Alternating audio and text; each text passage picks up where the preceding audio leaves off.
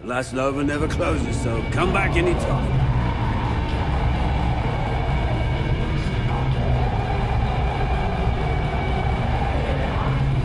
What's your poison?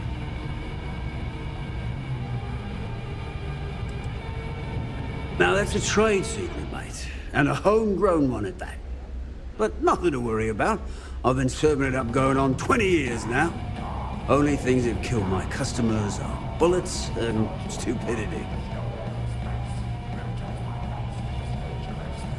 Yeah. Working around this lot, day in, day out. You'd think they wouldn't give a damn.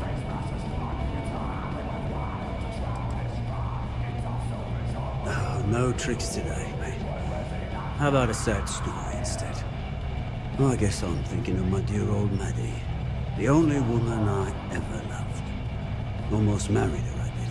But I missed my chance and lost her to one of my best mates. I'll tell you what, you want to help an old man out, bring me back the one thing that matters that ever meant anything to me. Her ring.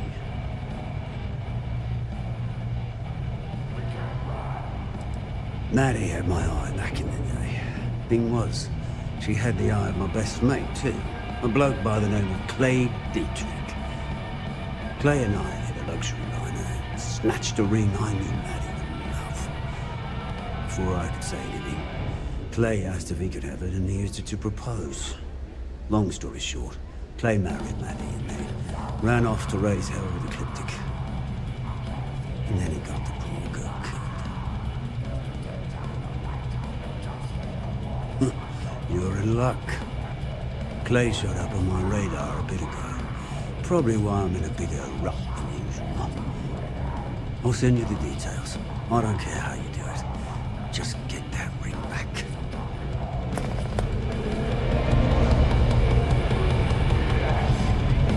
Clay better not have done anything to ruin that ring. Only that I won't be shedding any tears should he meet an unsightly end. The man only cares about himself. To think I spent all those years sticking my neck out for him and he never learned a damn thing. Madeleine LaRue, the only woman I ever loved. She was life herself. Funny, impulsive, quick-witted, and even quicker with a gun. I met her back when we were only kids, I did. Doing small jobs just to get by. Clay and I both had a thing for her. I never should have made the first move. Who knows if Maddie and I would have made it. But I bet she'd still be alive.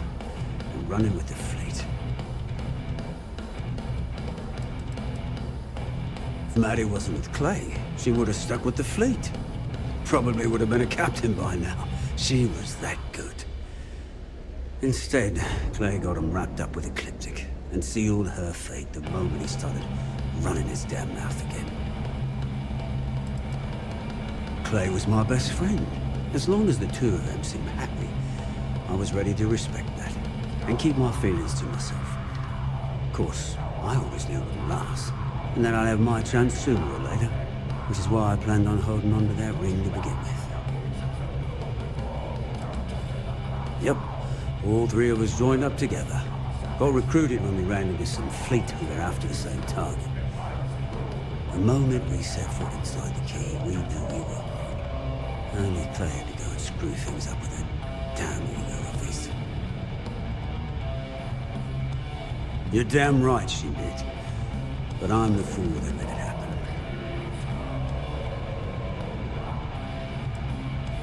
I found that ring on a luxury liner heist I pulled off with Clay. The moment I saw it, I knew it was for my Maddie. I would have given it to her too if Clay hadn't beat me to the punch. Oh, I never should have let him have it. I should have let them both know exactly how I felt. We'll see you next time, mate.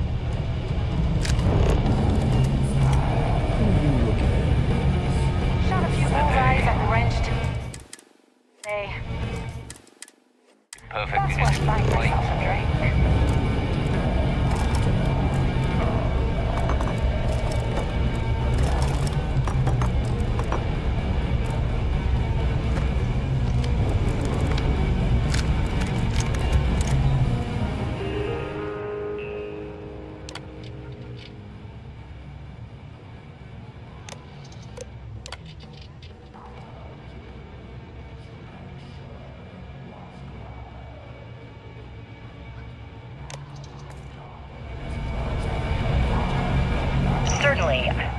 talk about something else. How did the Crimson Scar become the Crimson Fleet? After I busted out of the lock, I decided to take things to the next level. I had the key, a few UC ships, and a couple dozen ex-cons at my side. But I needed more, so I sent out the call. Once word got around, it didn't take long for freelance pirates from every corner of the settled systems to show up. And this is how the Crimson Fleet was born. Exactly. The key became our base of operations. We spent months reinforcing our position there, making it nearly impossible to approach. What was the UC's response to the situation? First of all, UC Security gave up and handed the reins over to the big guns, the UC Navy. The Navy in turn sent ships to attack the key. I'd say there have been 3 major attacks over the last few years. And as you can tell by the fact we're having this interview, all the attacks were embarrassing failures. Do you feel these embarrassing failures led them to form UC Systems? Absolutely. They've clearly given up and decided to shove the responsibility onto a separate division. That way, in the public eye, the UC Navy can move forward, proud and strong, while UC SysDef continually takes all the blame. It's all about PR spin for them, Gale. That's how the UC operates. Kinda disgusting, don't you think? Sounds a bit like you're trying to deflect attention off the atrocities the Crimson Fleet commits on a daily basis. Atrocities, huh? How about fighting the Freestar Collective over a bunch of rocks hanging in space? How about thousands of people dying while a bunch of pencil-pushing bastards sit in a cushy office and draw lines on a star map? Maybe the United Colonies should stop the bullshit and take a hard look in the mirror to see who the monsters really are.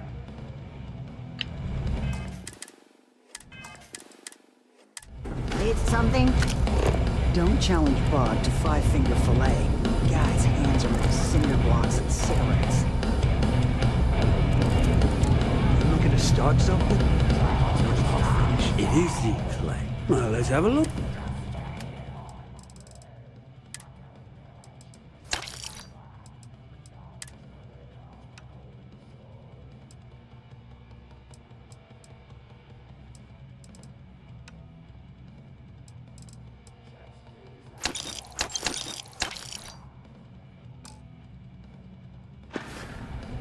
Next time we need it. Aye. Come in fine. Look.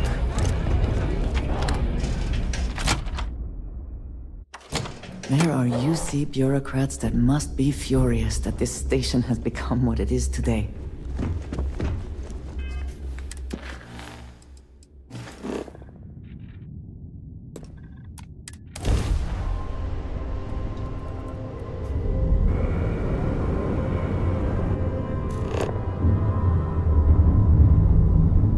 Unknown vessel. Prepare to submit to... Wait, I know him. He's the one that helped on Altair 2. This is Captain Young, and nice to see you. Been busy risking your ass for total strangers, huh?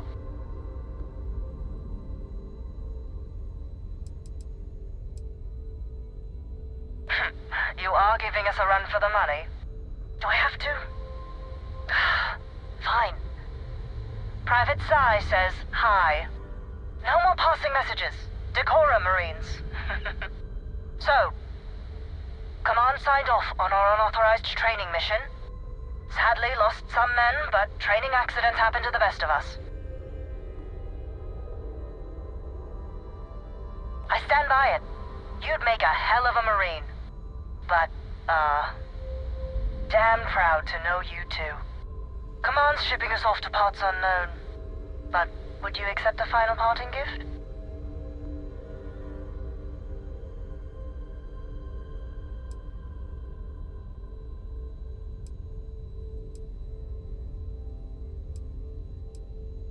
It's a nice thought, but the galaxy's a big place. A lot of good people owe you their lives. Maybe one day some of us can return the favor. Young out.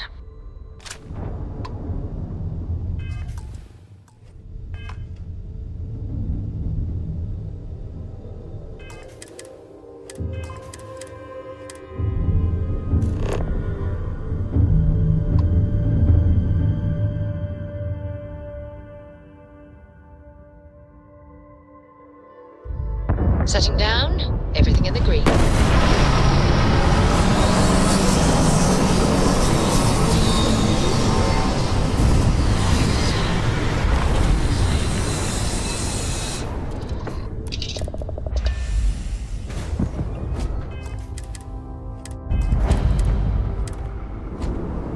Hi. Please disregard. I attempted an informal greeting, but I am dissatisfied with the results. I am always willing.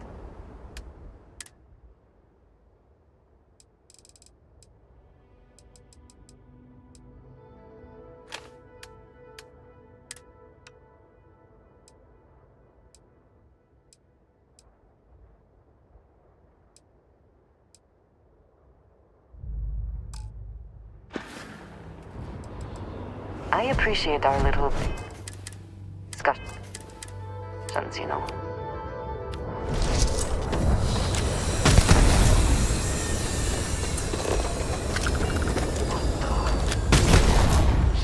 Contact.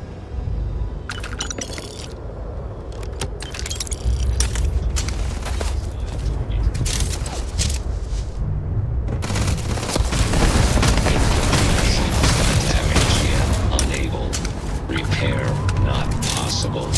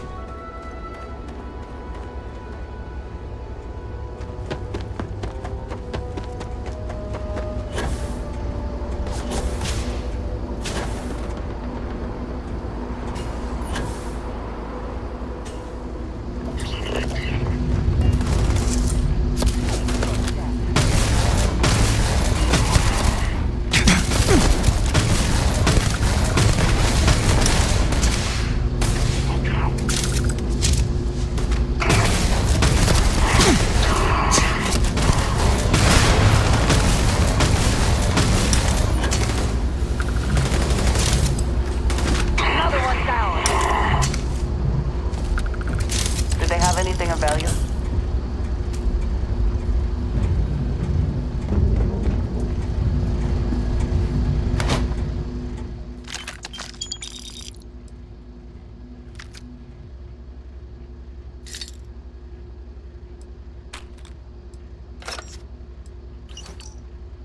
We have scared them off, it seems.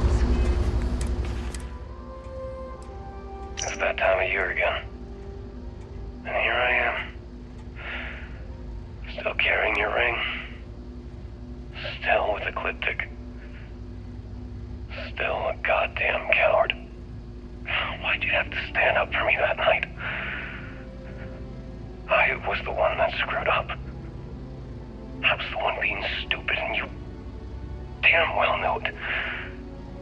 I didn't want to kill you, but they left me no choice. And you knew. You knew I'd do it to save myself. And me. I didn't even have the courage to at least look at you when I pulled the trigger. I should have let Bog have you. I knew how much he loved you. Hell, you even loved him. I just didn't care. I figured the moment you had each other, I'd be alone. And look at me now.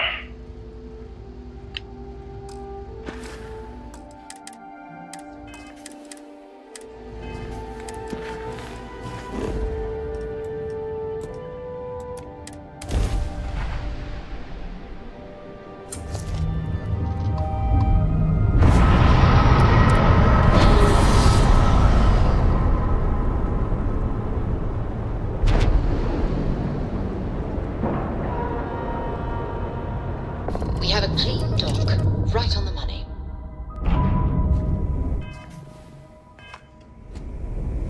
Captain Chris, it is pleasant.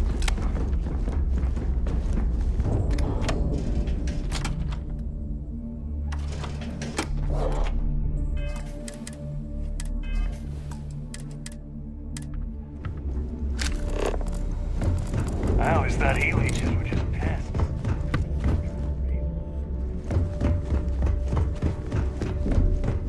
You have something? I'm sure we can.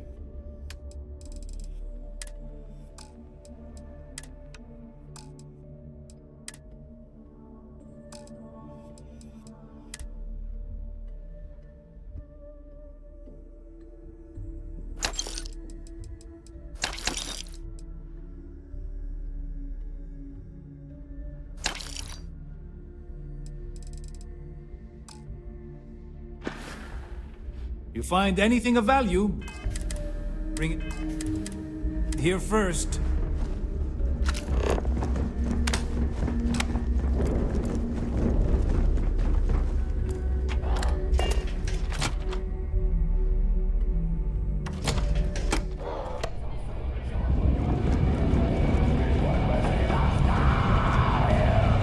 Shot a few bullseyes at the ranch today. So, you got something for me?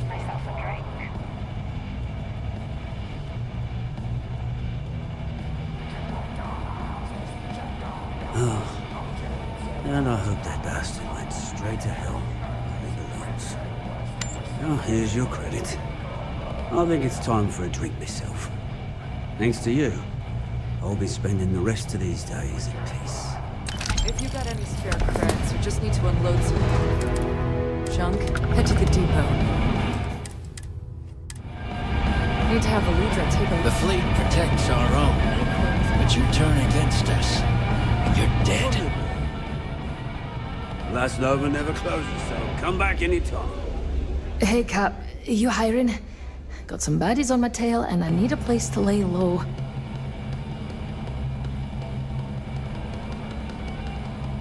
I suppose I can't rightly blame you for that.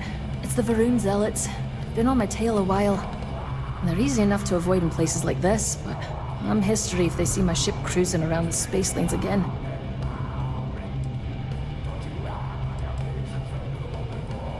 Oof, I'm a real scrapper. Good in a fist fight or in the gunner seat. Doesn't matter to me so long as there's a strong drink waiting when the fight's over. I've also got pretty sticky fingers, if that suits you. They're a group of cultists who operate on the edges of known space. Real nutjobs. They shoot at just about anyone who comes near them. Big on grudges too. That's how I ended up on their radar. If the Varun Zealots don't sound like a problem to you, then I can't wait to see what you're made of.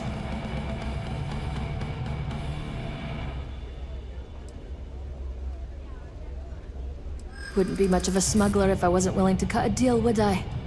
Let's hush it out.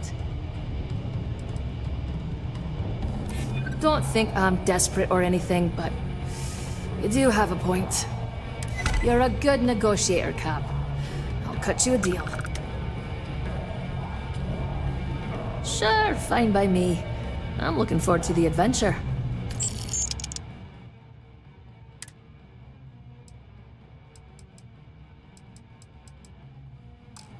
Sounds like a plan. Let's catch up later. Thanks again for the save.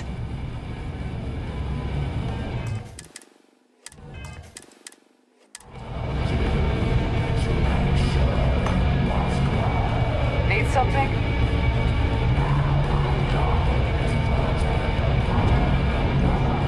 I'm hungry. You hungry? I'm dying for a big score. Big enough to explode that bomb in Shinya's chest. Rook. What's your poise? Plenty of options?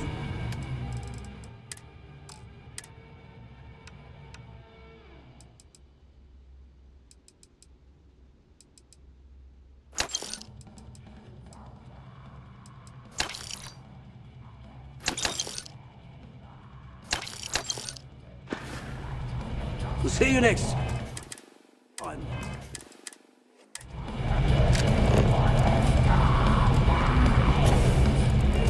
I still can't believe you got me back in.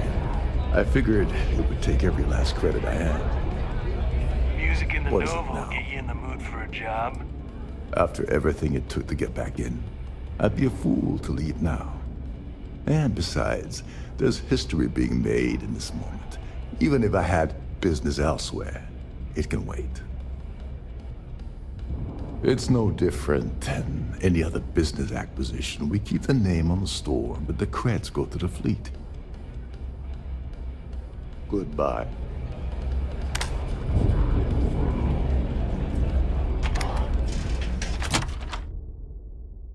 This place even smells like deceit. We should make our business quick.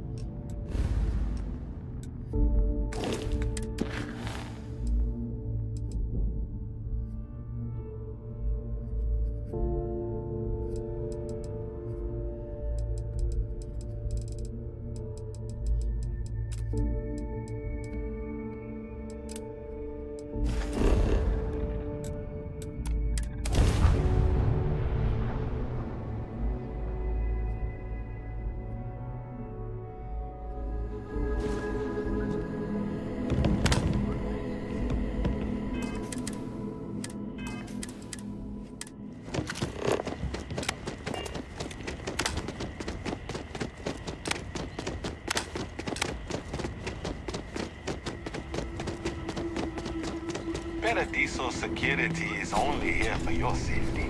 Pretend we're not even here. Welcome to Paradiso. Jiro Sugiyama at your service. Do you have a security concern, or is there something else I can help you with?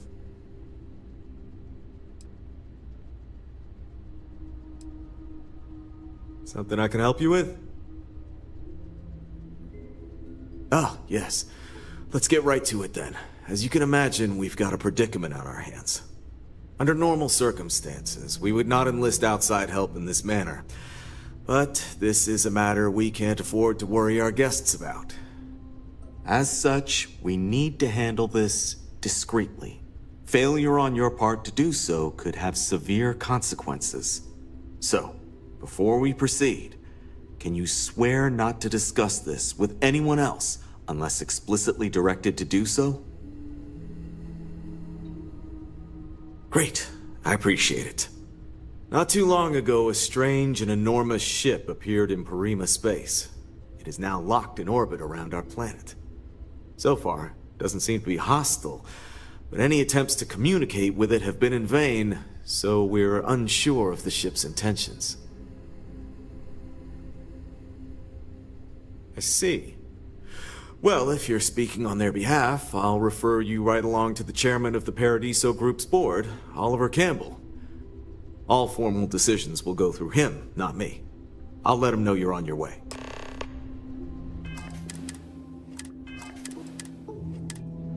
I'm sure whatever you work out with Oliver will be fine. Honestly, it's not as exciting as you might think most of the time. More often than not, we're just handling drunk and disorderly conduct. Heck, even pirates leave us alone for the most part. I think it's because some of them actually vacation here. As long as they're not bothering anyone, we've been told not to worry about them. Neither. We're our own private force.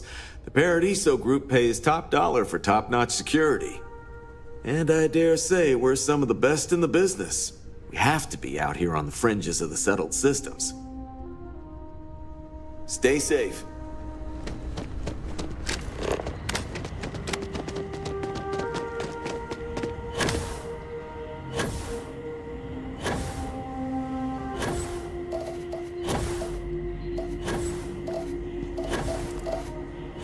Enjoy your stay, knowing you're in our capable hands. We've got some of the best private security in the settled systems.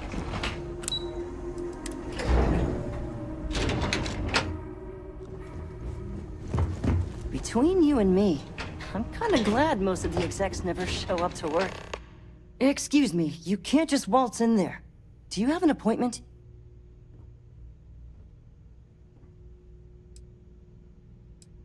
Oh, you're the one they're waiting for then. Do you need anything else from me before you meet with the board?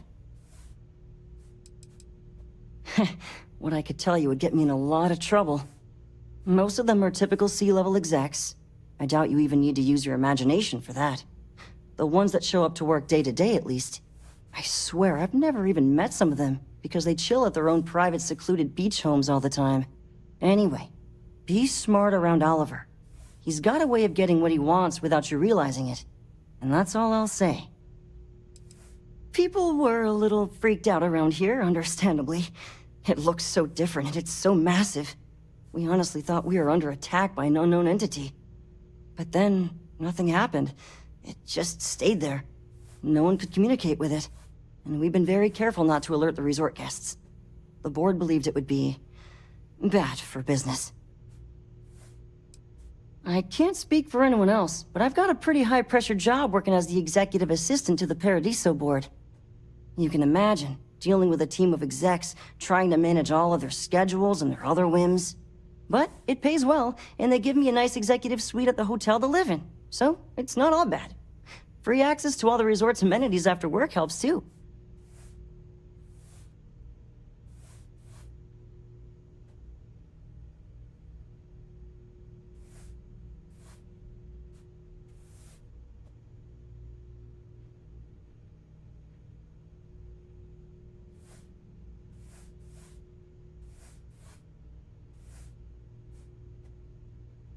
Sure. Have fun in the shark tank. And don't worry, even they call it that.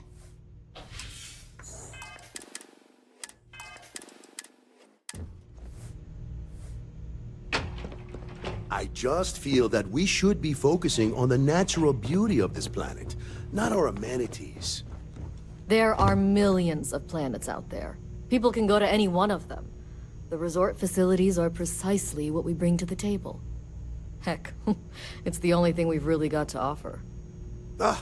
I don't want to risk us coming off as just another artificial, shady, trash-filled dump like Neon. That's not who we are. We've got something special here. We should embrace that. Belom's right. Thank you. We don't want to compete with Neon. Bayou's ruthless. He'll do anything he can to eliminate the competition. We don't need that kind of trouble. That being said, I think there's a middle ground. Maybe build up the beachfront in a boardwalk amusement park. I've had this idea to build artificial hot springs, that sort of thing. Sounds good. I'll look into what that will cost us and we can circle back around to this. Unless you're here to talk business, I'm afraid I can't spare much time. Hello. We'll make some time for you, but keep it quick, yeah?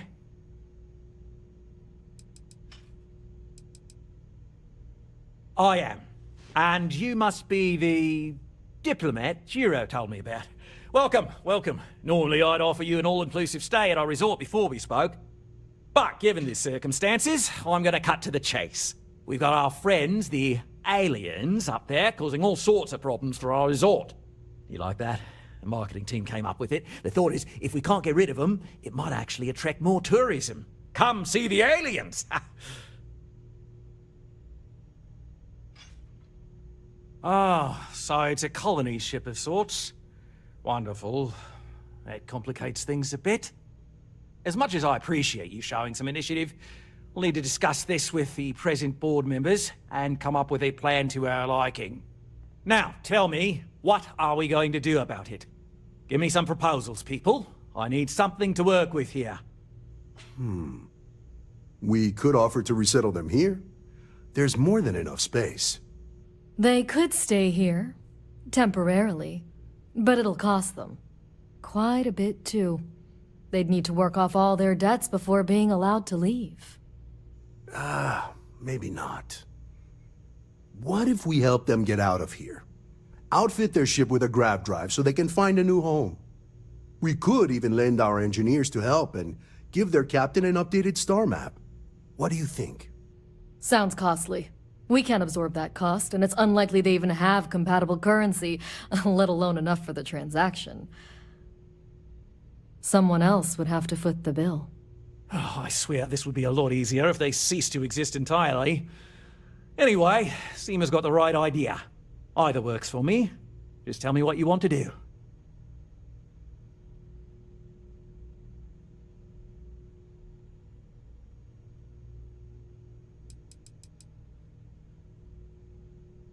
Guess we're tabling it for now. Let's circle back around ASAP, though.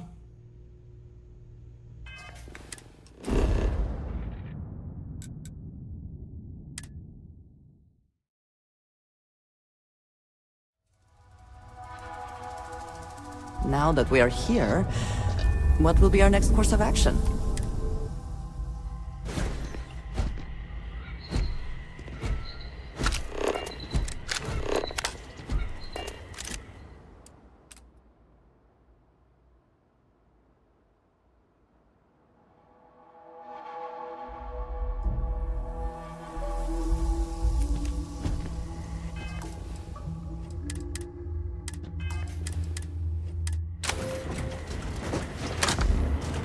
Walk when we can coast.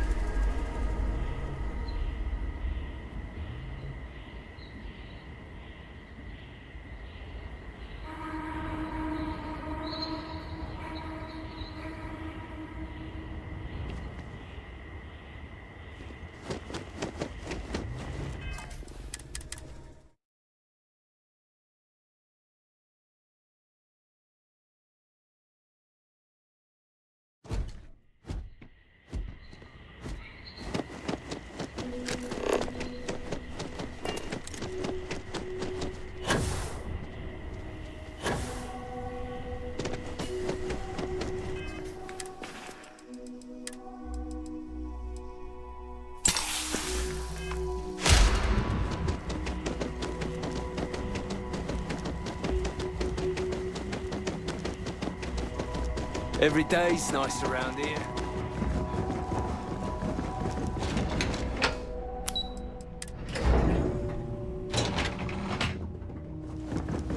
You'd think we'd be a prime target for Hello? pirates. I didn't realize Kiwi was letting people in here. You've heard our proposals. We can help them resettle here and work off their debt, or we can outfit their ship with a grav drive at your own personal expense. Which one would you like to pursue?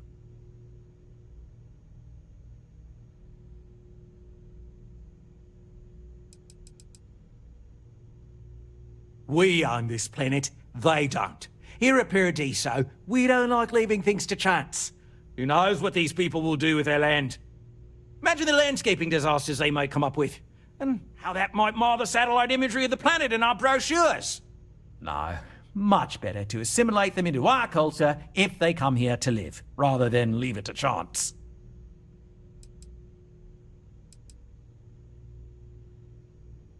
Well, absurd or not, that's our official stance. I make the decisions that are best for our entire group. You don't.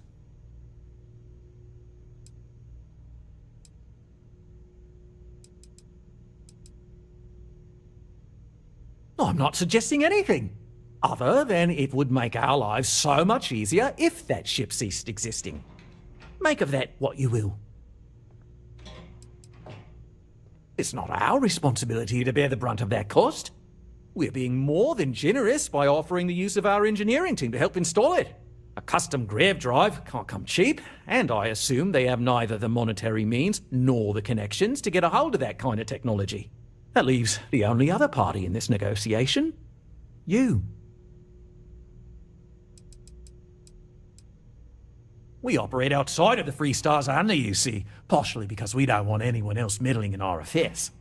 And we'd rather not draw attention to it. As I've mentioned, it could be bad for business. We'd much rather settle this independently. Oh, I didn't say that specifically. This would be a mutual contract for room and board in exchange for services rendered. Of course, there's no telling how long this arrangement will last, given the substantial costs we'd need to take on in order to accommodate them here, including their continued room and board. But this may save the resort on operating costs in the long term, as we'd be able to let go of some of our current paid staff. And which proposal will you be taking to the good captain? I assume there's a captain?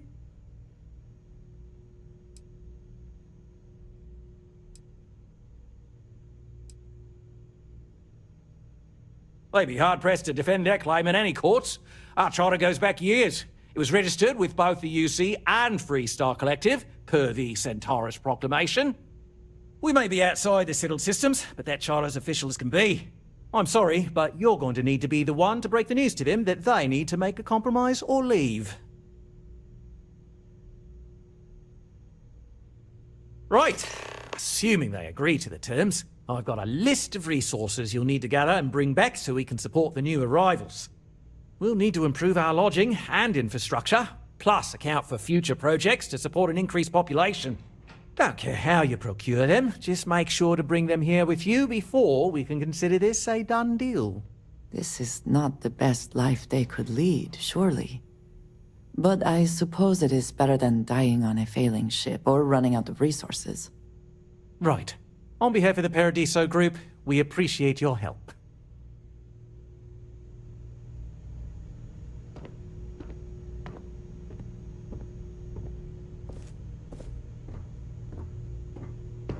And I believe our arrangement with the colonists will work out in the long run. We, the Paradiso Group, bought the rights to this planet years ago with the intent of turning it into the biggest and best resort in the universe. To that end, I'd say we've succeeded. As such, no other leisure enterprises may operate on the planet without renting land from us. But as you can see, none can afford such a deal. Right, back to work.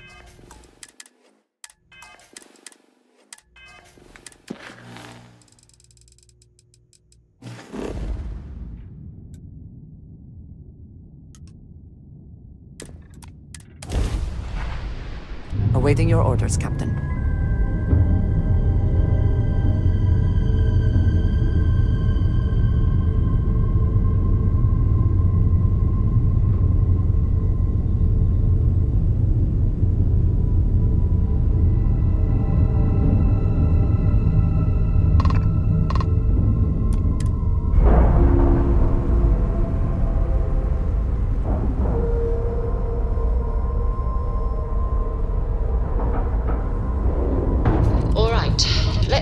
tackle that airlock and get aboard.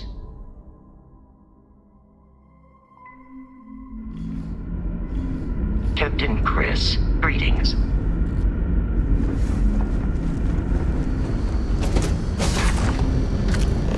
We've got strict rules around here.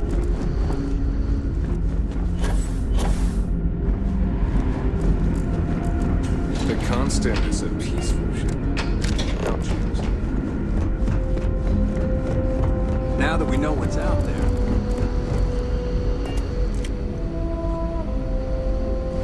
I am both shocked and impressed that all of this is still functioning. I've seen a ship like yours before. Then again, I haven't seen any ships before you arrived. No matter, we didn't believe anyone would be out here, but I'm glad for it.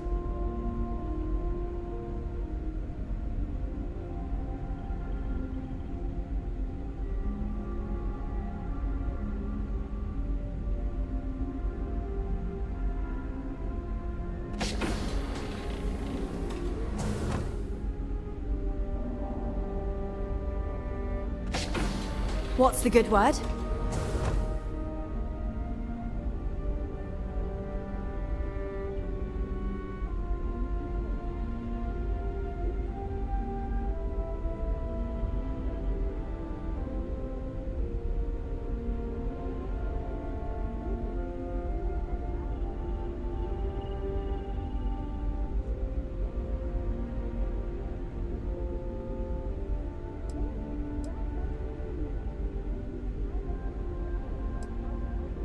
Then I'd need to know what that catch is before I could form an opinion. That doesn't sound so bad. My crew will need to get used to working for a living anyway. This seems agreeable. Is that all?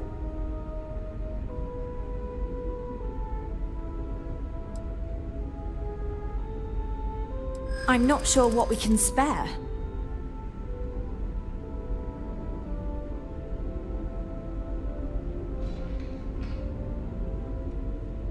I'm thinking. Perhaps there are resources in storage we can scrounge up or recycle.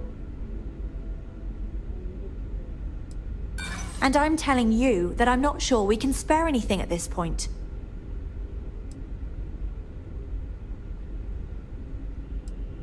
Oh my, I hope that's not the impression I'm giving. I assure you, it's simply a matter of not knowing what we can spare right now. I'll work on figuring it out. Tell you what, talk to Daisuke, and he'll get you what we can spare. If you succeed, we'll see about finding some other ways to repay you as well. Thank you. Safe travels to you.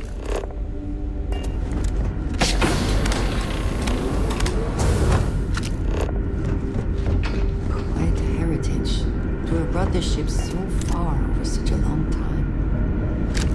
Worthy of the...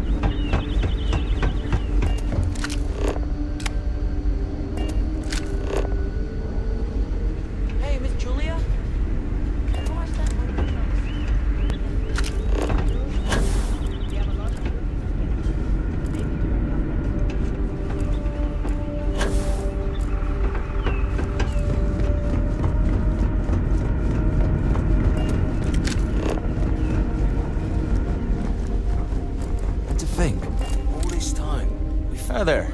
Oh!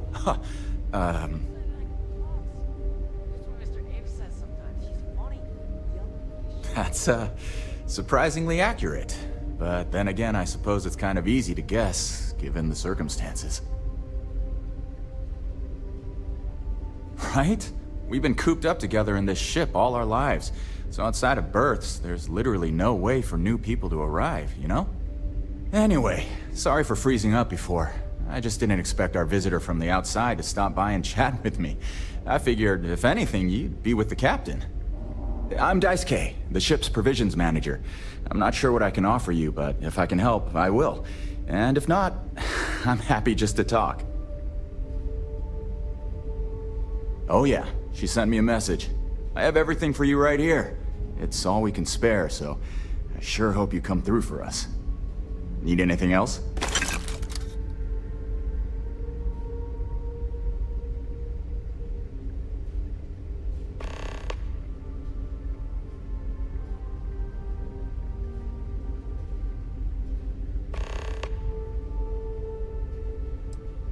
We manage. I know back on Earth, there used to be stores all over the place. Some that even specialize in specific types of goods, if you can imagine. But here, this is it. We have very limited supplies. Most of our stuff is recycled. Even the food. In a roundabout way. If you know what I mean. It works out for the most part. Because it has to. You'll sense a running theme with that around here. Be seeing you.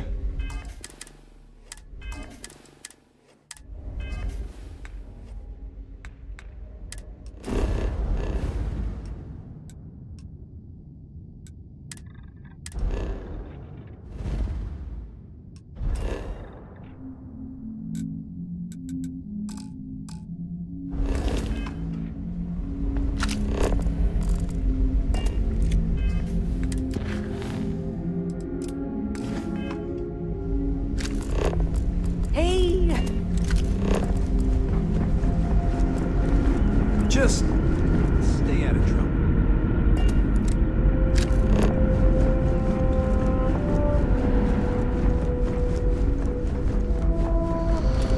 We were never trained to address threats coming from outside. Always a satisfying moment.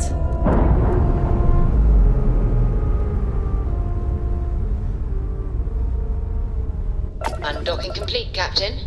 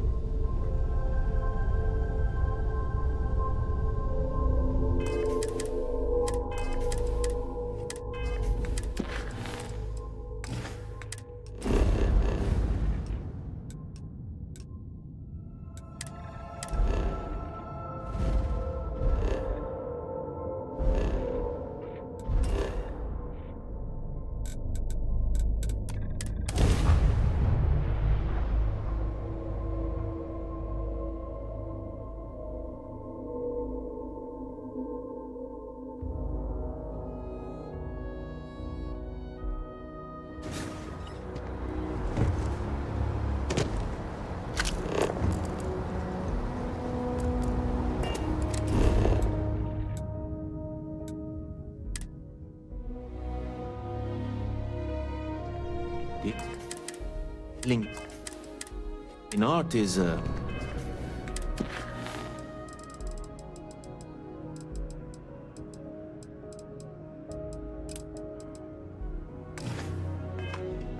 more exciting than If you don't see what you want, oh, please, take a look.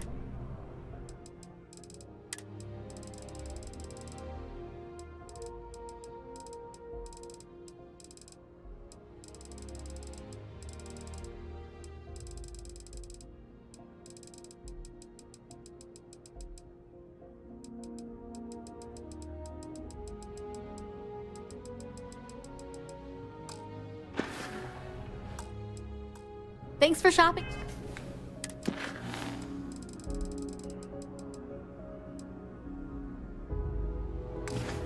Get Jemison Mercantile. If it belongs on your oh, please, take a...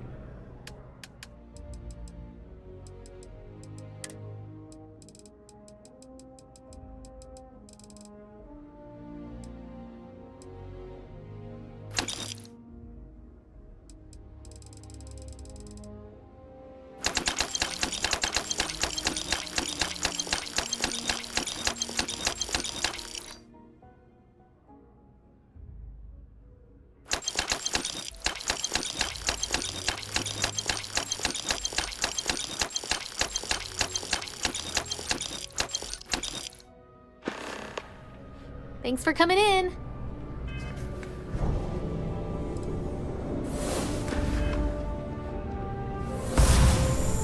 so much to see.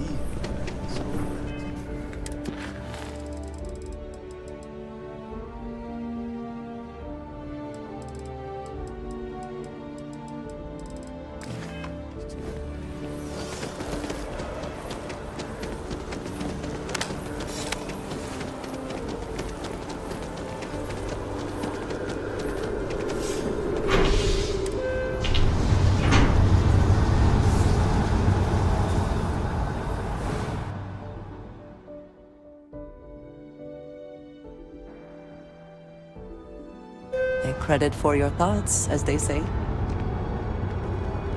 And just what is on your mind at it? Mm-hmm. I thought you might want this. We will speak again soon, I hope.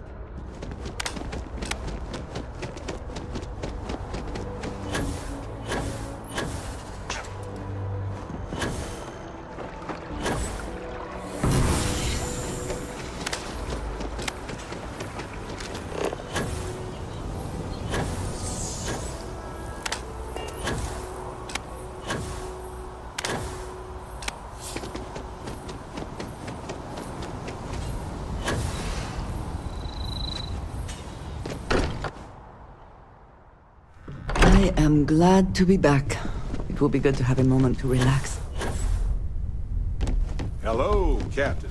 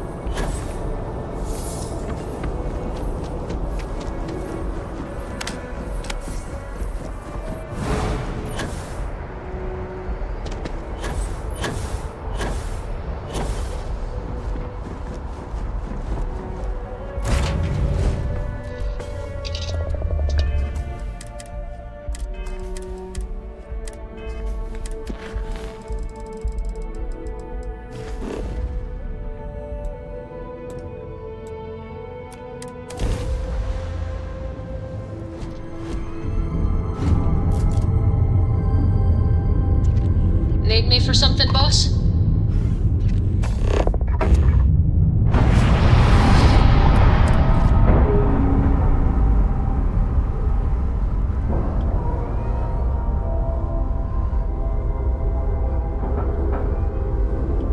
Airlock integrity looks good.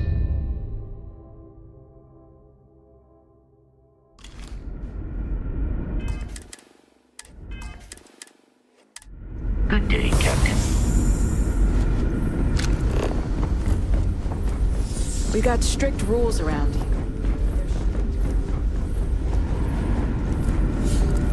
Just because our equipment's old? Just stay out of trouble. Careful waving that fancy gun around. You don't need to see what I can do. No matter the outcome, Excellent. I'll have them stowed away for safekeeping. We'll bring them with us when we touch down on the surface. Is that everything now? Are we ready to head planetside? Some of us may have a little trepidation about leaving the ship, but the majority of us are excited. This has been our dream for generations. This generation was not expected to be here by now, but thanks to UA, we shaved decades off our journey. This is the chance to live on solid ground, have freedom to walk about, breathe fresh air. We've never had that experience. Oh, we're ready. Oh, righto. Oh, this is truly wonderful. I'll make an announcement to the crew straight away. If you would be so kind, we lost our landing shuttle years ago, so we'll need a ride down to the surface. Not all of us, mind you, just myself and a select few others. Will you do this for us? Splendid. Oh, we'll see you on your ship then.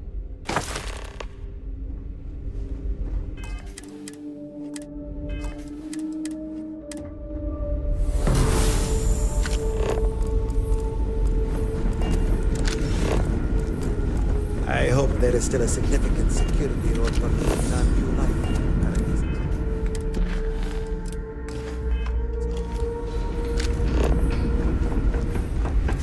Just because our equipment's old doesn't mean it won't work to take down troublemakers. The Constant is a peaceful.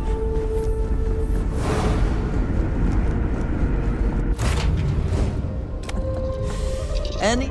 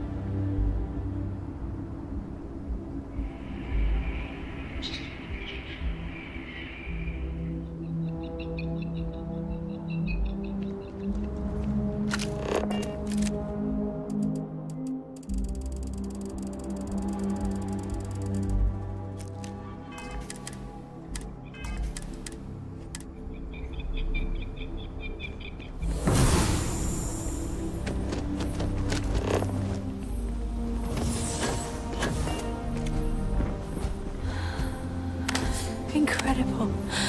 The air... Oh, it's so... It's hot. Not in a bad way. So this is what fresh air is like. I could get used to this.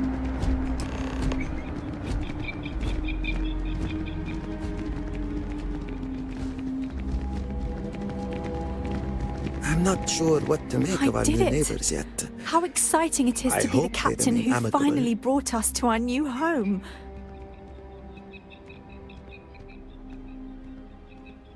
Just think, if you hadn't had the courage to approach us when no one else would, we might still be stuck up there.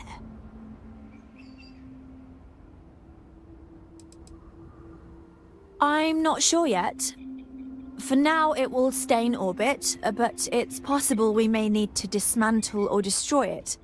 Of course, it would be quite a shame to destroy such an important piece of human history. So I suppose it would do to seek an interested party and donate it for historical purposes.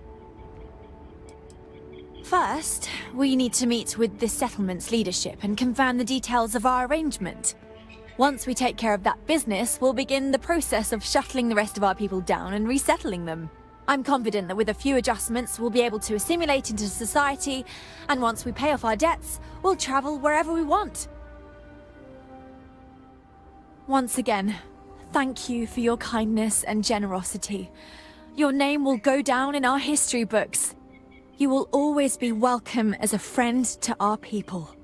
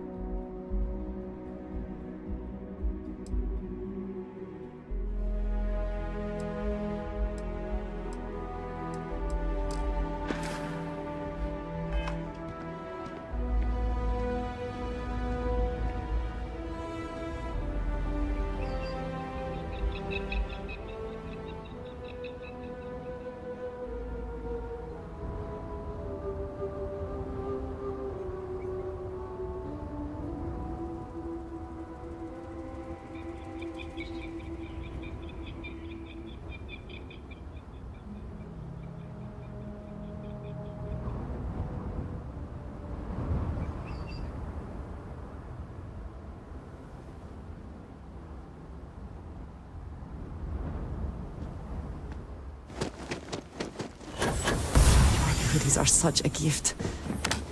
Though your enemies might disagree.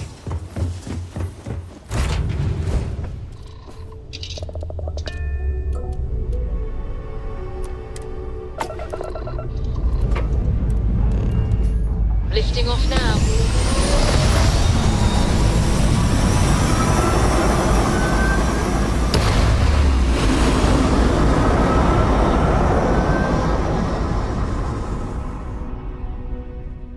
We're locking into orbit now.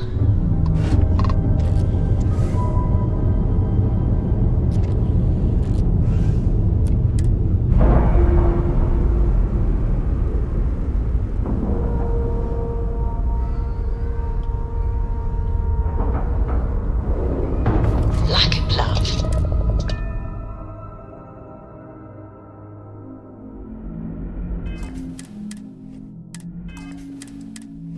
Captain Chris, hello. I am satisfied.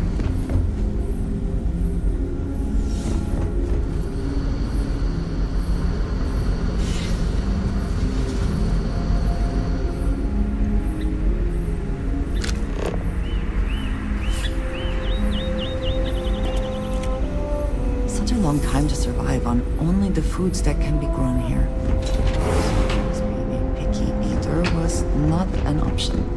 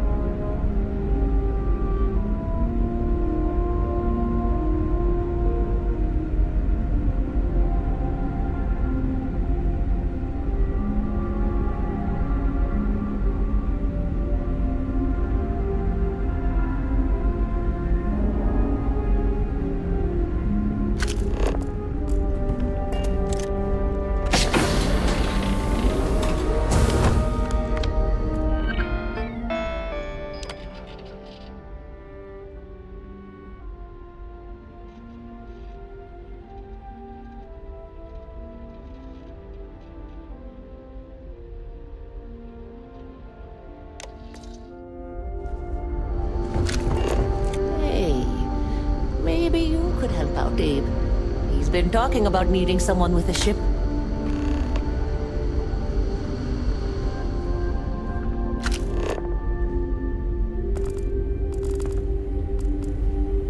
You seem to have taken on more than you can carry. If you require assistance, please, just say so.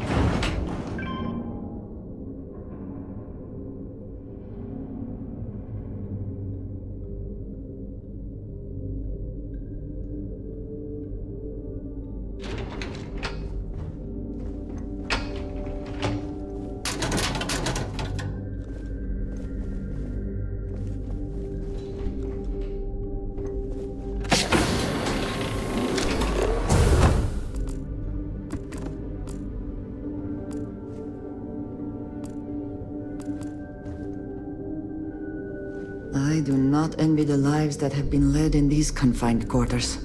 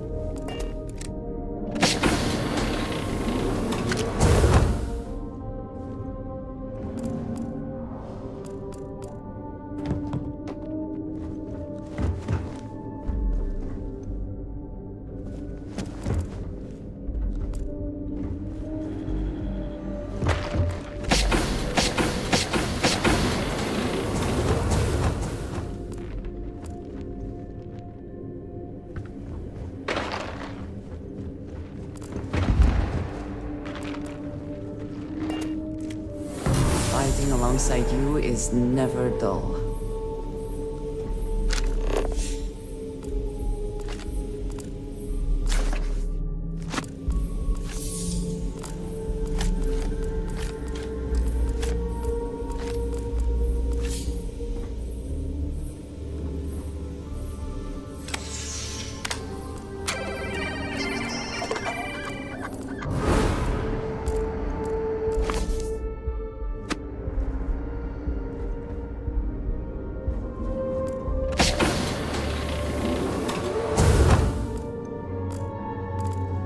I do not envy the lives that have been led in these confined quarters.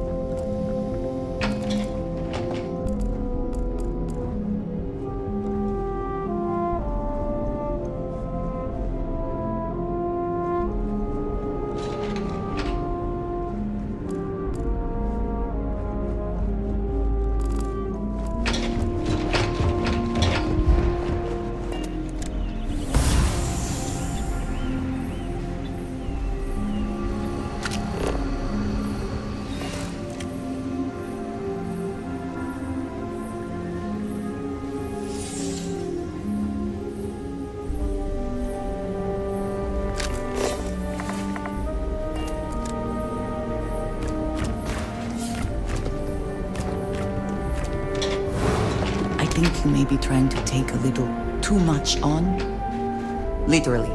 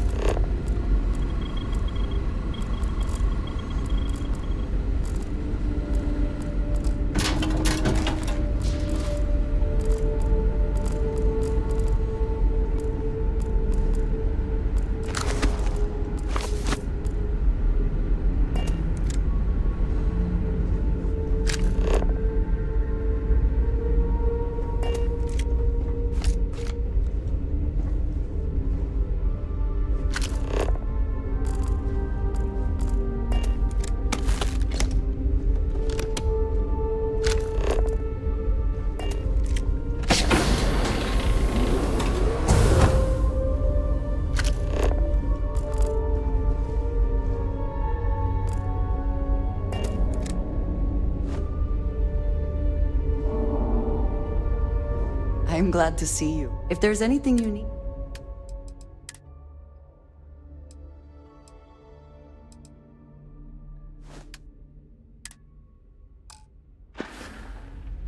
A shame that there is not more to discuss. It is pleasing to speak with you. I am happy to help shoulder them.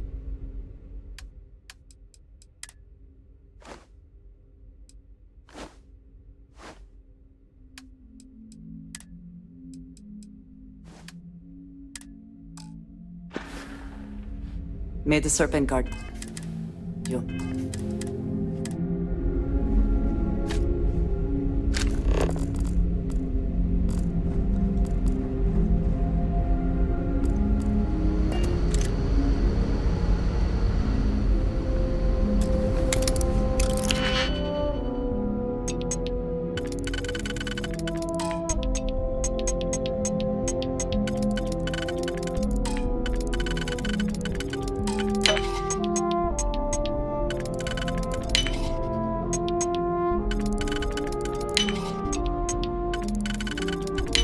I never had the patience for computer systems.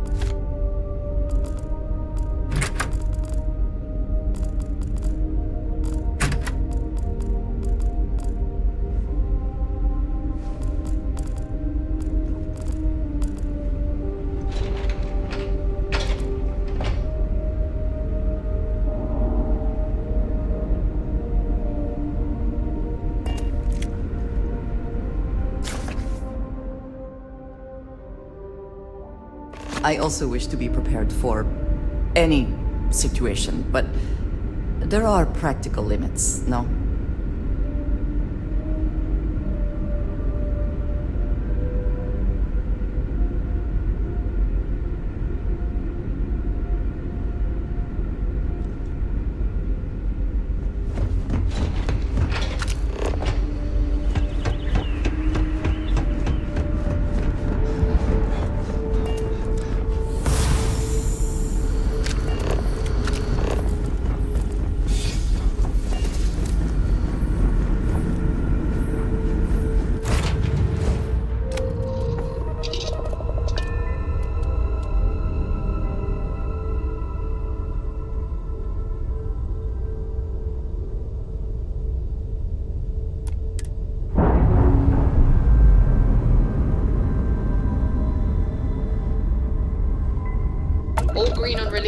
we're free to fly.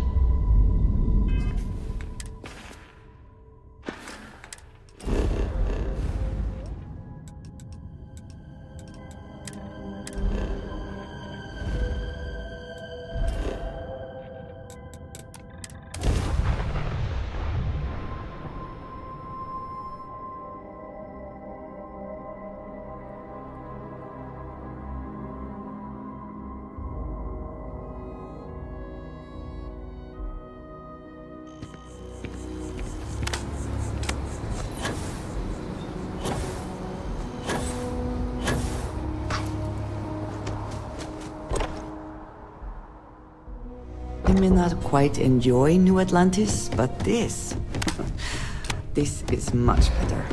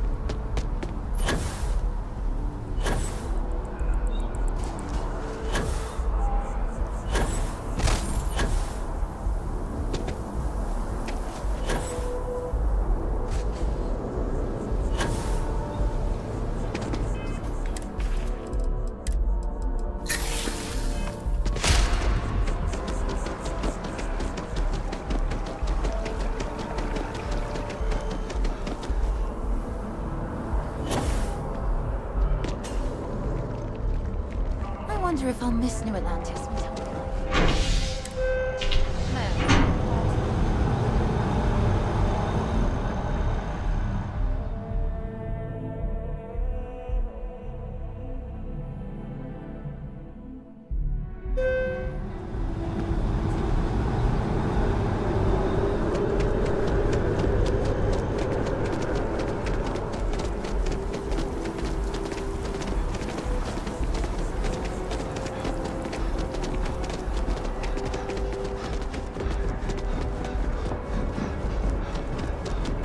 You'll be scanned as you enter the city.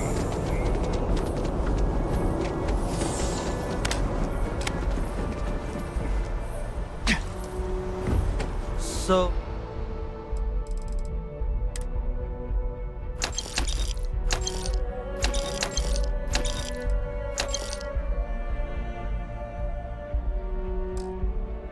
Well, this ship of yours doesn't seem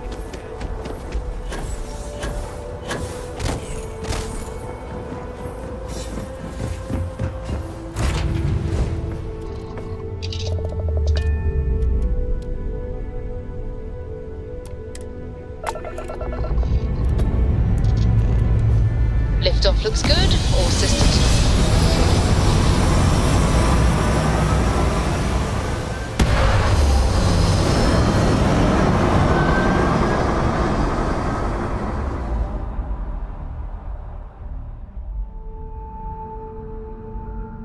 Apogee kick complete.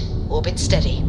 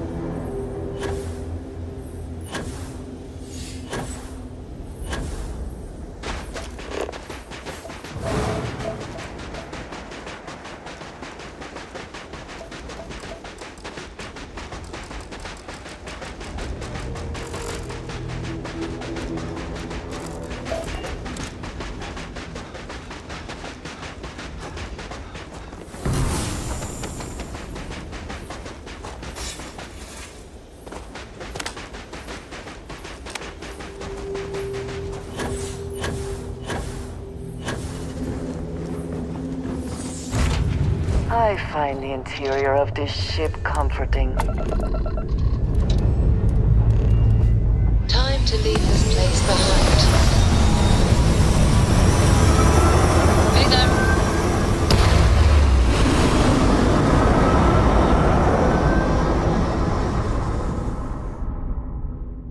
Achieving orbit now.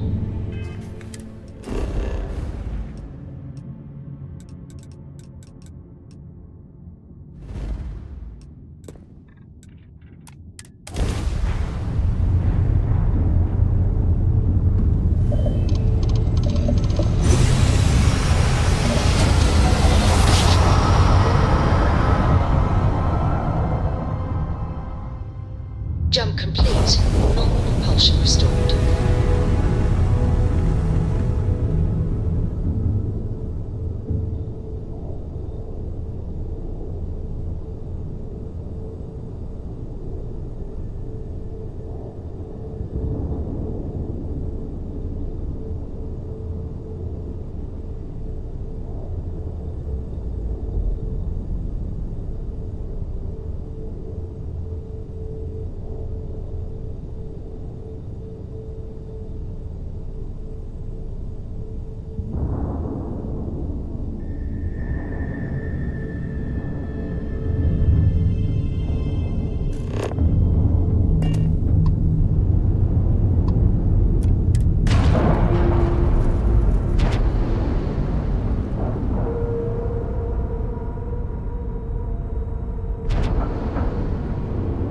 Docking cycle complete.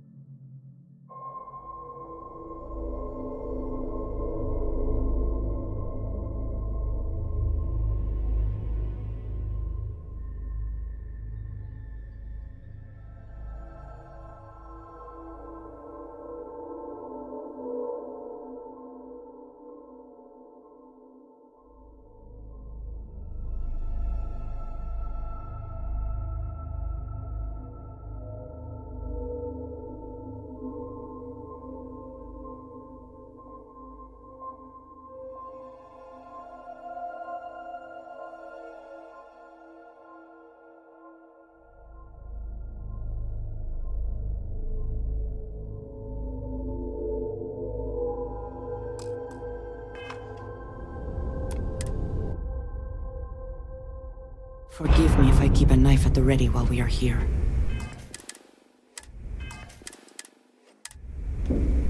Yes? You need something? I am incredibly grateful that the Great Serpent has brought us together. Even if only for now.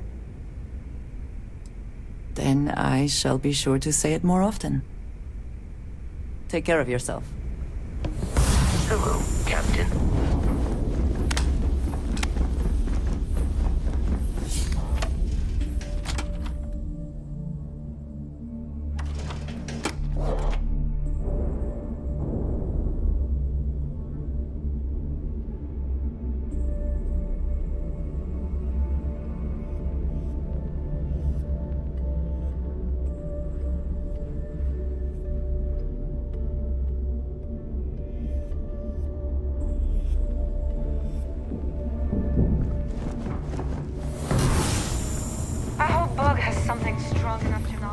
Heading out.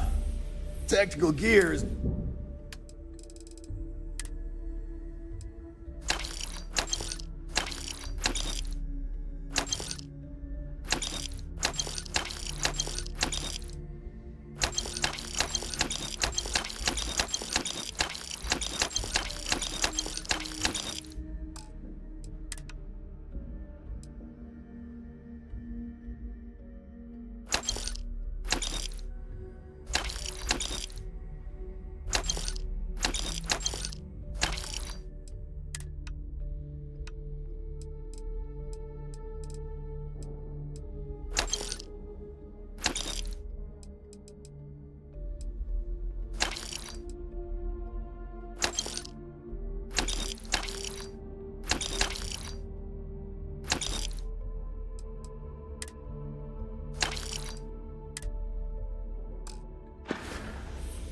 See ya.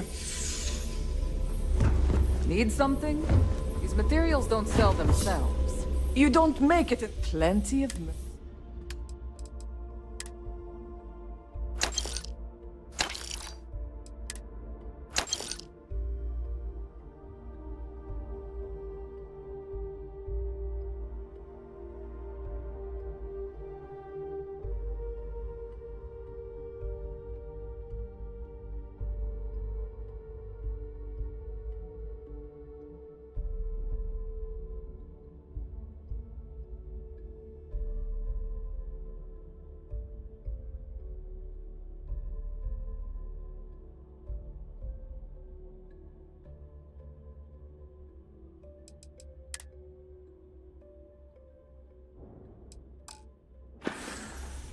All right.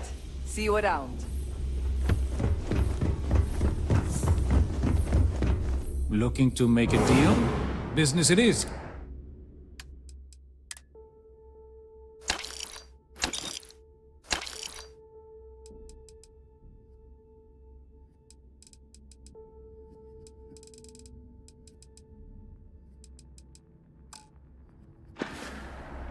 You find anything of value, bring it here first. If it's hard to find, my prices may be high. We can talk about whatever.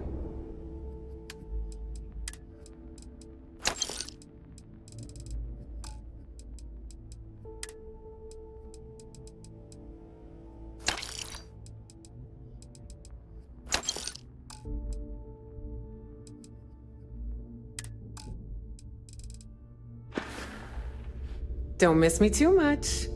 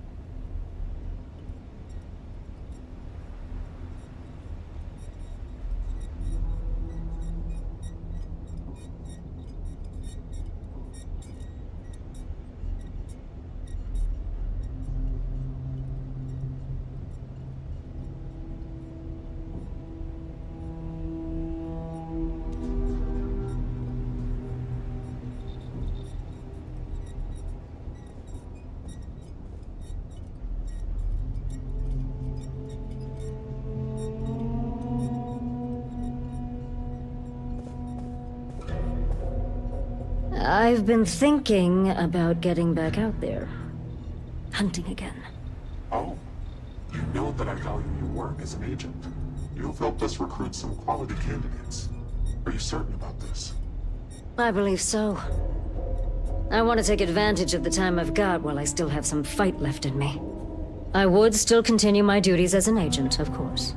If that is what you would like, who am I to stop you? There are few I trust more than you. This you know. I do. Thank you for understanding, and for your blessing. Dracker.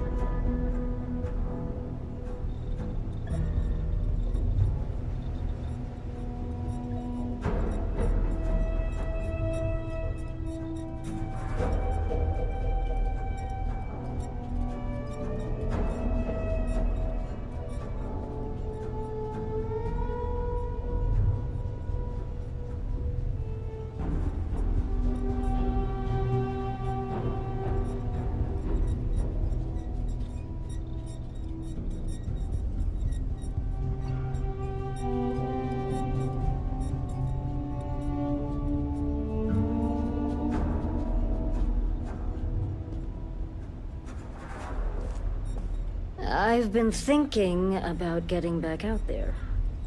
Hunting again. Oh. You know that I value your work as an agent. You've helped us recruit some quality candidates. Are you certain about this? I believe so. I want to take advantage of the time I've got while I still have some fight left in me. I would still continue my duties as an agent, of course. If that is what you would like, who am I to stop you? There are few I trust more than you. This you know. I do. Thank you for understanding, and for your blessing. My time is yours, should you need it.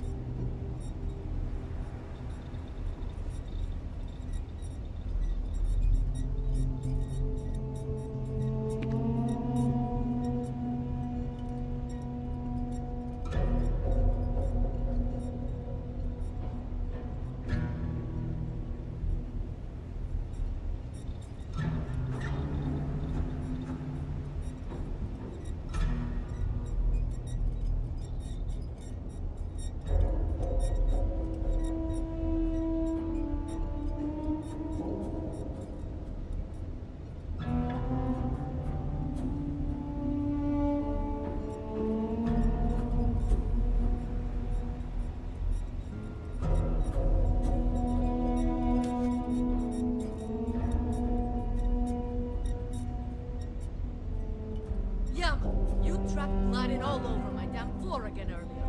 Yes, that was like it. Well, could you not? Tired of cleaning up after you. I mean, look at you now. Not a speck of blood on you. You clearly know how to clean up after yourself. For you, I will try to be more careful, but I make no promises.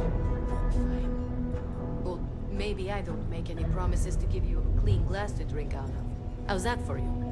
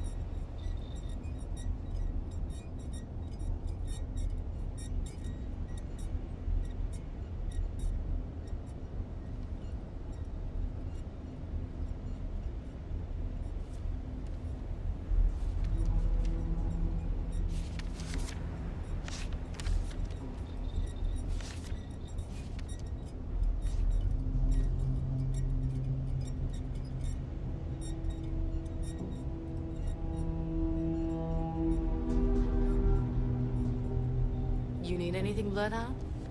Nah, I'm good, Touche. Hey, how's the kiddo, by the way? She's doing great.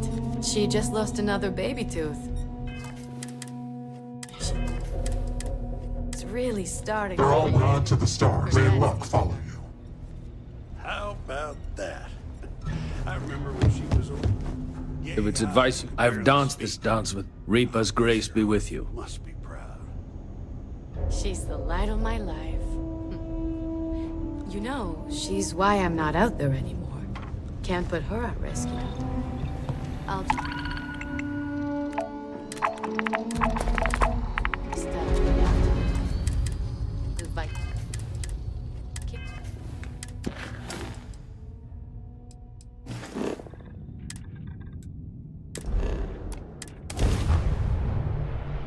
It is good to be back in our own ship.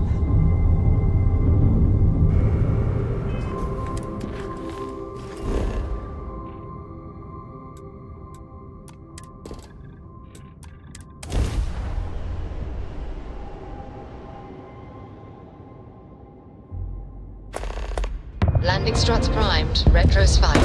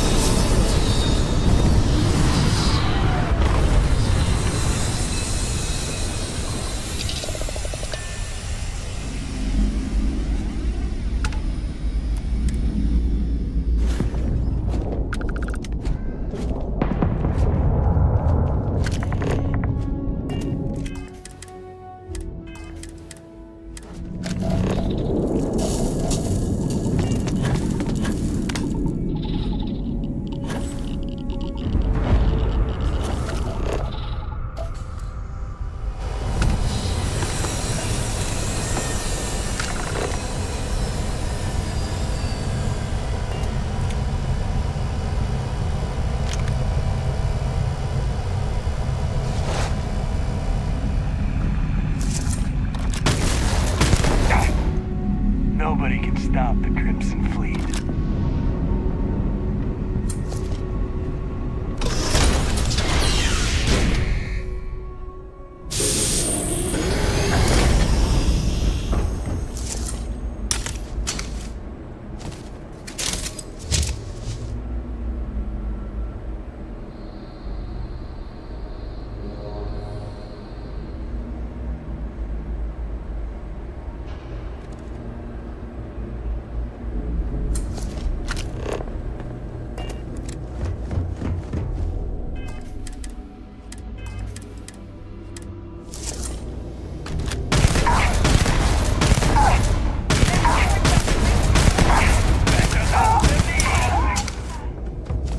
I'm hit!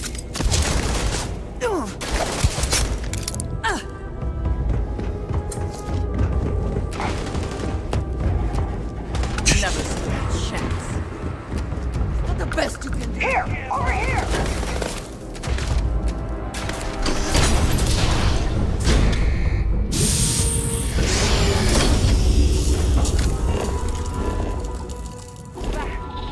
Waste of time.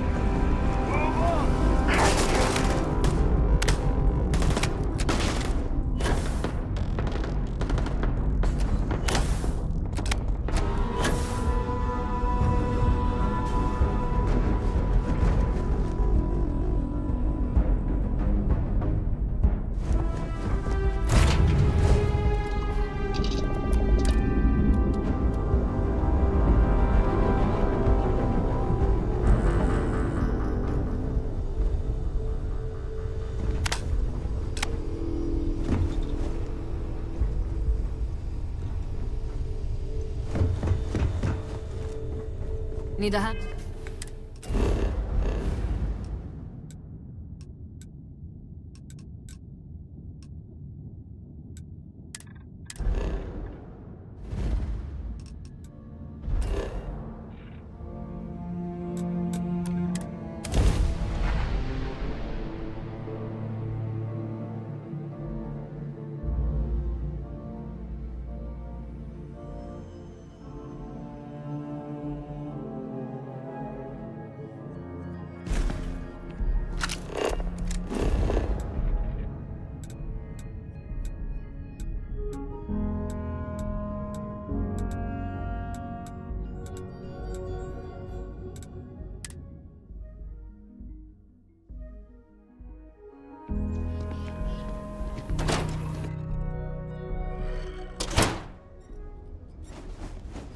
and to the stars that align our paths.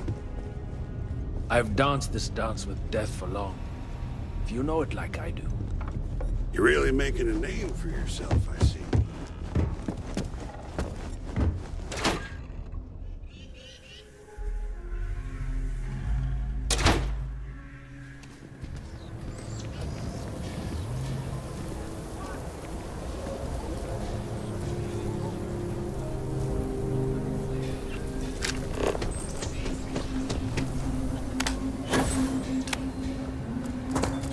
Word is you've been clearing out some real... The rock is surprisingly well fortified.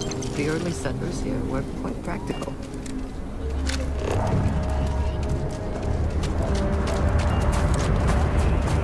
The Jansen family ever... I know Aquila City rather well.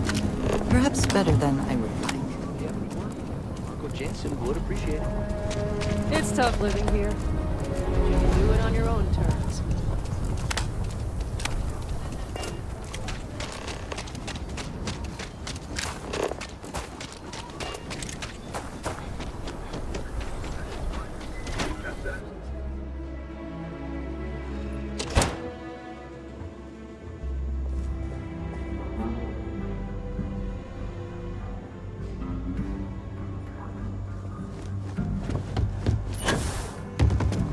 You should try Phil Burns beer. It's brewed in the city and...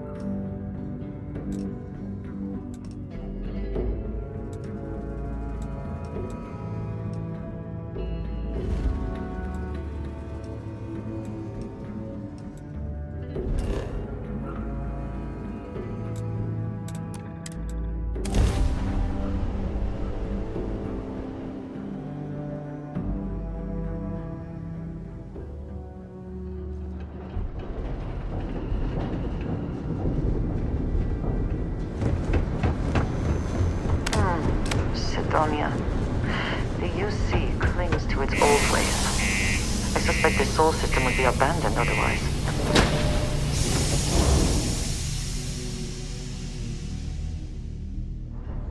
Sometimes it seems the UC does not remember. Its history is tied to this place.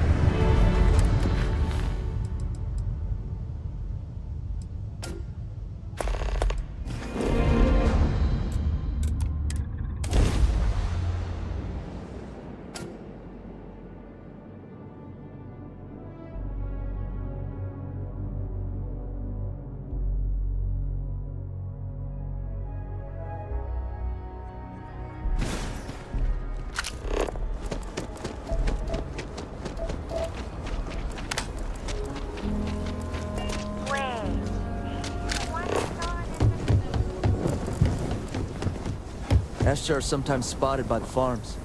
That's why we only use robots outside the walls.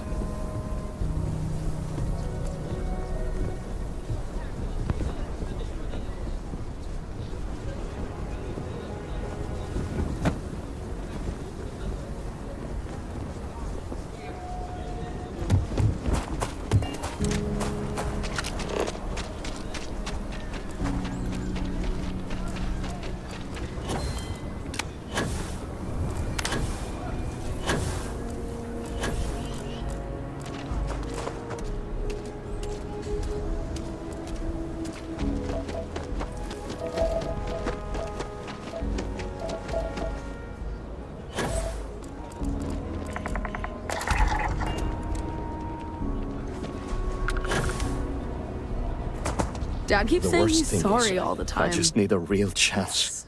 But there's Weird. too little opportunity. And it's hard to compete with native Freestar folk.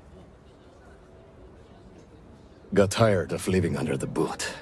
The UC always tells you what to do and how to do it. If you're down, they want to keep you there. I thought maybe hard work and patience would lead to better things. But it became clear that that was never going to happen. The only way out was to leave the UC behind. So I brought the family here. Things aren't much better. But at least I don't have the piglets breathing down my neck anymore. Moving out here cost a lot. Now we're barely getting by. It's impossible to save up anything so Liv can have a future. Truth is, I was a fool to think anything would change. Now Simone and I barely talk, and Liv, that's even worse. You know what the worst thing for a parent is? To look into your child's eyes and see pity. That's how you know you've hit rock bottom.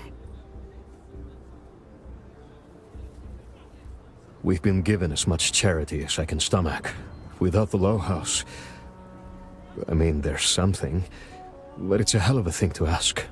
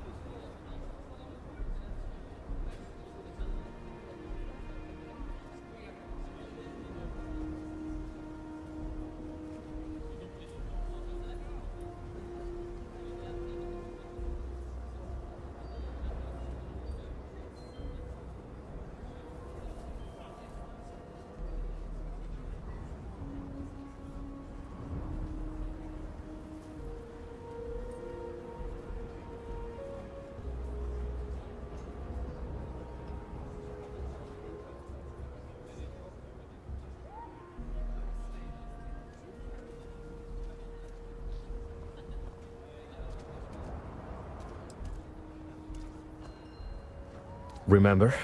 You asked. Simone, my wife, has got a cousin, Milena Axelrod. Truthfully, I never much cared for Milena. But she runs freight, and I know her routes sometimes take her this way. Milena is family. Might be she'd do something for her kin. I'm looking for a job, and I'll do anything. Well, anything legal. Milena's United Colonies, like us, and I know she's got problems of her own with Aquila City.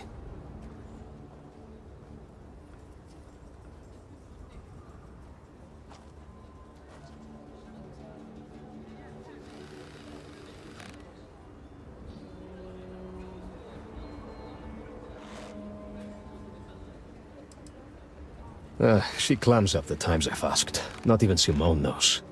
I'm sure she's run afoul of the law somehow. That's kind of how she operates. You are an answer to our prayers. Milena called Simone yesterday. I'm pretty sure she's still in the system. Just giving me any hope. It's a lot.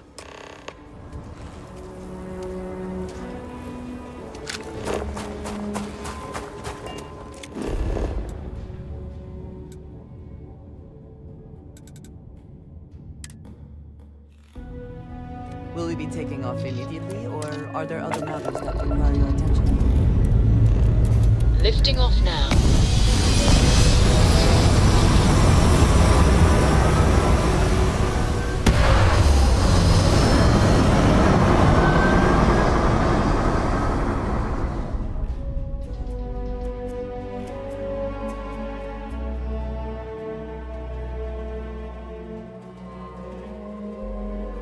point reached. Orbit stable.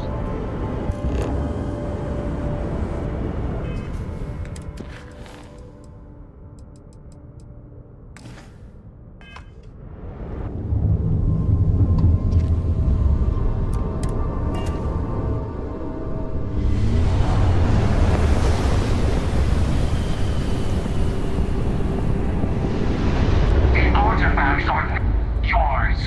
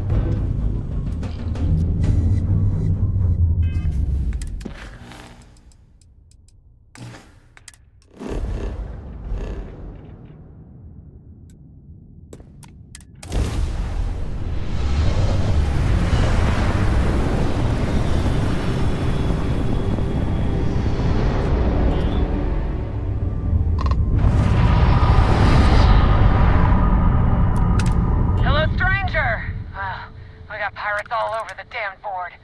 Here to join the Good Times Express?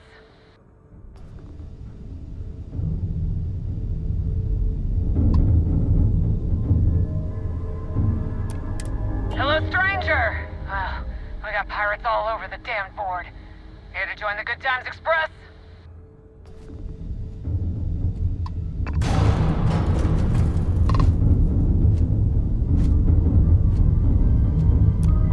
Hello, stranger! We got pirates all over the damn board. Here to join the Good Times Express?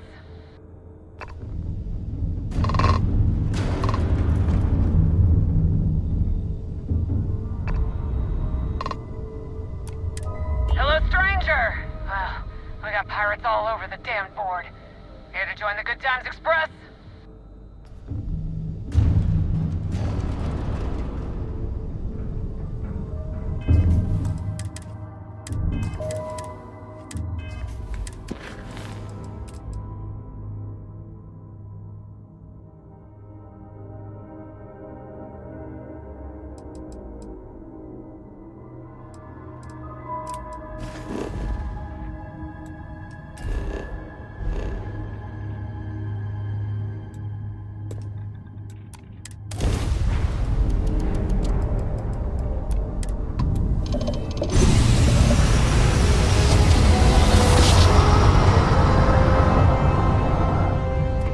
Must have been a good jump.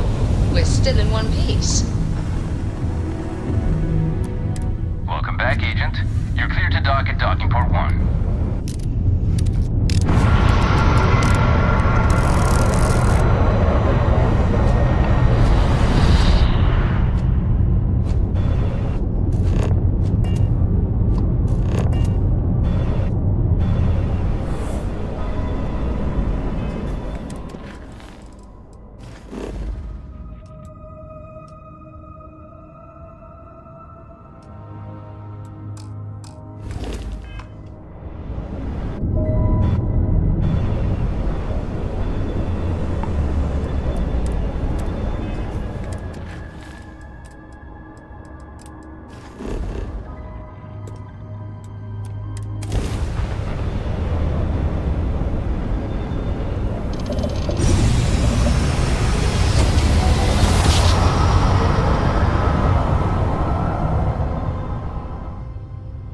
switching over to standard engines. Stroud-Eklund ships may be good, but so what? A ridiculous amount of credits was dumped into them.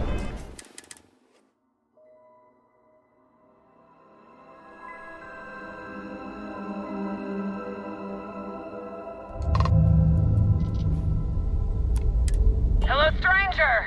Well, we got pirates all over the damn board. Here to join the Good Times Express?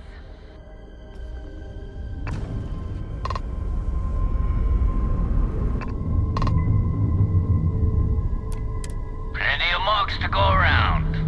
It's a good time to be a pirate.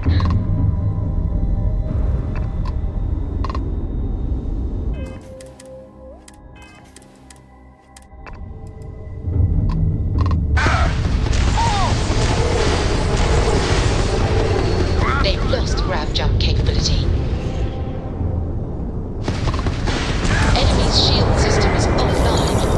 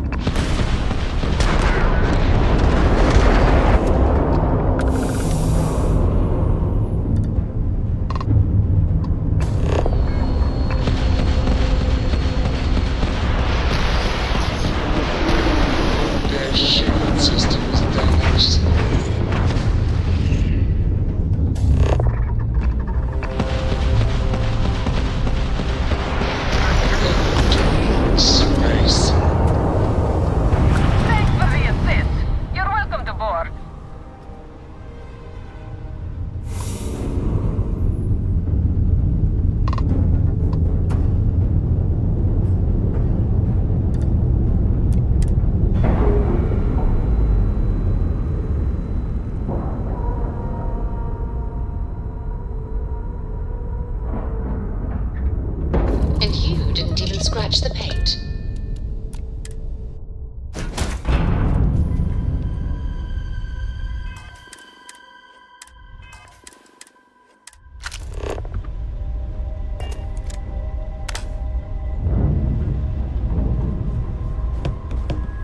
Oh, if fighting the fleet doesn't get the juices flowing, you're doing it wrong. It's supposed to be safe around here, but Cheyenne has always been just a giant bastard to me. Unless you're a native.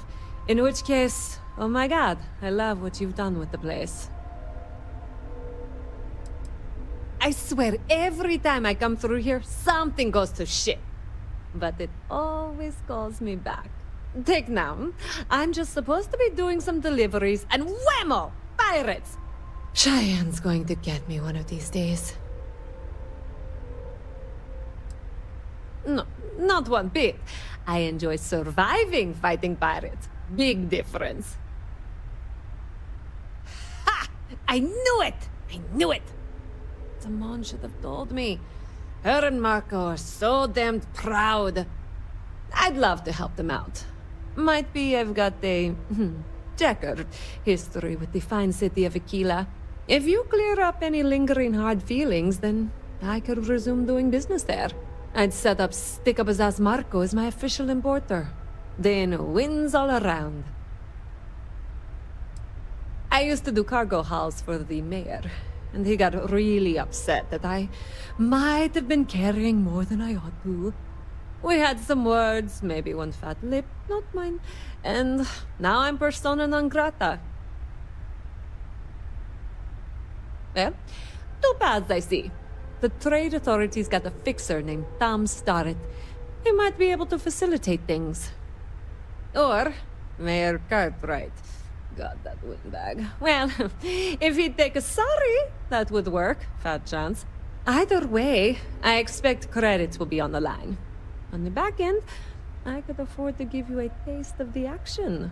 Not sure it'll cover the fees.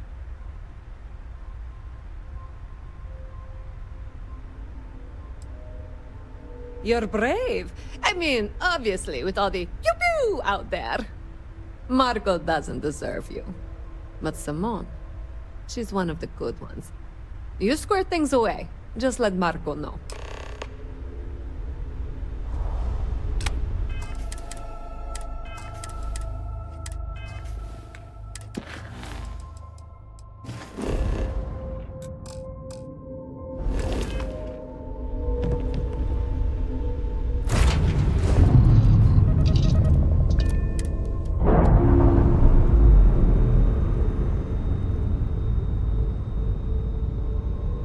Docking seal.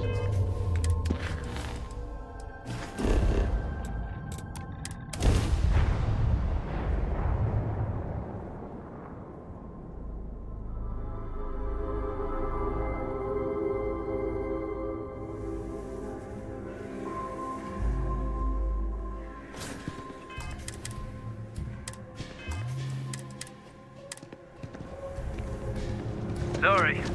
Spaceport's always the same.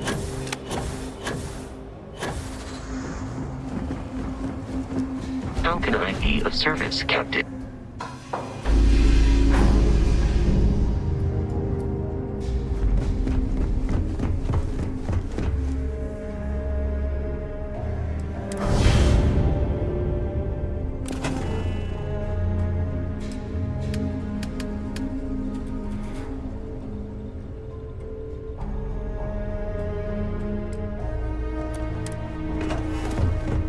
Can I help?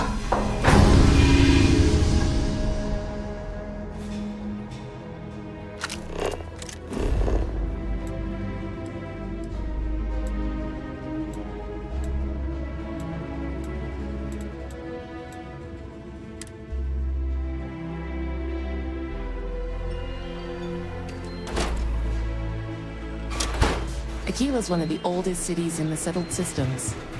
Them trade authorities been hound. Then you've come to the right.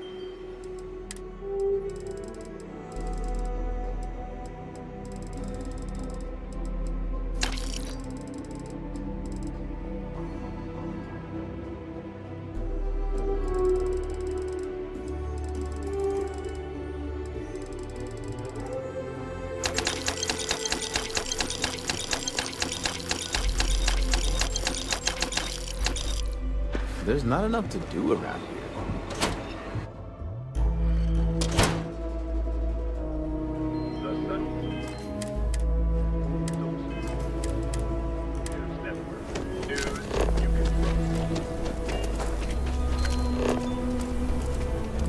Aquila City's really the heart of the Freestar Collective.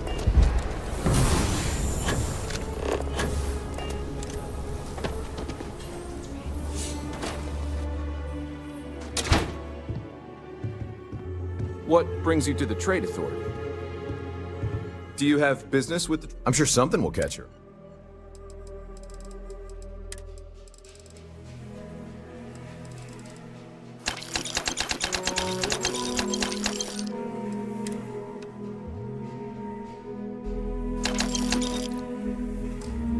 Hello, excellent to see you.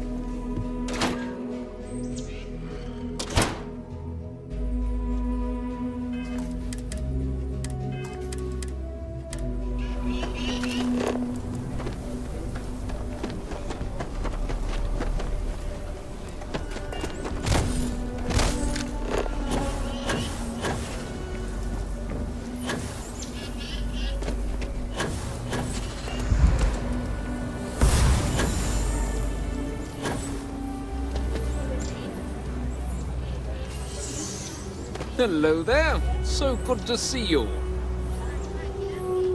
Good to meet you, friend. Name's Elias Cartwright. I'm the mayor of Aquila City. Now, I've got a memory for faces, and I can't say I've seen yours around here before. I make it a point to introduce myself to everyone who passes through our fine city. As the founder himself once said, there's no substitute for a warm welcome and a friendly smile. Ah, that'd be Solomon Coe, who stuck a shovel in the ground right here over 160 years ago. That first settlement grew to become the city you see today. And let me tell you, it was no small hardship to make that dream a reality. Yes, indeed, this place has a proud and noble history. Why, for some of us, it's practically hallowed ground. That's why I like to meet each and every person who comes here, to make sure they know what a special place our city is. You're more than welcome. As I'm sure you know, us folk in the Freestar Collective put great stock in human kindness and generosity of spirit. I like to think that's what sets us apart from our neighbors in the United Colonies. We don't rely on machines or bureaucracy. We rely on each other. I won't pry about what brought you here. That's all of your business and none of mine. However, I'd be more than happy to give you the scoop about the core and Midtown.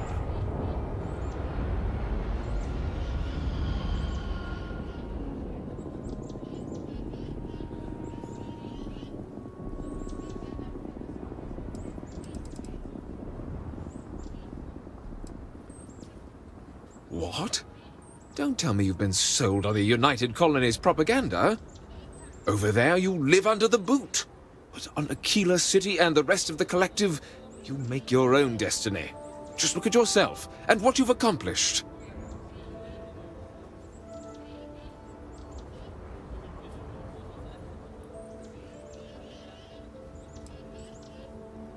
Is that worth restricting your basic freedoms, though? The Freestar Collective isn't like List, that sets you up and leaves you to dry. We're independent-minded people that look out for each other and our society. Don't turn away from your home, from your roots. But, well, if you've got a change of heart, then so be it. You should be proud to be born in the Freestar Collective. I'm sure you'll come to the right decision. Take care. Aquila City truly is. Midtown's where most of the business and trading gets done. It's not as old as the core, because it was built later as the city grew. As the name might suggest, Wallside's the district that runs along the inside of the Great Wall that surrounds the city. It's mostly farmers and other laborers that live down there. They ain't got quite as much space, but it's cheaper, so it all works out. Ah, you must be referring to The Rock. It's home to the largest and oldest cantina in town. That's also where the Council of Governors holds its occasional strategy meetings. As mayor of the city, I have a seat on the council. The Freestar Rangers are headquartered in the upper floors. They've got the best view of the city. I like to think that means they're always keeping an eye on the rest of us. I have to say, I sleep a little easier knowing the Marshal and his Rangers are up there protecting the Freestar Collective. You really are new around here, aren't you? Aquila's every bit as dangerous as it is beautiful. There are creatures out there that pose a mortal danger to anyone caught out in the open. Foremost among them is the Ashtar. They're quick, strong, clever, and damn good hunters. I'd tell you more, but you might not sleep so good. Thankfully, the wall keeps them out. Long as you stay on the right side of it, you've got nothing to worry about. You've got a few choices there. The cantina in the Rock is famed throughout the settled systems for serving the best brew that credits can buy. The hitching post ain't been open long, but most folks seem to like it. If you're looking for a quick drink before moving on, give it a try. Aggie's is a bit of an acquired taste, you might say. Folks who prefer a venue that's a little more rough and tumble tend to feel at home there. Like I said, lots of options. The core is the oldest district and represents the original settlement dating back to the days of Solomon Coe. The descendants of the original settlers still make their home there today. Frank's just the latest owner of the old Hassanove Manor, and he's the worst, simply the worst. But it's been a problem since the Hassanove family ran out of heirs. There's an old wrong the Cartwrights have been trying to right for decades. And hence, well, I need help. He's just another slick, rude, neon corporate hack, full of himself and just awful. I mean, the core is history itself. Cads like him don't belong here. I was right to talk to you about this. The last Hassanove was Sahar. Sad tale there. By all accounts, when she lost her last grandchild around 40 years ago, well, it broke her. She packed up and just plain left the estate. Built some farm far from Aquila City and the protection of its walls. It didn't take long before the Ashta overran the farm, and just like that, no more Hassanovs. The Hassanovs were one of the early families that took to making a living in space. Very industrious, mainly miners. They settled planetside in the earliest days of Aquila City. They helped good old Solomon Co. a time or two, but they didn't fare well living in full gravity after a couple of generations in zero-G. Lots of health issues. Eventually, a string of just terrible luck left only lonely old Sahar Hassanov. Poor lady. And those that were healthy kept leaving Aquila. The call of the stars. Deadly as sin. My granddad warned her over and over it wasn't safe. So I need someone to go to the old Sahar farm, brave the Ashta, and see if she left a will. I swear I'll honor her wishes. Aquila owes her family that much. And if it happens to kick Mr. Big Shot out of the Corps, well, that'll be a bonus. Sahar left no heirs, no instructions, so everything the Hassanovs owned was in limbo. What happened to the estate? Well, you'd have to be a lawyer to make heads or tails of it. But eventually it wound up on the open market, so slick neon corporate shills could grace our community. If she named any heir, we could get the estate back where it belongs. See things made right. Sahar's farm is elsewhere on the planet. If you can't handle Ashta, please just don't go. I don't want this whole sordid story to have more tragedy. Be careful, and look out for yourself. Like I said, be careful. I'd rather you forget the whole Hassanov business. Milena Axelrod? I wished I'd never heard that name again. She's a menace. She punched me in the face. Can you imagine? Why would you want to let her back here?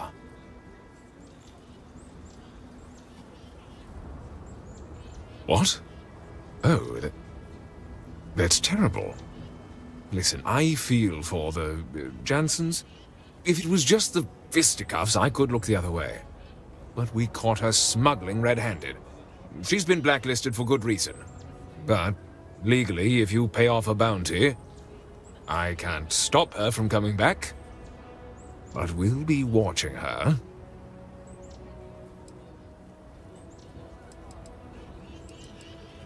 You'd go that far for her? Fine. Fine. She can come back. I just hope you don't regret it. I did, last time I trusted her.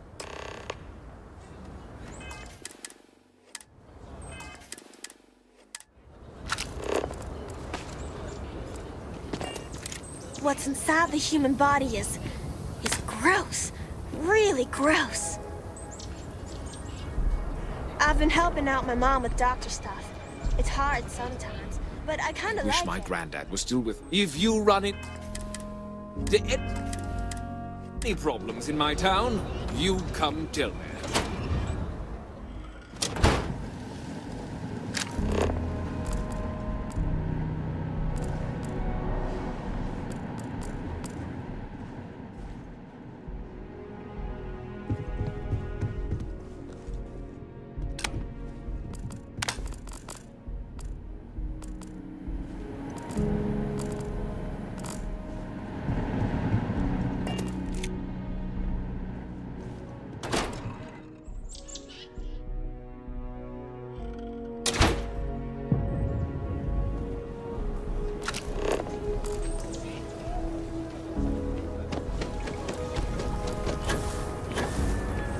Mom says I should learn doctoring like her.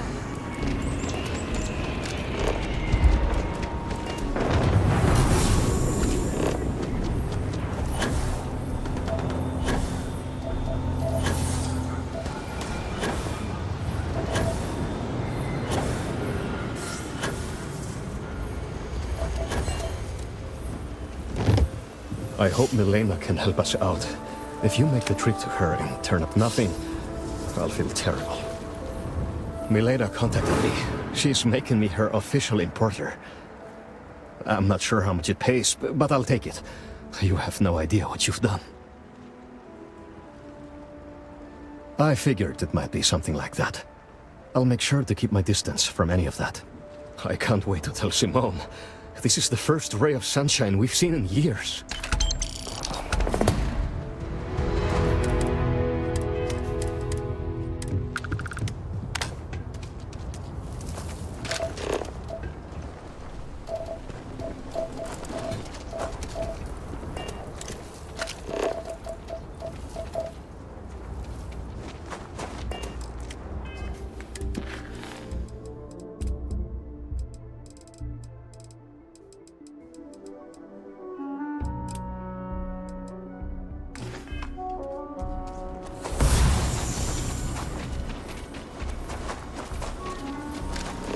I was so scared.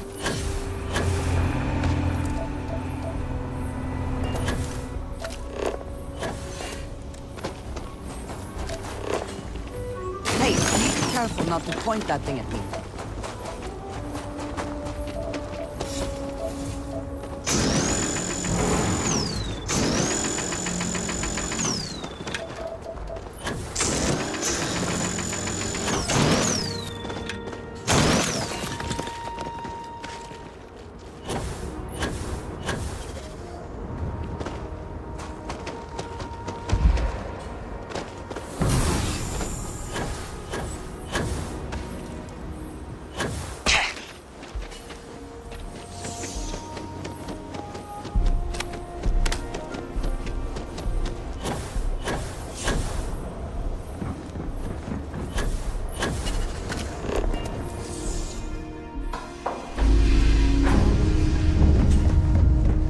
Something you need?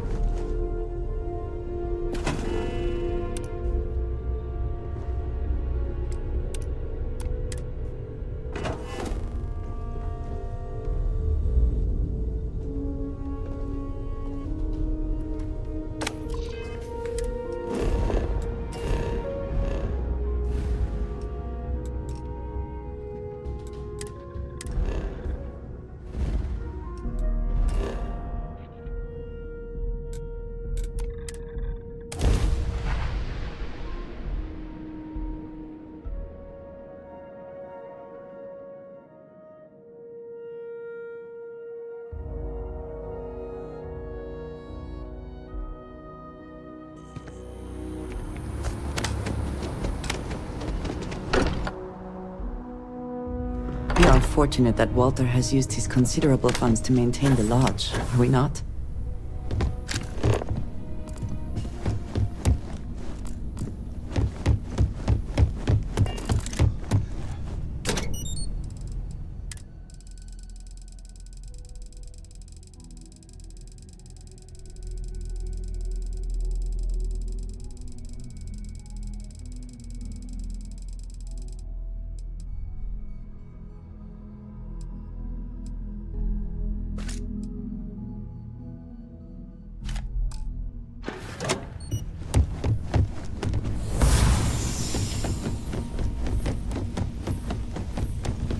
Sarah's the best possible person.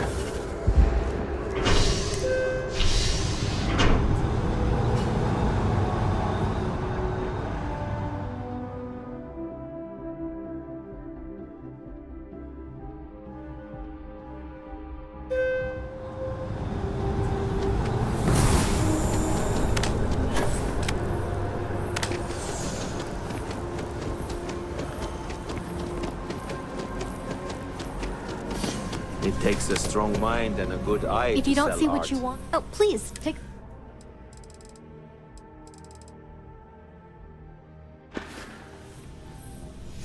Oh, please, take a look.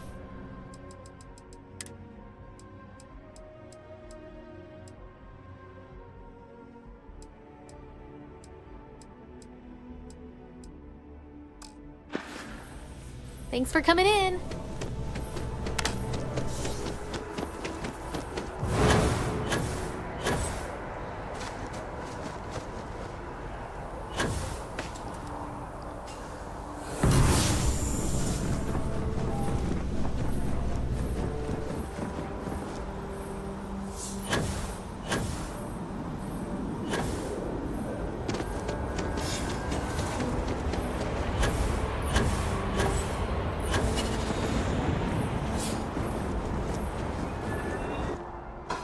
Say the word, and we shall be on our way.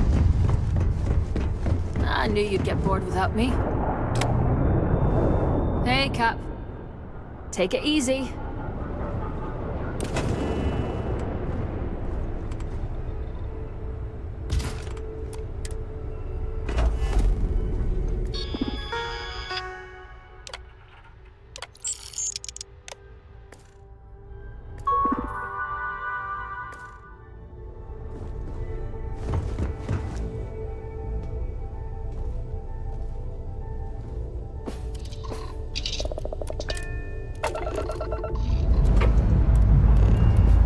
Let's put this bird into space.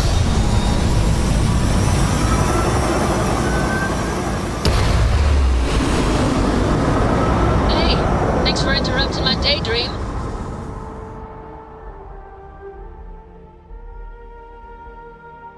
Retro's firing.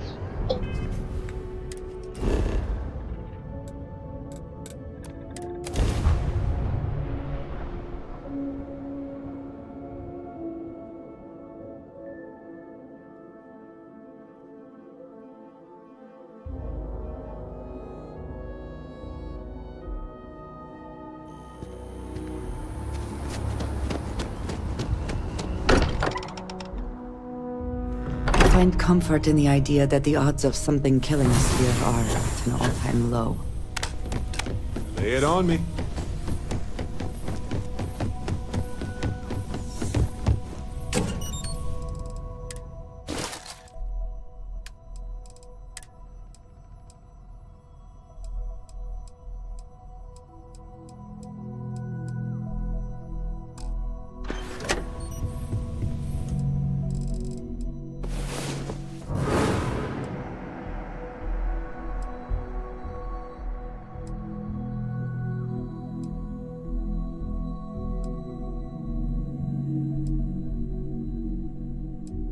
I feared the Great Serpent himself may have needed to avert his eyes at some of what went on last night.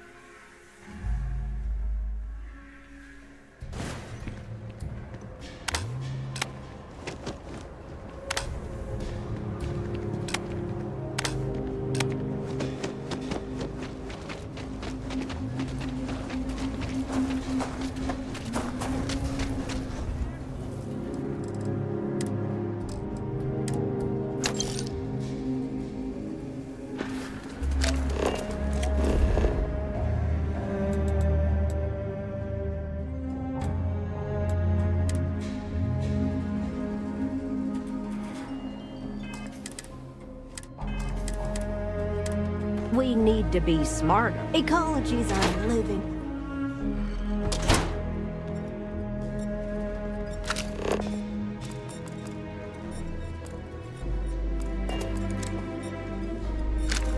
Yes?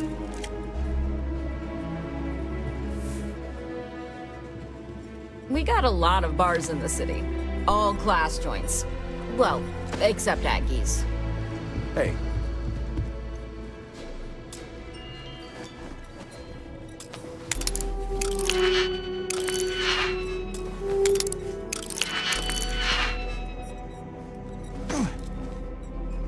Hello.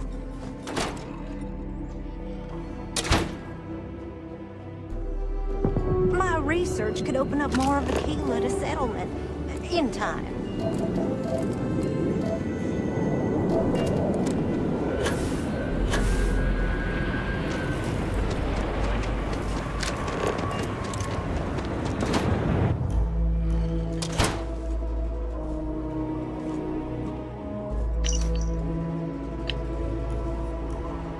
Aquila City is lucky that Hope Tech still deals with them after the reception I've gotten.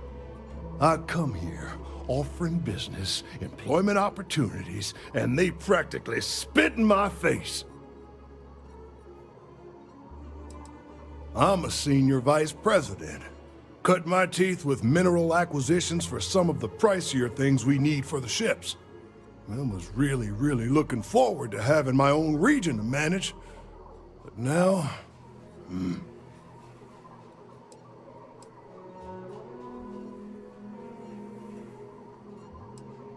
Me? I did something wrong. Let me explain.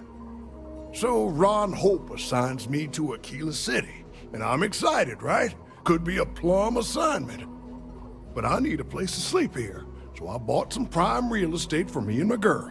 And damn it, you'd think I plowed through a sacred burial site.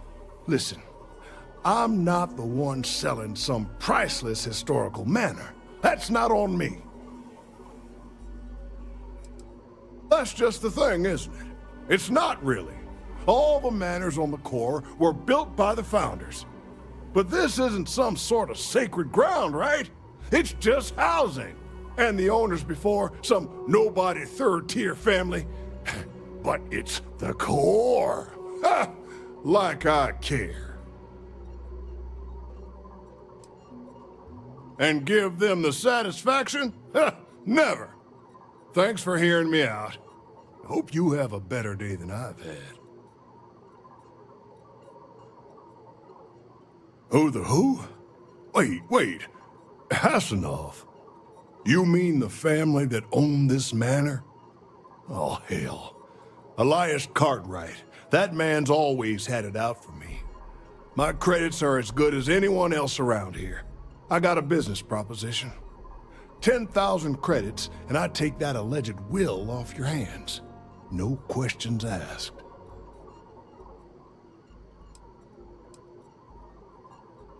I paid good money to live here, and they're the ones trying to cheat me. If you start seeing sense, the offer is open. So you sold 3 pickups today? Yeah, and might get some more on the back end. Your casserole sealed the deal. Don't you need to wait for the contract to be signed? This ain't Oh, the have UC. you met my We shook boyfriend, hands and Frank? the deal's done. Should have the contract signed tomorrow. Because the people around here treat him badly. I'll take Aggies over the Rock any day. Who wants to get... I gotta get out of here! Hey, I heard you had Dunlops, did you?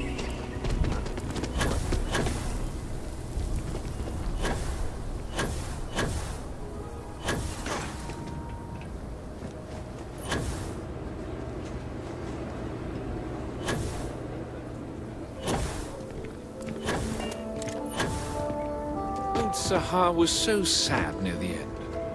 Like I said, be careful. I'd rather you forget the whole Hassan. You got it! That's wonderful! But Blake Aldwell... Let me think back. There was a Blake. Might be we can track him or any surviving kin down. I'll get my lawyer on this. Frank Langston's in for a rude surprise. And we can maybe see a Hassanov return back to the core. They helped make the Freestar Collective. If they have living heirs, well, it's more than I could have hoped for. You've more than earned this. You've done the city a great service.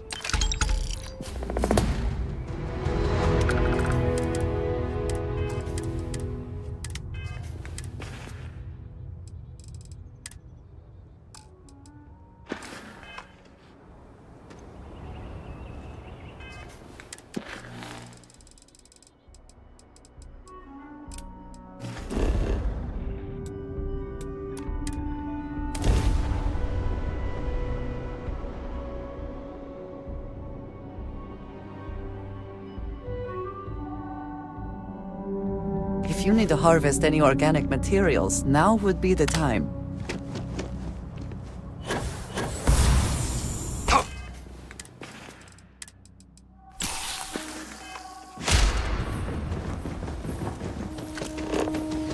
Don't worry about us.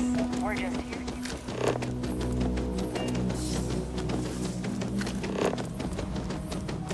One of these days.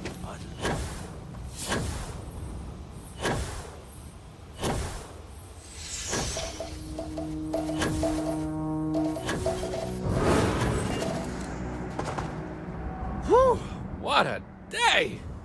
I'm looking forward to some time alone with my hubby. Oh, hi! Hello! You're the alien. Sorry, old habit. Let me start over. You're the person who helped us with our little dilemma, aren't you?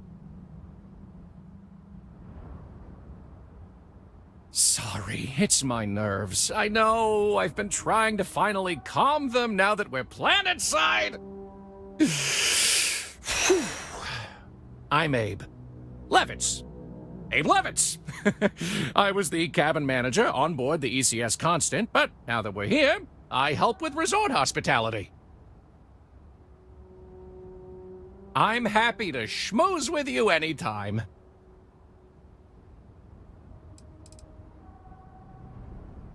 Oh?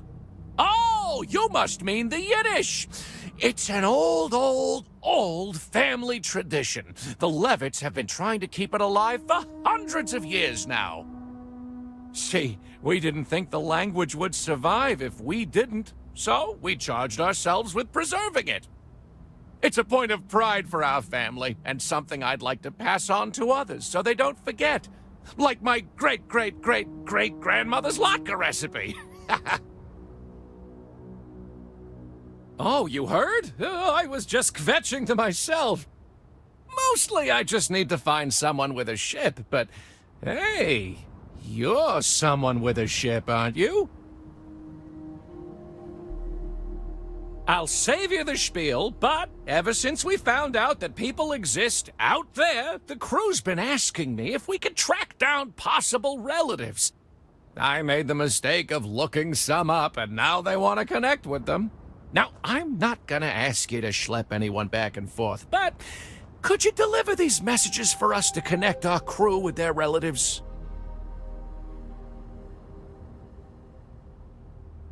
Oh, you're such a mensch! Thank you!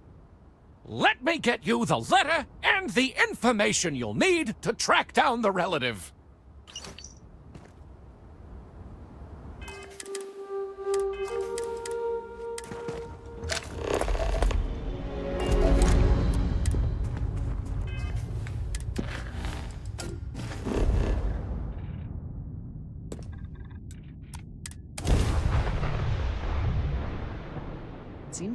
Unregistered starship. We're detecting... well, it's what we're not detecting that's an issue. What's powering that thing? You know what?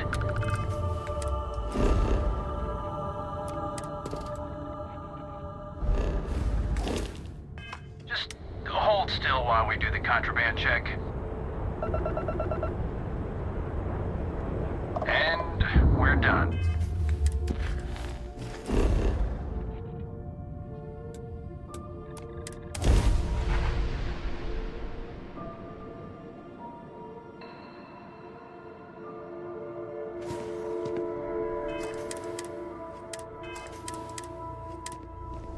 Welcome to New Homestead. Please make your way to the building at the end of the path and down into the colony below. Stay safe and enjoy your visit.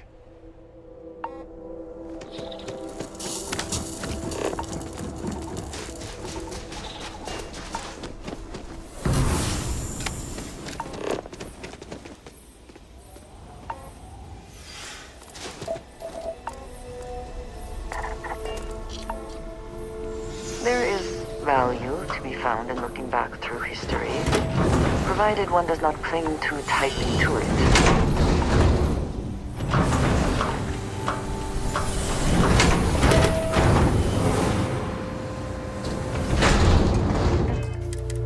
People here live a simple life. Try not to complicate it. I don't mind the tourists. They help the local economy.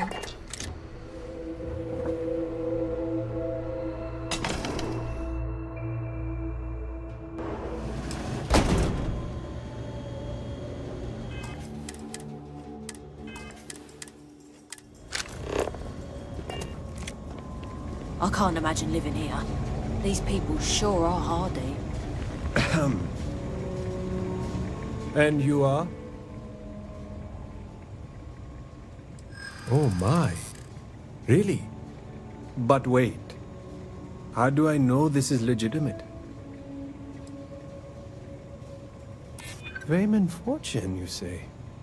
I hadn't thought of it like that. I could help tell the story. Maybe we can work something out. Well, I hope I don't regret this. Let's see what the slate says. Well, this puts me in quite a bind. I don't want to disappoint them, but at the same time, I don't know how I'm going to make it out there to see them. Thanks. Tell Mr. Levitz I'll think about it.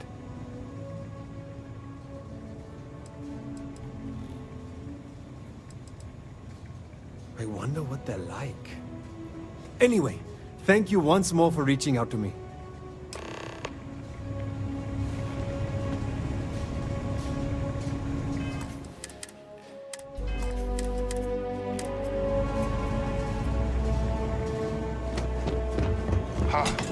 Damn.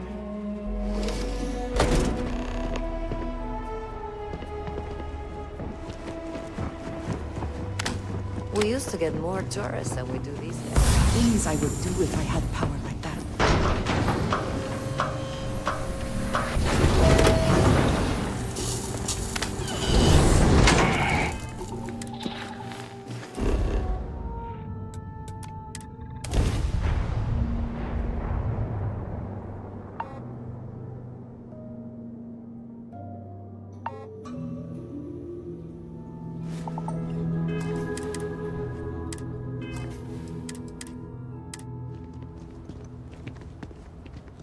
Please let Paradiso staff know if I or anything else is not performing to your standards.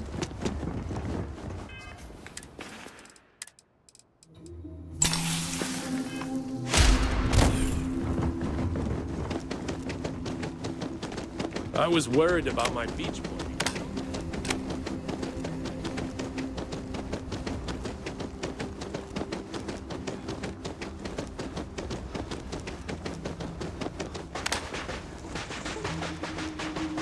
Don't worry about us.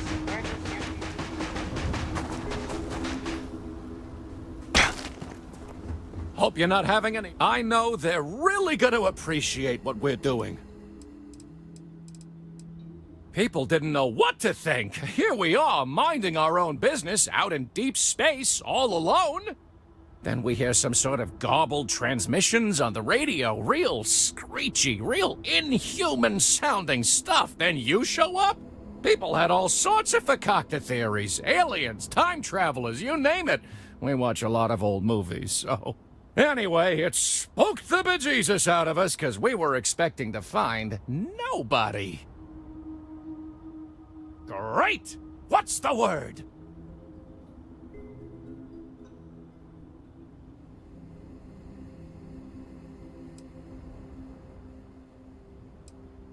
It's a lot for some people to process. It may take some time. No worries.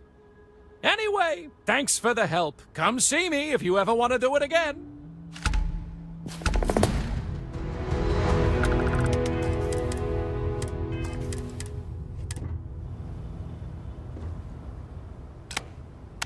Oh, what am I gonna do? I can't connect these people all by myself.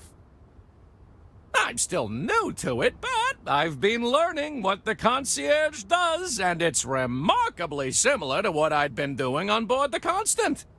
Mostly, I've been assisting the concierge, Dirk, but I haven't officially started yet. I'm gonna take some time off to enjoy our new home with my husband. I also still try to take care of our people. I plan activities for the kids and adults alike. We still have our regular media nights where Julia shows us old movies, plays music, and exposes us to other Earth media. Such a mensch you are! Yes, I will gladly accept your help connecting our people with their family. Good, good! You're doing us a huge favor! I hope it's not too much trouble.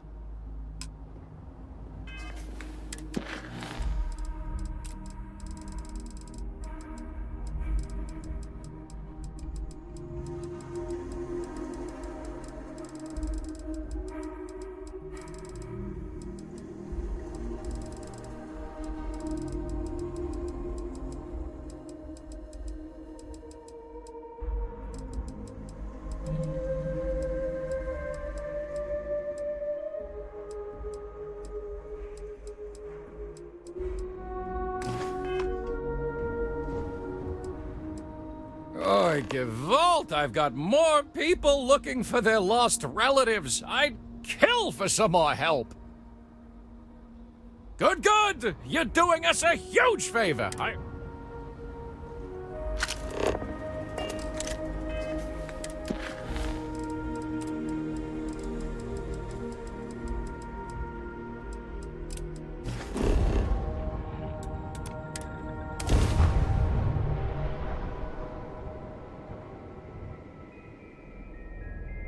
I can understand wanting to honor or even celebrate history, but this may take it too far.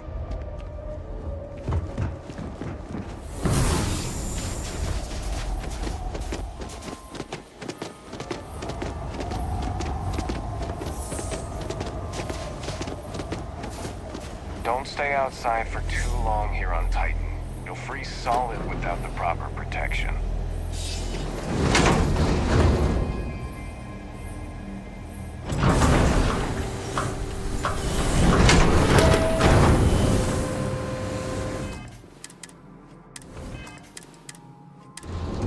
Heads up if you're planning on going to Chunks. Luther's been bothering me.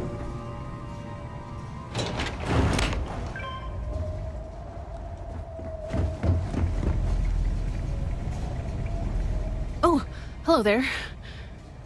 Are you here about the brownouts? That's usually the only reason people come up here to talk to me, since I'm the power system manager here. Oh. Yep, I get it all right. Yes, I'm in charge of the electrical power here. We generate a lot of wind-based power here on Titan, which is my specialty, so I was tapped to help navigate all the unique challenges we face here. Shocking, I know. Yes, the power shortages we're experiencing. Haven't you seen the flickering lights? This equipment is all very old, and the protections against the cold have worn down, so now, brownouts, all the time. And I get to deal with it. Hooray for me. Of course you did. That's okay. It's a problem here. Citizens and visitors alike have a right to know what's going on and when to expect a fix. Problem is, I don't know how long we'll have to deal with this, because I'm needed here to oversee the whole system, and we don't currently have anyone available to go out and solve the issue at the moment.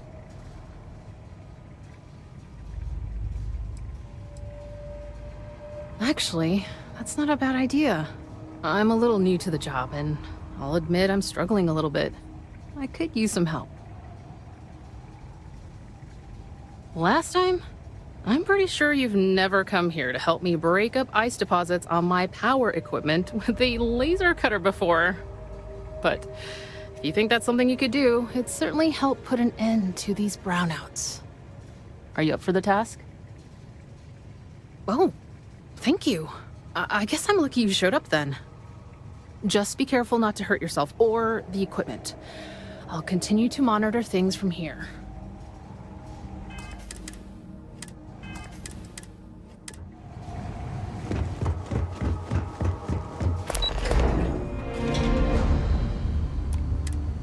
Enjoy your visit here.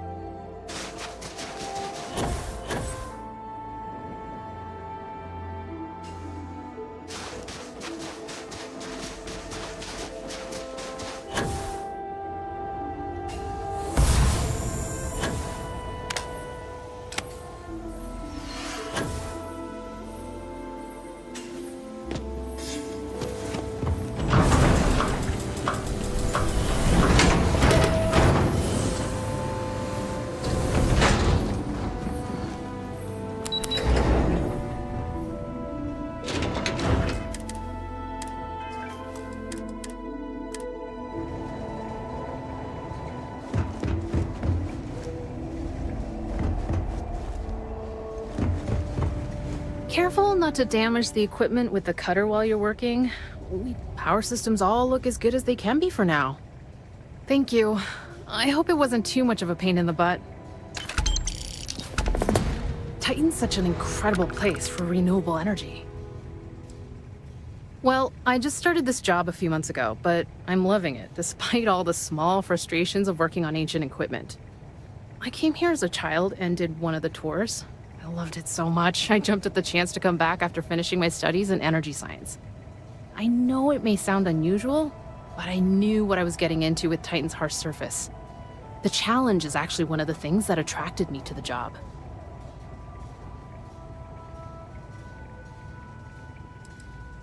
No, New Atlantis, born and raised. It's okay though. I've always liked this quaint little moon. Not that it's actually that little as far as moons go.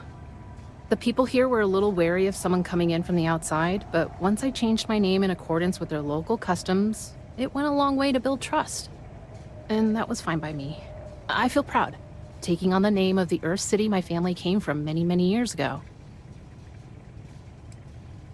Did you see those huge wind turbines out there on your way in?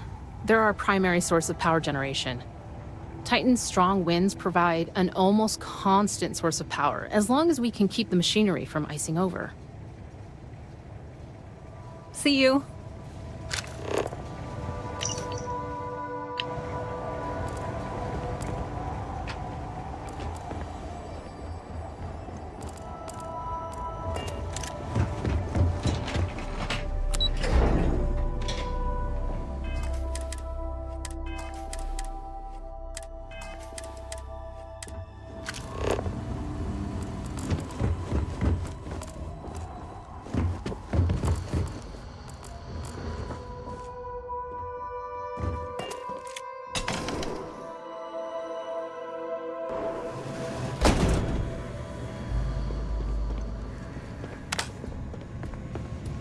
Boy, am I glad they have a Chunks here. Hello there.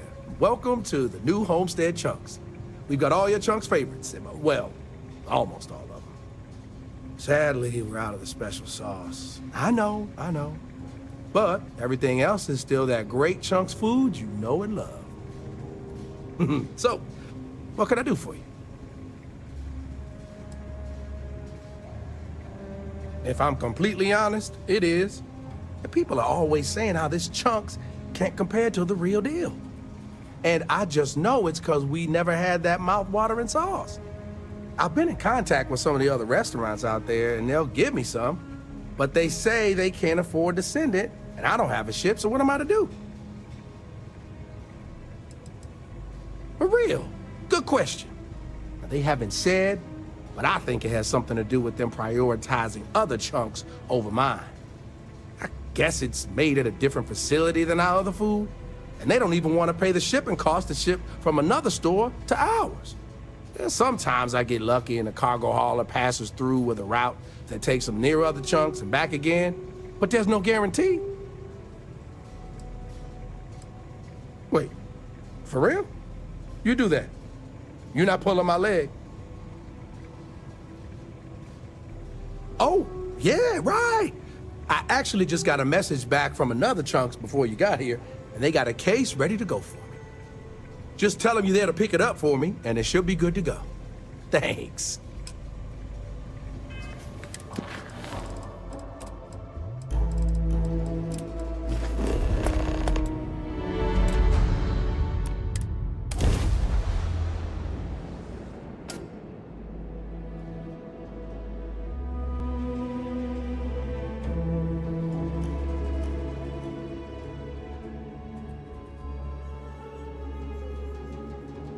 I would not mind stopping at the Laredo storefront. I appreciate their craftsmanship.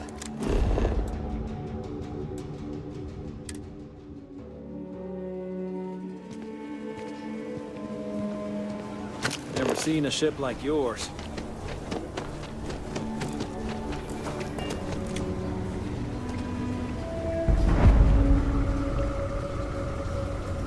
Welcome to Chunks. Please. Thanks for choosing Chunks. Which Chunks would you like?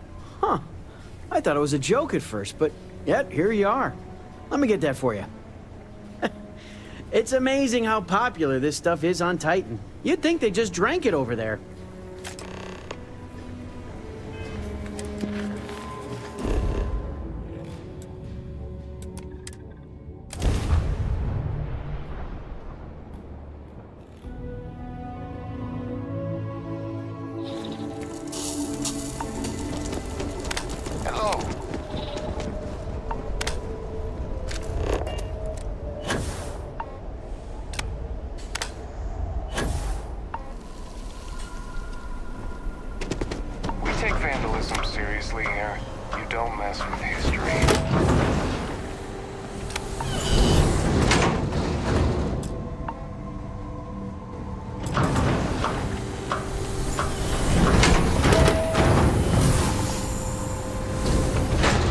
Welcome to New Homestead.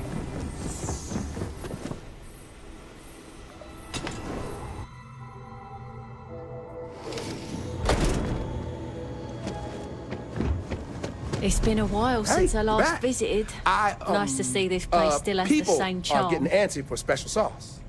Hell yeah, you came through. Thanks again. Now, no one's gonna mind if I sneak a pack or two for myself, right?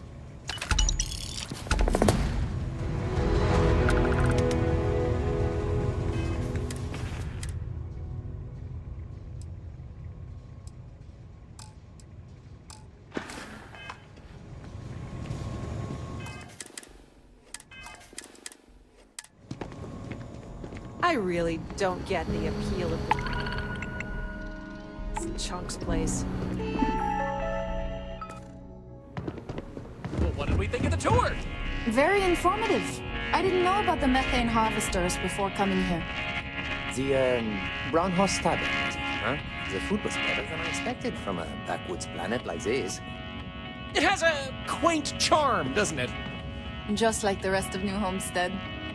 Well, I hope you'll come back and see us again sometime. And I hope you'll consider another Starsap tour. Tell your friends. I will. Thanks again. Excuse me, It's one Bill. thing to learn about early You've got to colony do a life. better job of It's keeping your another tour to groups out of trouble. experience it. What do you mean?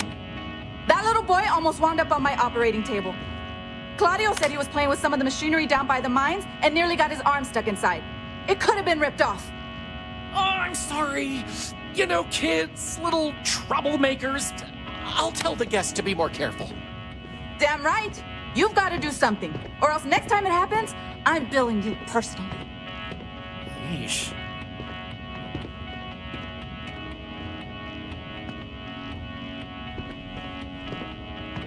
Why, hello there! I'm Bill Starsap of Starsap Tours. Let me tell you, this place is full of history and interesting facts.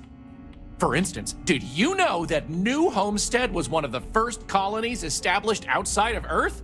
It's been populated in some capacity for over 200 years. Yes, sirree, and that's not science fiction, it's science fact. There's a lot more history where that came from. So what do you say? I've got an opening. I could take you on a tour right now if you'd like. Excellent! You won't regret it. My tours are one of a kind. Now, there's just the matter of price. The going rate for a genuine Starsap tour is only 100 credits. Well, 100 credits is very reasonable, I think. This is what you call negotiating? You know what? That does make sense. Tell you what, I like you. This one's on the house, but if you enjoyed the tour, I'd really appreciate if you'd tell all your friends about me when it's done. So let's get this show on the road, eh?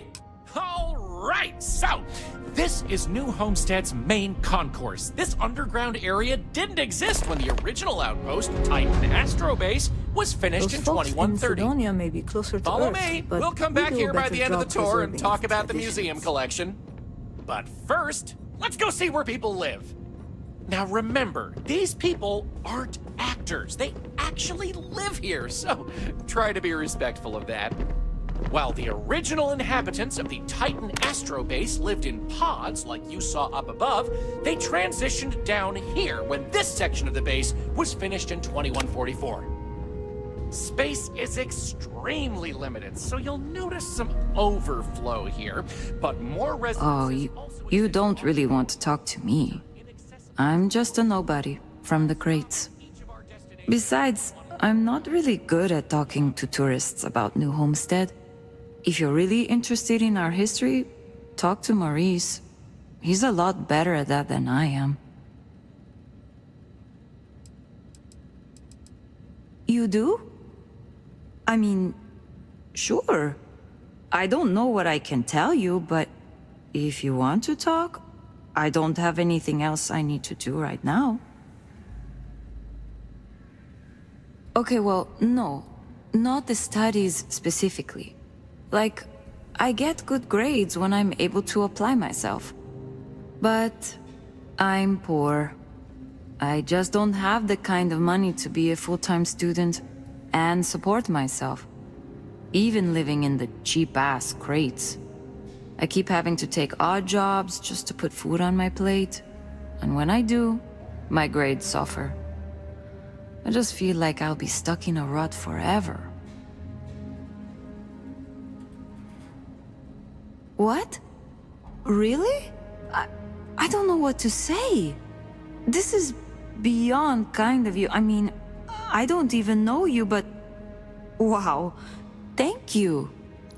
I did not have the opportunity for a formal education of that kind, but I recognize its value. You are good to assist her. Thank you for the conversation. You and off-worlders have everything. It made. It's not as bad as you'd think. I like talking to off-worlders, especially people my age. It gives me ideas for what I want to do when I'm done with school. Because, honestly, I'm not sure I want to stay here. It'll always be my home, but as soon as I can afford to, I'd love to explore my options. The crates are what we call the living quarters for the poor people, like me. They're made from old shipping containers. We have to make do with the space we have here. They're comfortable enough, I guess. And no one on Titan is well off to begin with, but you can tell that people look down on us, especially some of the tourists. Well, I'm trying to finish up my undergrad schooling, actually. I want to be a physicist like my grandmother. Then, who knows what. But I also do some odd jobs here or there for money. Sometimes I help Jay out at his shop, and he gives me stuff in return. Sometimes I help Anya clean up at the Brown Horse when she's short-staffed. That sort of thing. See you around, maybe.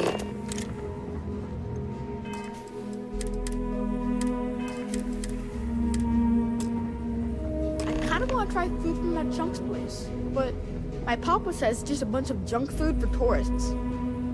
Have any questions so far? I'm not sure the exact count, but New Homestead is a fairly small colony. What you see is what you get for the most part, except for some other people who live in the private lower levels. Some, particularly security, and yours truly, even commute from other worlds. The original Titan Astrobase had more habitation pods on the surface connected to some of the old structures you may have seen in the back. As the colony grew, the base was expanded underground, and those hab units were recycled into materials used down here. Sadly, it's difficult to get additional construction done inside these underground caverns. So for now, additional populations are housed in these stacks of old shipping crates. As you might expect, this is where some of the less wealthy can afford to live. It's not glamorous, but they are functional and cozy. Oh sure, I'll be here waiting. The locals love to talk with tourists, but they'll let you know if they're busy. So please respect them.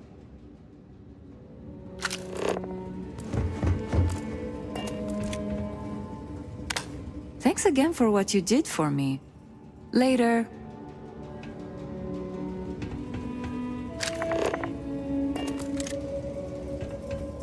Off-worlders always ask how I can live here. Have any questions so far? Alrighty. We'll be taking the residential elevator to the farms area on the surface level. This way, please. Let's leave these good people alone for now and go check out the farms. Follow me up the elevator. I will never grow tired of seeing that.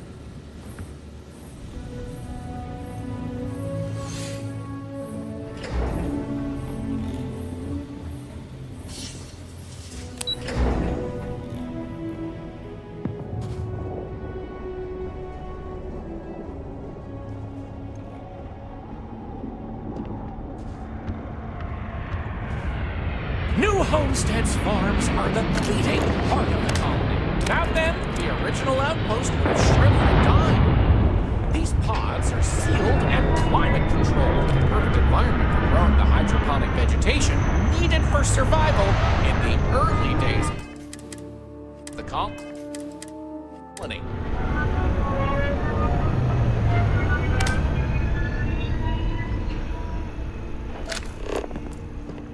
Lots of history here, if you're into that sort of We thing. were learning about Jemison in my class the other day. Can we go there someday, Mama? We talked about this, Sylvie. If you want to go there for your learning vacation when you're older, you may, but not until then. Dear, maybe we should talk about it before we say no? You know we can't afford to leave the farm. People here depend on us. I know. Tell you what, your mom and I will talk about it. Thanks, Papa. Any questions about the farms?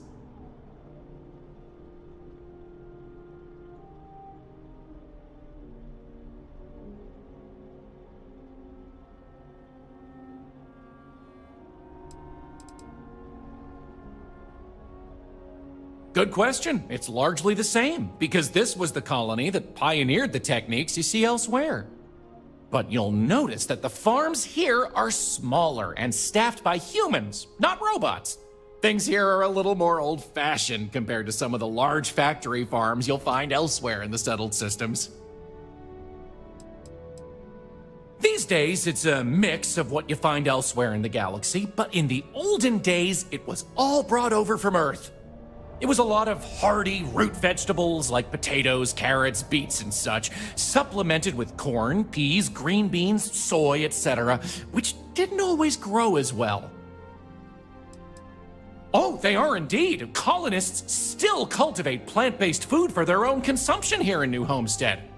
It's less vital to their survival these days, as they also import supplemental food from other colonies, including meats, dairy, and synthetics. However, most citizens here take pride in a New Homestead-grown, sustainable diet. Onward it is! We'll be stopping by the Brown Horse Tavern later in the tour, which uses many of these locally sourced ingredients in their cooking. But for now, it's just a short way to our next stop. Follow me! So, the old biolabs are just on the other side of this building, believe it or not. We'll step on through the hallway there. They're not in use anymore, but the colony has faithfully recreated them as a historical exhibit, true to the original purpose of the Titan Astrobase. My daddy Sadly, says they're farming is undergoing really some important. light renovation. But I kind of want to do Otherwise, other there'd be interactive activities for kids to learn about how they used to search for microbial life here.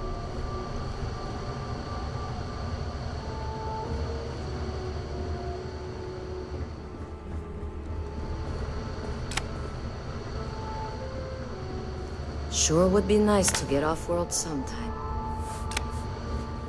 Careful. There are some dangerous areas around here that are not part of any tours.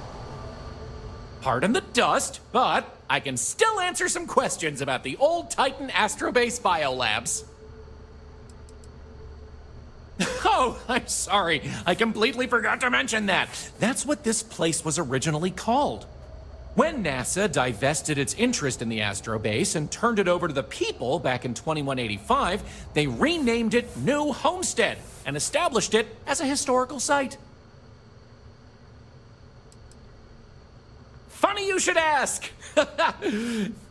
Sadly, none. See, NASA funded the Titan Astrobase project because conditions seemed ripe for primordial life to form in Titan's methane pools. They tested many different sites, performed deep core ice drilling, and more, yet nothing turned up.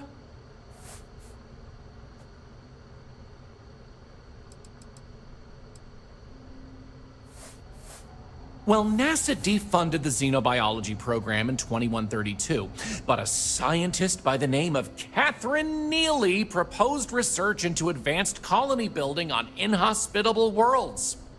So, by 2135, work began on what would ultimately set us all up to create habitats anywhere humans dared to explore. These very labs housed the computer systems used in that research. That and general storage for the colony. Lots of storage.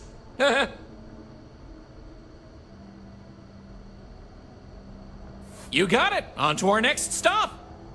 Next, we'll be heading outside, so make sure to check those seals on your suit because it's a bit chilly out there. We're going out into the frozen wastes of Titan to see what powers this planet. Watch your step outside, by the way. The ice can be slippery if you're not careful. The goal is to kick people out of Dr. Lakota's infirmary.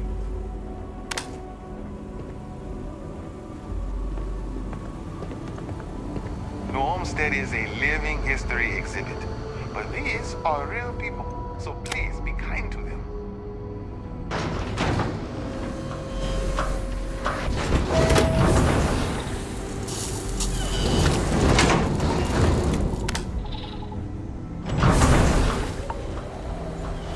Anyway, where were we? Oh, yes. Powering through Homestead. Do it again. As you might imagine, generating energy was a real challenge back in the day because the technology was much more crude then. But crude or not, it was that technology that sustained the old Astro base. And it might surprise you to learn that the same technology is still working today.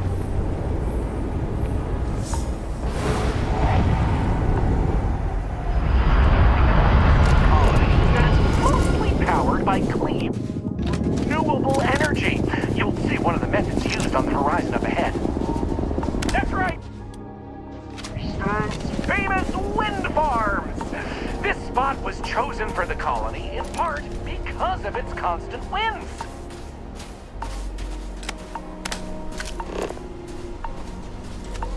These turbines have been integral to the colony's function since its establishment as a cheap, mostly reliable source of electricity.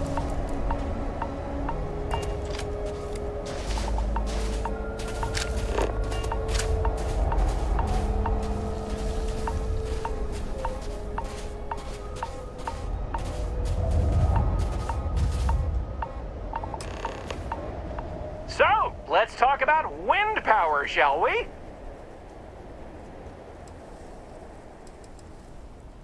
You're right.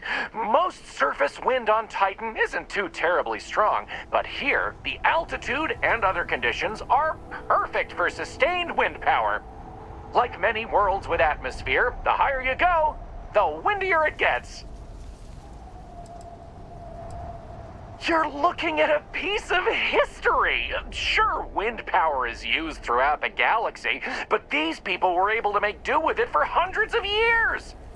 It's impressive that was all they had back then, and still make it work to this day. Mostly.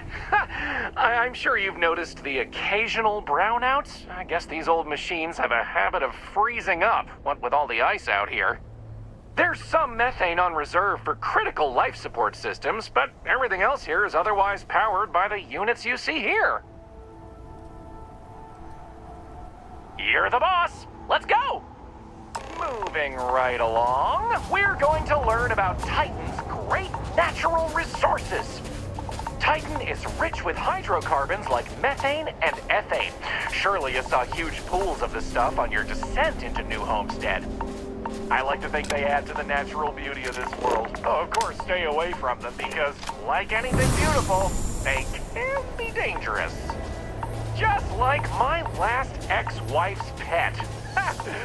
She had this gorgeous, I don't know what you'd call it, creature. The guy that sold it to her couldn't tell her what it was or where it was from.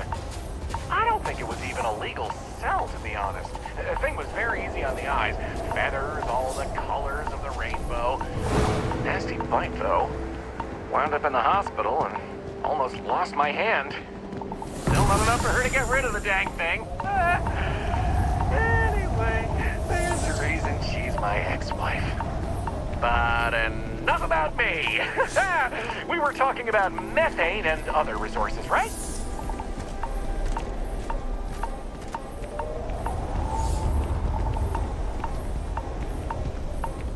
Hey, can you believe it? Back in the 20th century on Earth, they used to fight wars over natural resources like this and petroleum. They've this whole moon here basically made of hydrocarbons in their own backyard. They just couldn't get to it. Incredible how far we've come. New Homestead is home to one of the oldest and largest methane processing plants in the settled systems. Every year, UC engineers go through a painstaking, month-long maintenance process. That's how this place has remained operational as long as it has. I'm not going to take you too close to the machinery, liability and all, but I can still answer questions.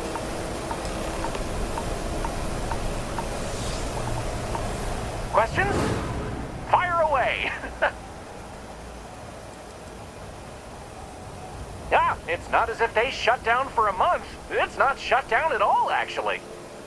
See, this place is built with redundant systems, so they can shut it down piece by piece and suffer only a reduction in throughput. During that time, the UC gets more of its resources from other places, allowing New Homestead to maintain what it needs. Exports mostly, since this world is so methane rich and has the infrastructure for it, a lot of the UC's methane comes from Titan. Of course, New Homesteaders use it themselves for everything from generating heat to turning it into breathable oxygen by a modern science. Oh, no one's ever asked me that before. Something to do with methane-eating microbes, I believe? I honestly don't know. Sorry. Okie dokie, artichoke. There will be time for more later anyway. So, this next stop is a bit of an interesting one. I only recently made it part of the tour. That is a wonder to behold. It's also the only natural landmark on the tour. What we're about to see is a glacial spire we affectionately call Ymir's Horn. This colus used to be named after a character in a popular fantasy novel, but it was changed a couple hundred years ago to avoid any potential litigation. Now, what's a colus, you might say? Colus derives from the Latin word for hill, and scientists only gave names to groups of hills on a planet's surface. So in reality, the term you hear more often is the plural, coles, with an E. You probably don't hear it very often where you're from, because it was usually a term reserved for unexplored planets, back when they didn't have the technology to describe what they were seeing firsthand. Because of that, the term is much more common in the Sol system, but you may still hear it occasionally in reference to uncharted worlds. This planet's full of them, though, and they like to preserve that history here.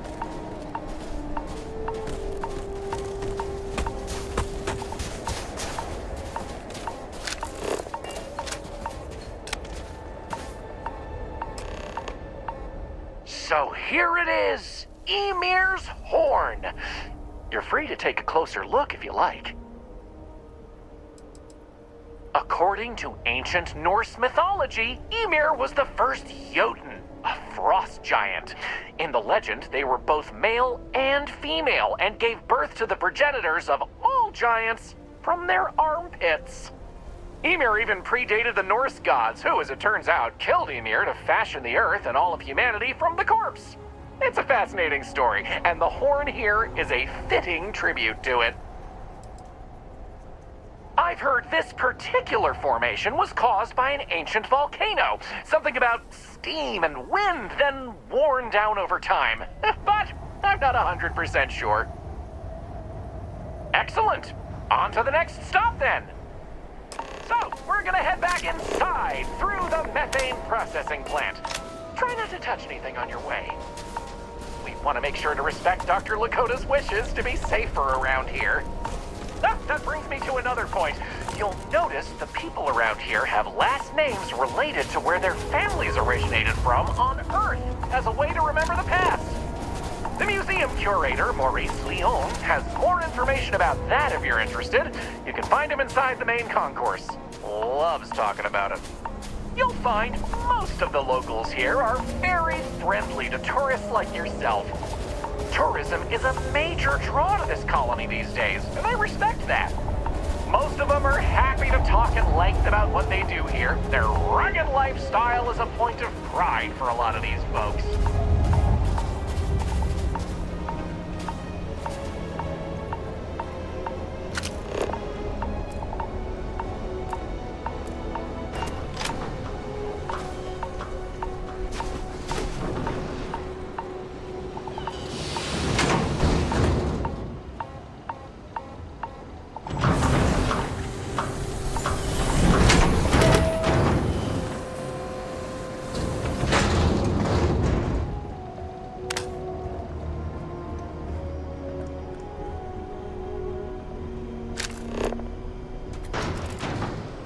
This area we're walking through is the Always nerve nice seeing center a of the new plant, face. where technicians keep an eye on the operation.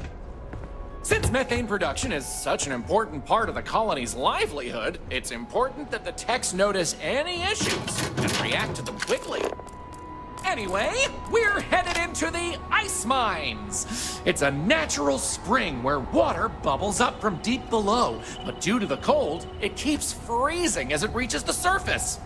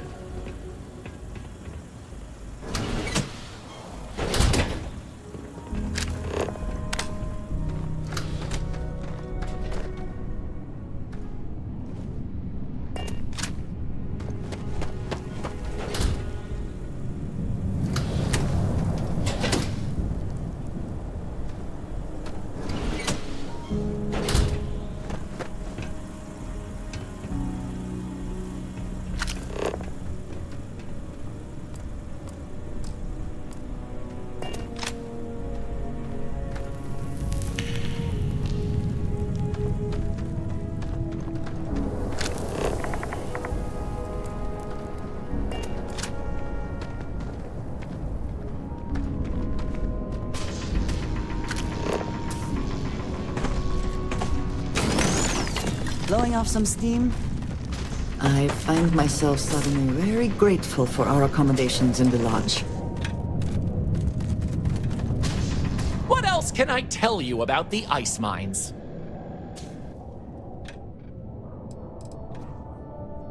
I wouldn't recommend it. First, it's an active work site. Second, it still needs to be filtered and checked for contaminants. But don't worry, we'll stop somewhere for refreshments before the tour is over. Good question. I believe it has something to do with not wanting to contaminate the water with methane and other chemicals. The ice helps prevent impurities in the water. At least this is what I've been told. Not all. Some water is created as a byproduct of methane processing, but that's usually saved in the emergency reserves. Sounds good.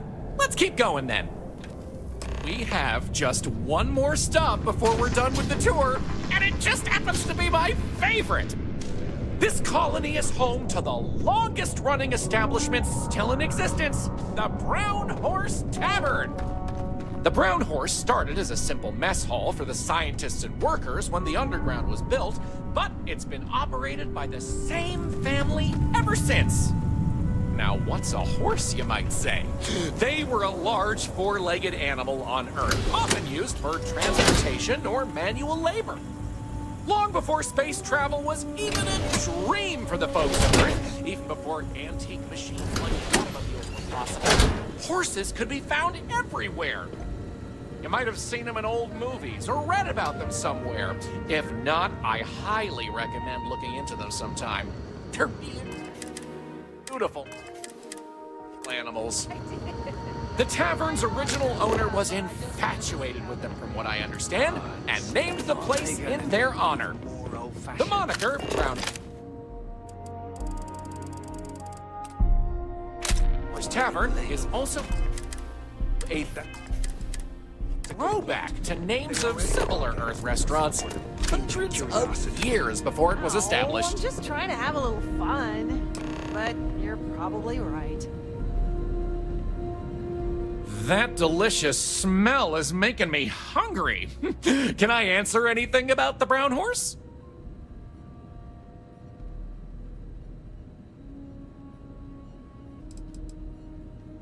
Anya Seattle is the current owner of the brown horse. It's been in the Seattle family for generations.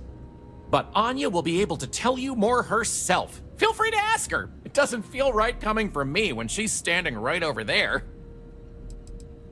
Ooh, that's a tough one. I honestly love everything Anya serves here. I'd be doing her a disservice to recommend one dish over another. You want the real answer? Order one of everything. Easy. All the other ones fell to ruin when we abandoned Earth. There were technically older ones on Mars, but those have long since shuttered or been replaced.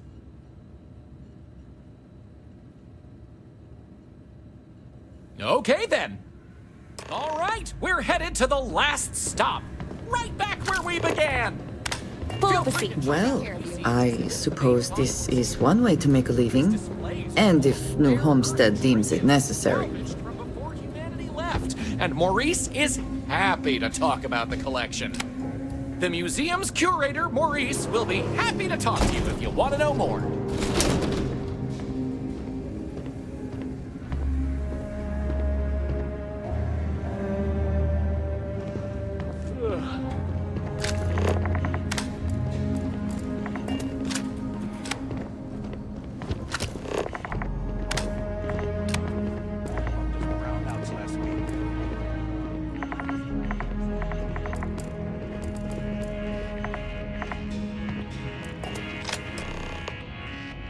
Well, that's that! I hope you enjoyed Starsap Tours as much as I enjoy giving them.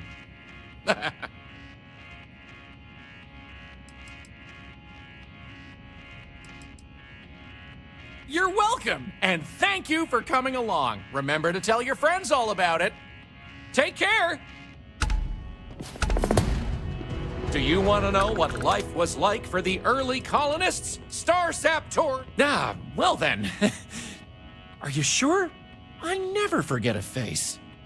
Anyway, even if you've taken one before, I'm sure you'll rediscover something you liked the first time around. Or heck, maybe something you missed. And I always try to vary up the tours from time to time, so you'll never know what to expect.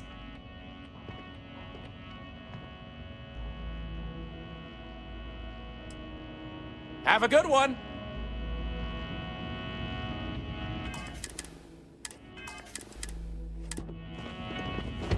Feel free to look around, but don't touch.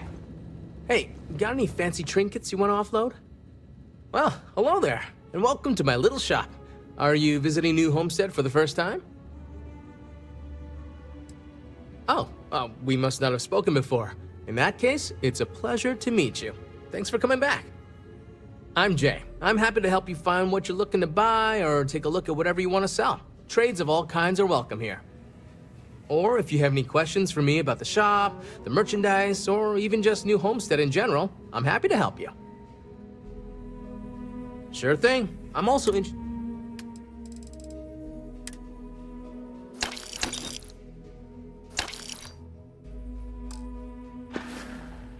Take care. Did you know the museum here is full of old Earth artifacts? You don't want to get hurt or sick around here.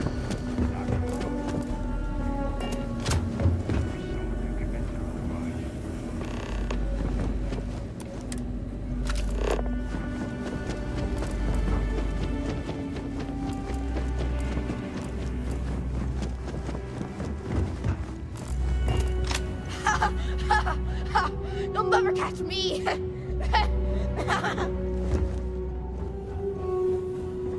Do you need medical assistance? Great! Another tourist. Let me guess. You slipped on the ice and need a doctor to wrap your sprained ankle?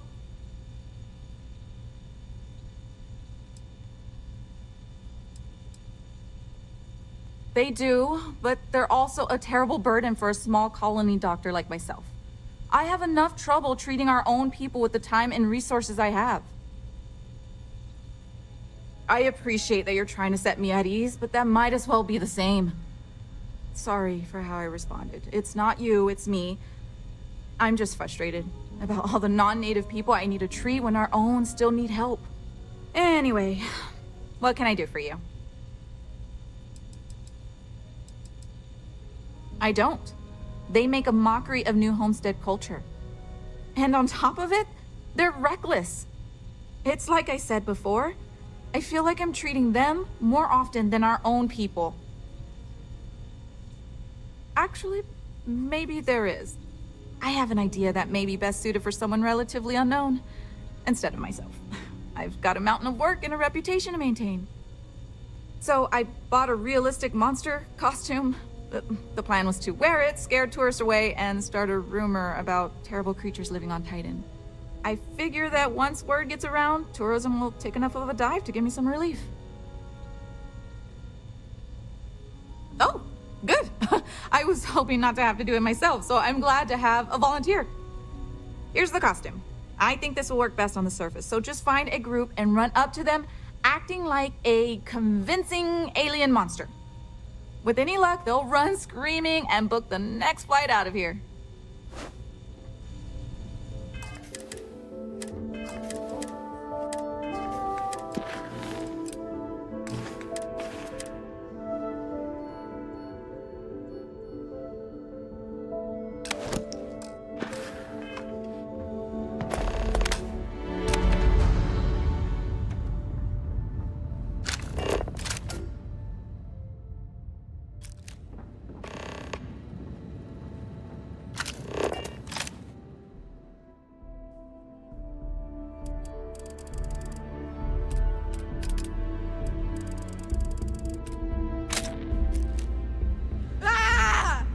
So much energy. I want to run around.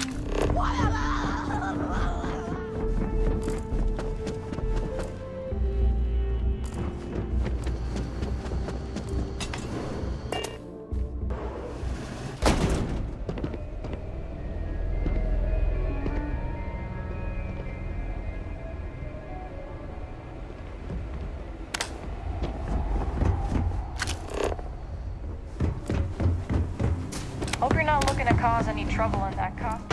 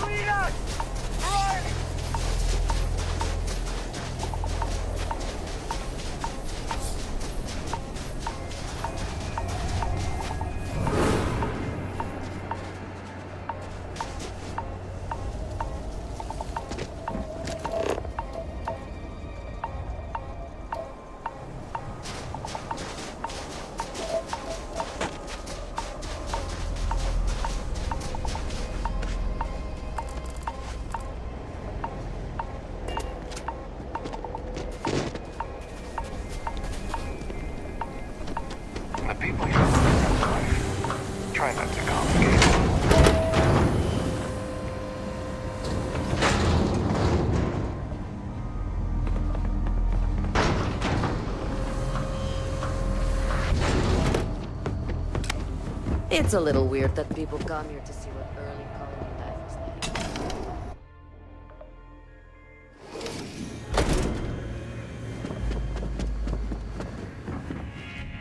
like. There are times I envy.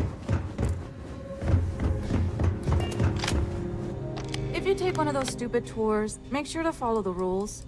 They're for your own safety and my sanity. I bought it from a private seller. They said they got it from someone who wore it in a secondary school as their sports team mascot. I guess it was supposed to be a tardigrade or something. Anyway, the person I bought it from modified it a bit so they could use it in an independent movie they were making. But I guess that went nowhere, so they had to sell it. Lucky me, I suppose. See, sometimes silly ideas are worth the effort. Thanks for indulging me with my weird ideas. Tell you what, if you want to come back later and do this for me a couple more times, I'll even let you keep the costume. What can I do for you?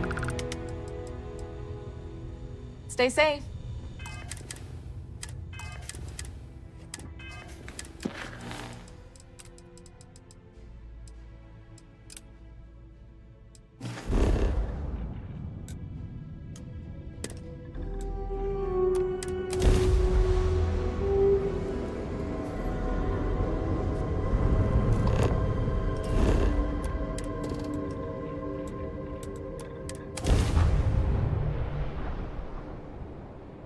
Beginning landing cycle.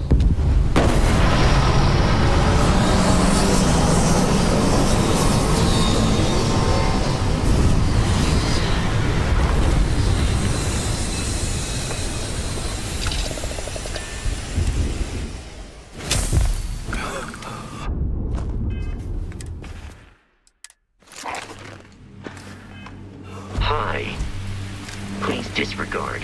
I attempted an informal greeting, but I am dissatisfied with the results.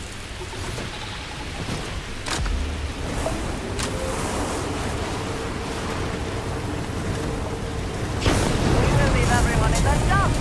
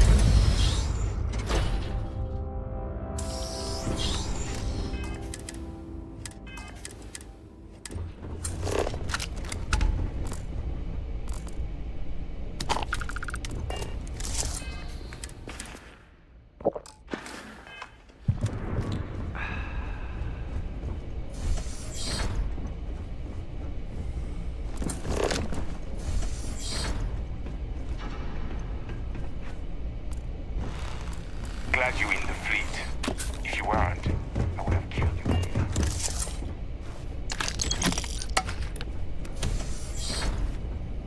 Does the UC really think system scares us?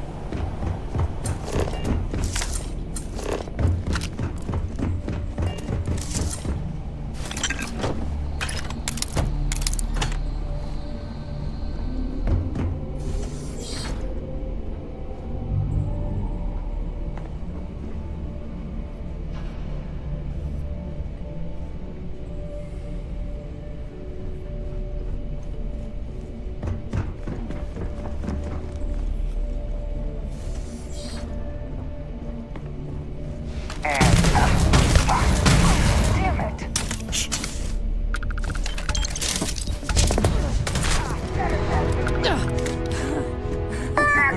Good one. Why do they even try?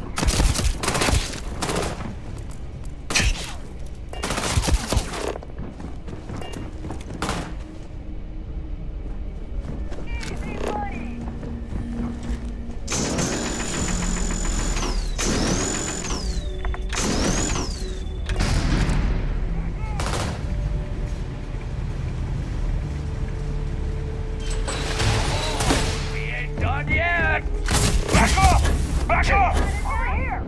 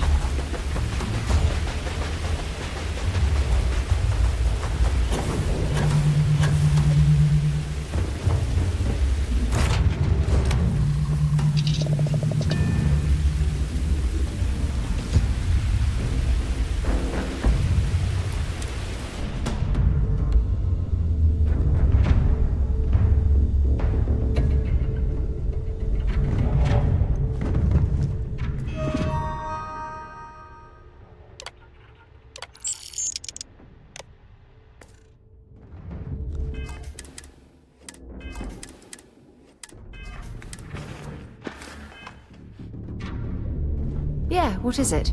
I'd be happy to carry a few things for you.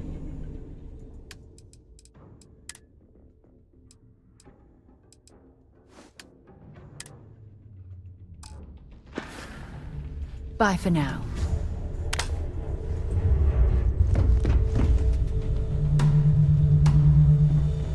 What's up? Don't say I never did anything.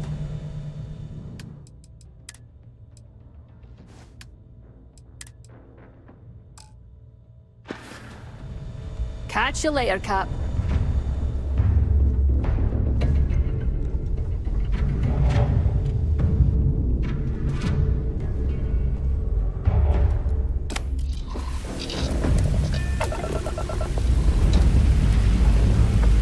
All thrusters firing.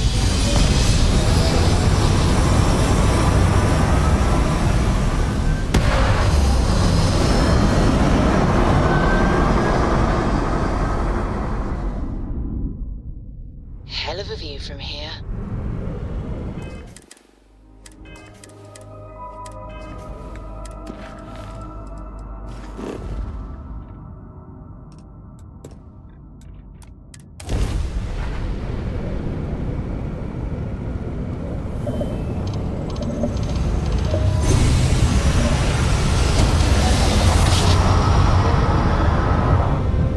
Grav drive spinning down. Systems green.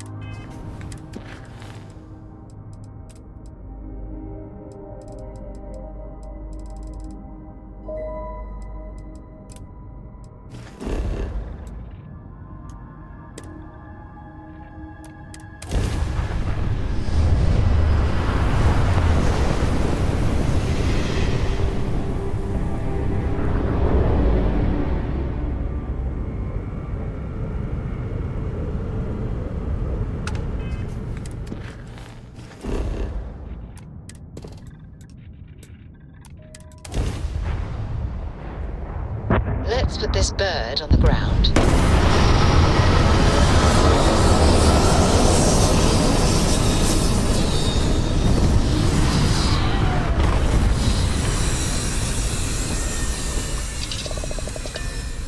There may not be life here, but we should still be cautious.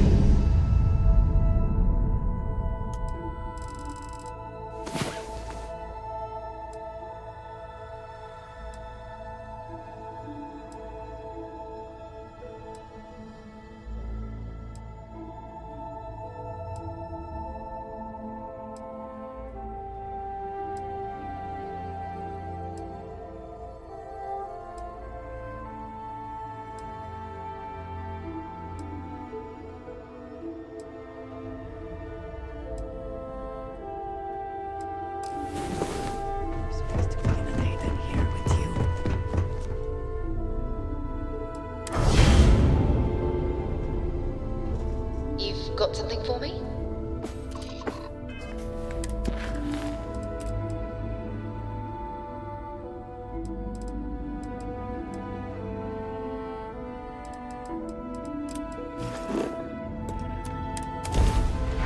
You will be returned to the stores.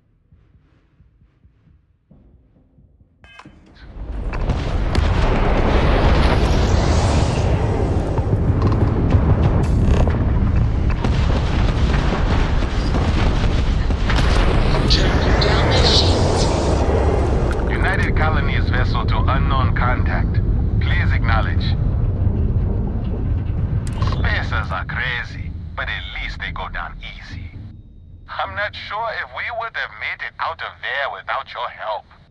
Any way we can repay you. Done. Thanks again for the help. UC out.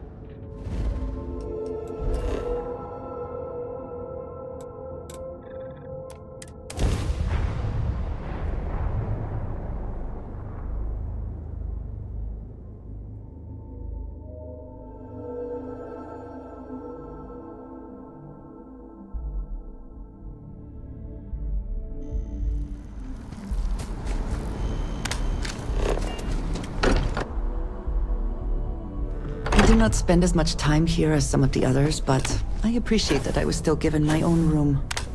I hope Cora doesn't get too much underfoot.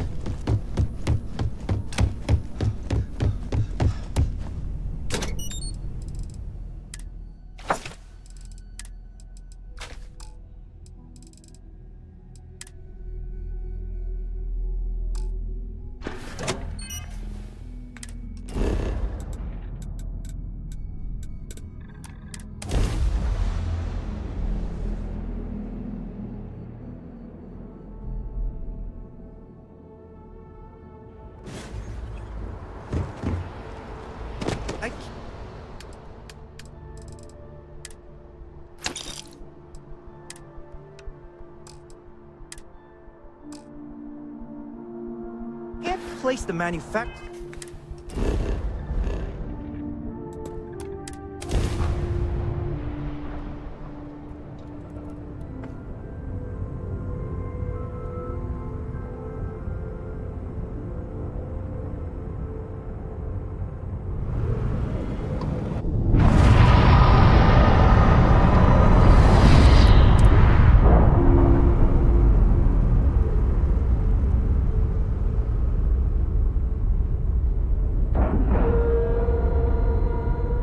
Nice clean dock, Captain. Greetings, Captain. Never Oh, sorry. Let's deal.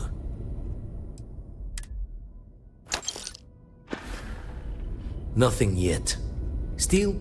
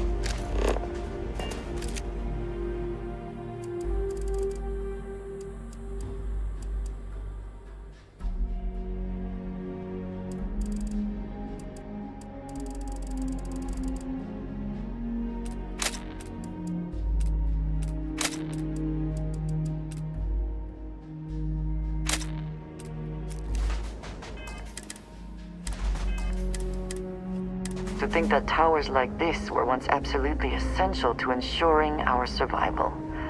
And now here they are, buried and forgotten.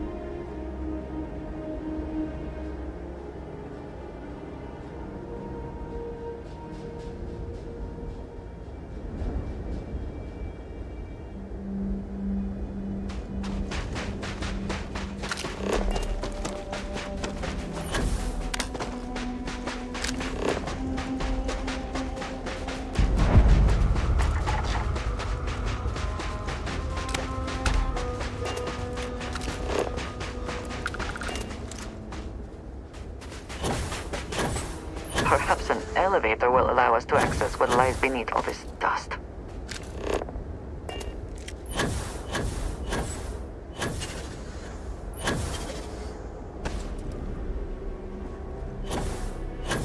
We can never know whether lives were lost because this ship never launched, but it was built for a reason.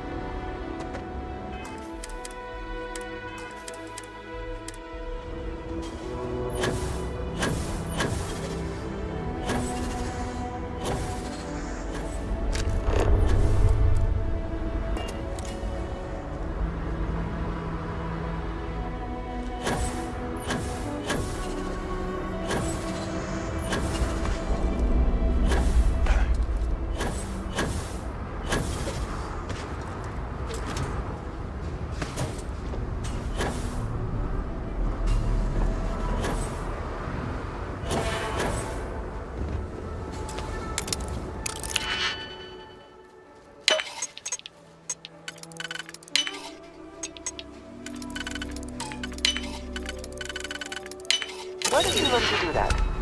I imagine it was not part of your training as a miner.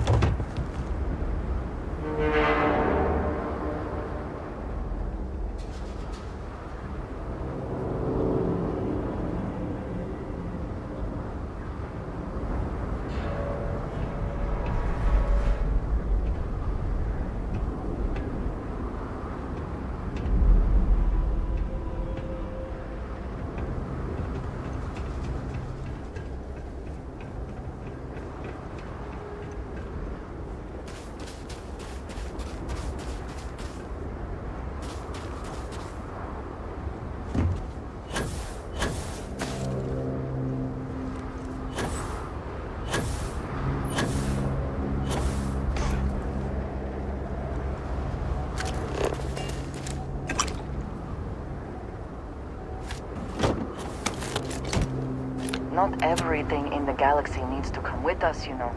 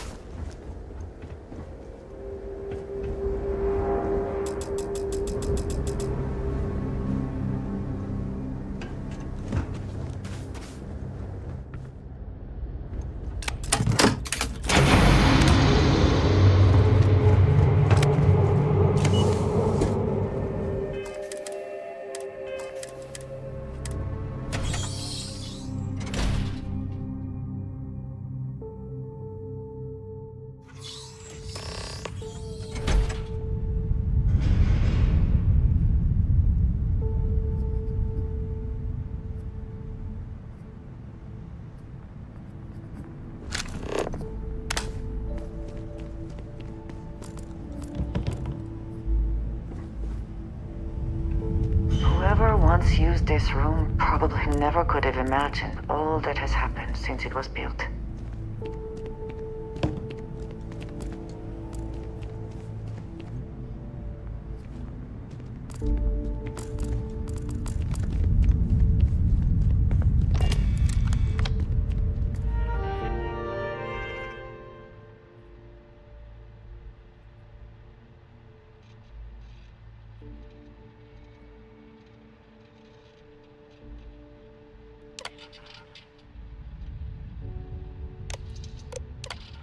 Station log. Dr. Judith Tatian. The recent delivery from Mars is unsettling. I was expecting rock samples or maybe fossils of microbial life. Instead, Dr. Victor Isa comes with 2 members of the military. Everything they've brought back is under wraps. What could a theoretical physicist need with a sample from Mars?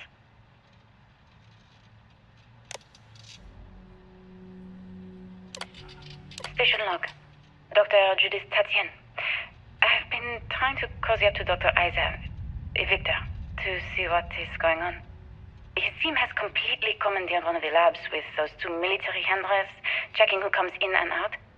I joked that maybe he found a little gray man and was doing an autopsy, and he grew very pale. 2 days later, he sends me a request asking for more information on my background in material science, metallurgical engineering. Oh, we have a meeting tomorrow. I think I'm being invited into the lab.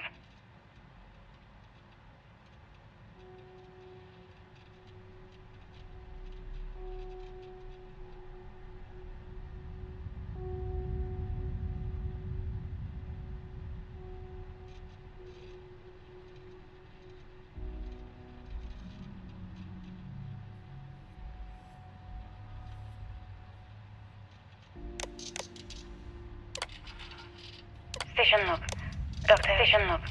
Dr. Judith Etienne. I have never been so nervous since I defended my dissertation. 4 hours talking to Victor and his team about theoretical metals, atomic bonding, even a half-hour divergence into magnetism that I'm pretty sure was just to throw me off the trail of what we were actually talking about. Then I got to see the lab. I don't know how much I should say, but the periodic table just got thrown out the window.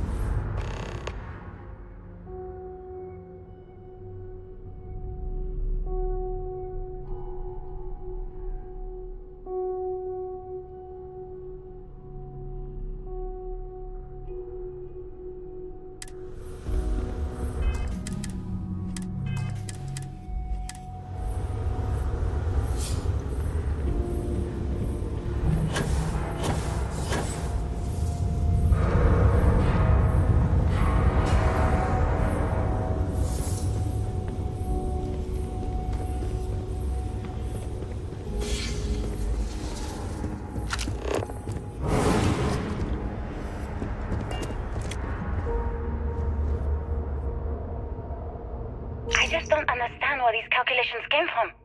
There's something wrong with the math? I think it's quite straightforward. That's not what I'm asking. We've had no success extracting even a sample of material from the object. No explanation for the gravitational effects, no motion graph to explain its harmonic frequencies.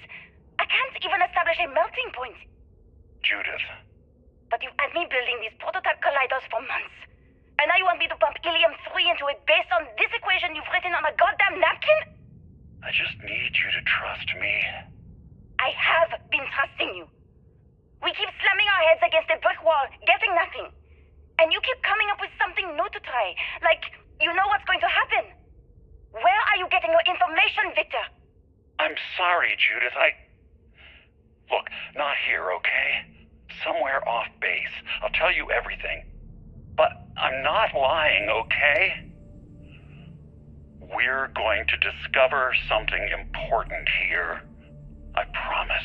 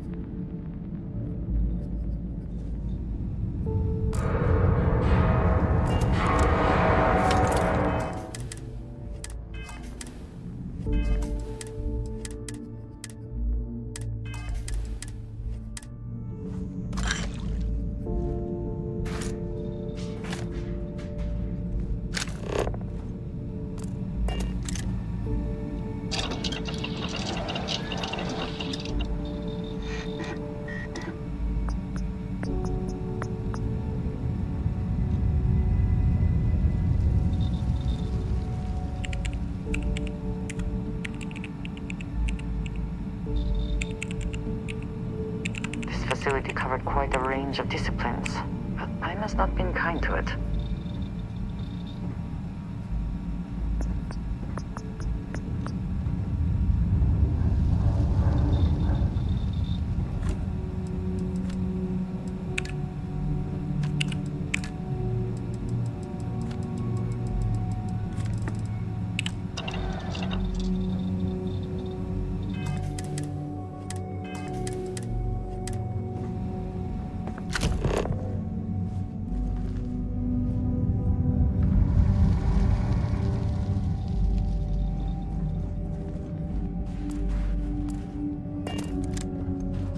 eager to help, if I can. I do not know. Can you? You have quite an effect on me, you know.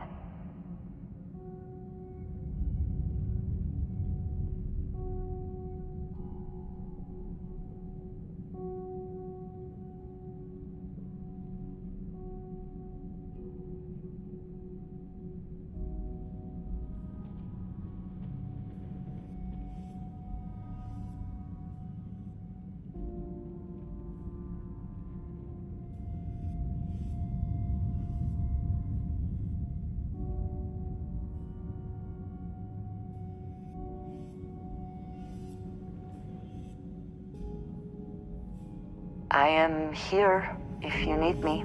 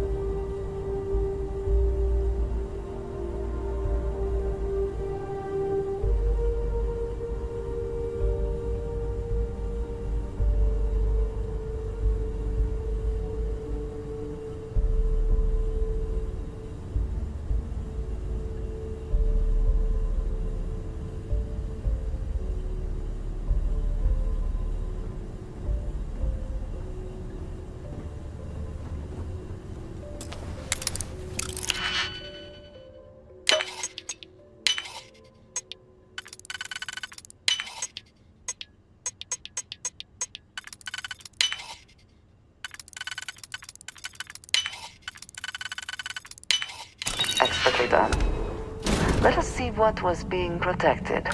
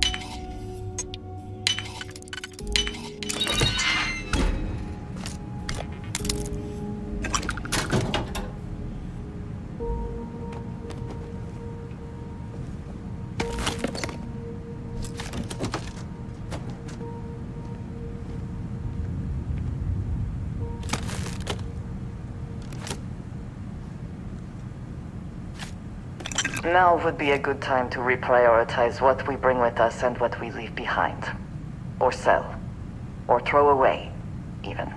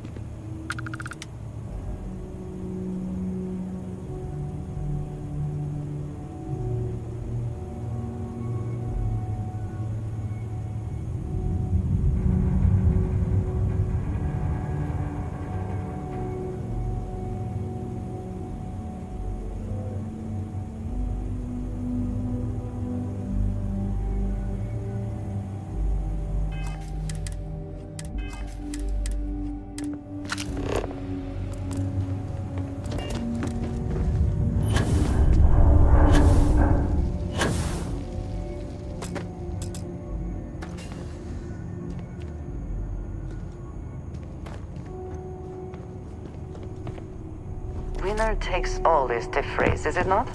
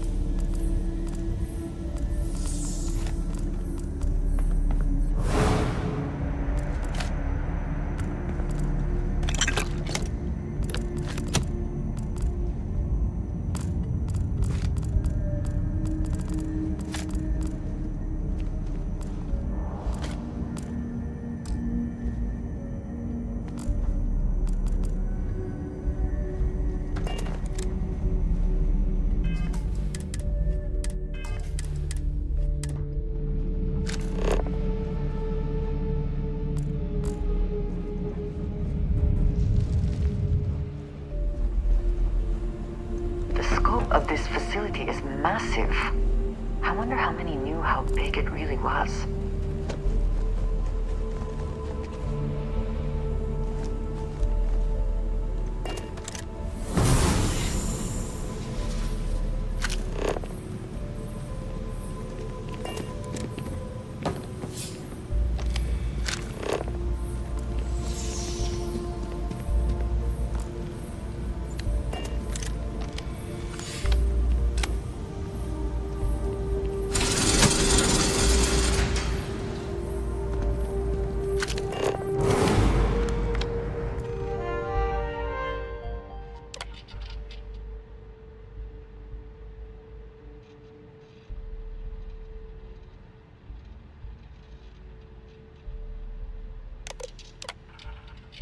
Project Log, Dr. Victor Isa.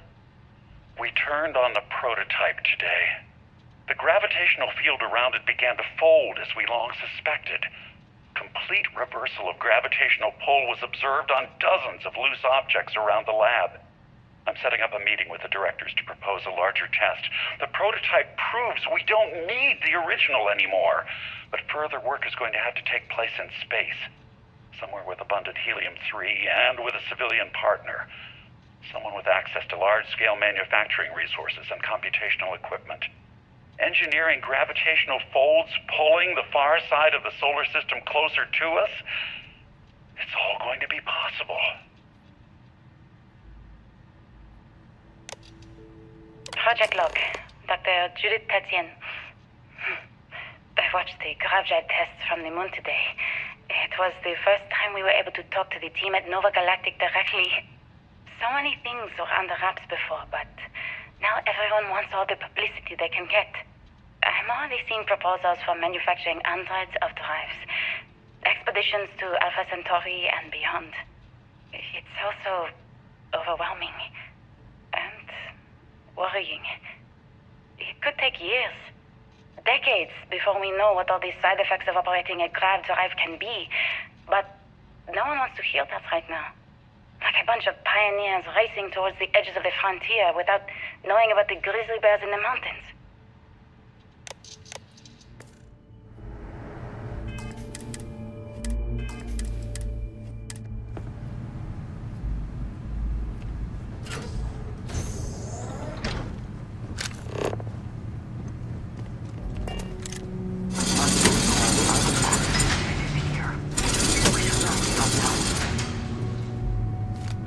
Might wish to lighten your load.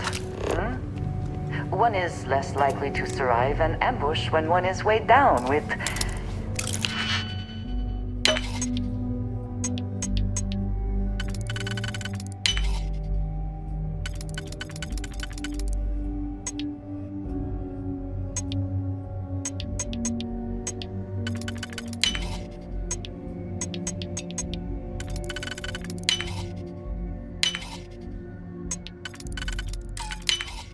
whatever all that is.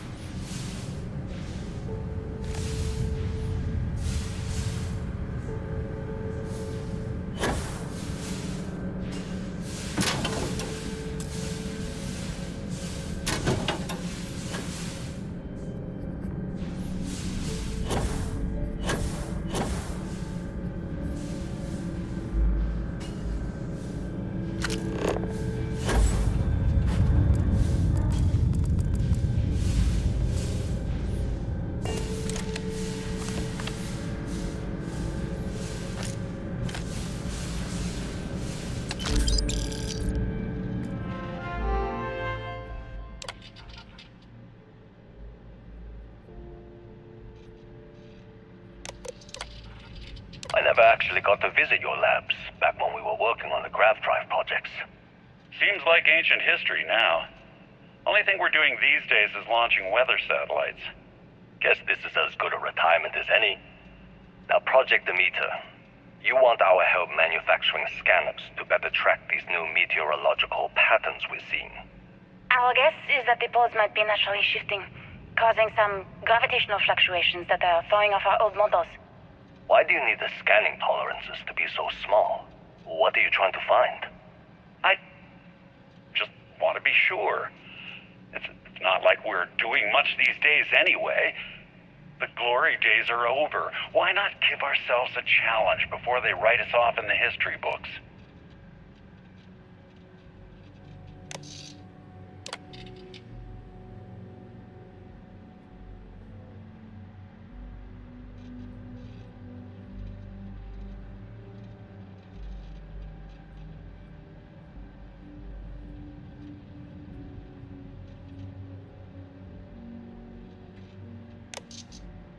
I know what I'm seeing, Victor.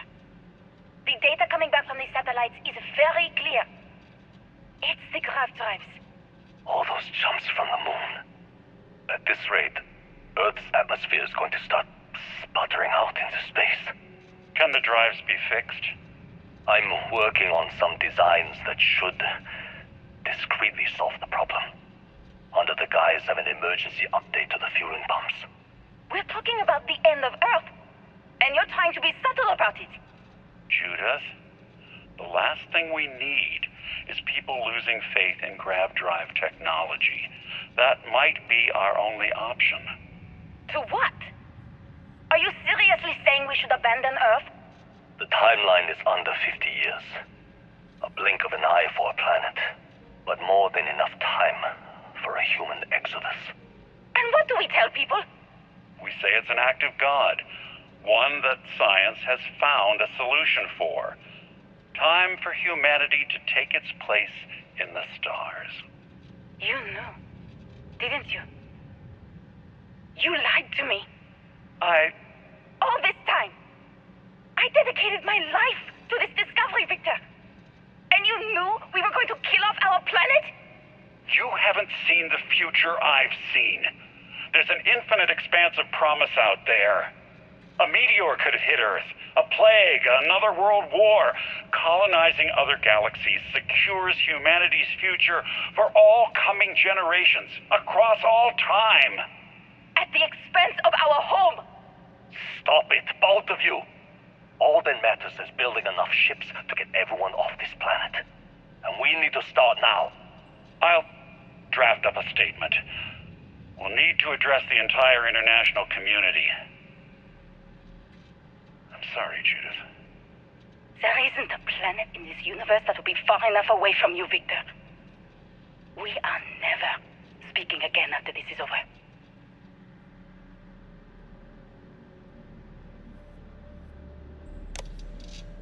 My name is Dr. Victor Isa. And if you're listening to this, then you probably already know the truth.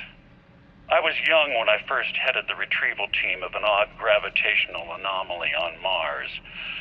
But I kept what really happened that day hidden from everyone except one other person. Even she didn't believe me at first.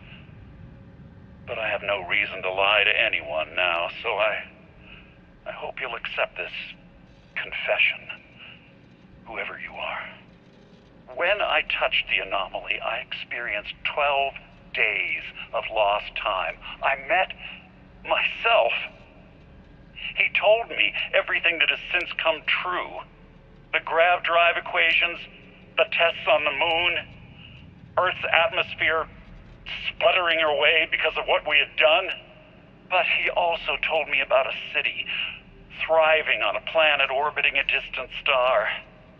Human culture, art, music, lifestyles evolving and shining brightly across all of space. What price would I be willing to pay for that future? Maybe you don't believe me. Maybe Judith was right and I'm just a coward who wants to believe his mistakes were justified. But everyone has forgotten about the real origins of the grav drive. This artifact from Mars. I hope you make better use of it than I did.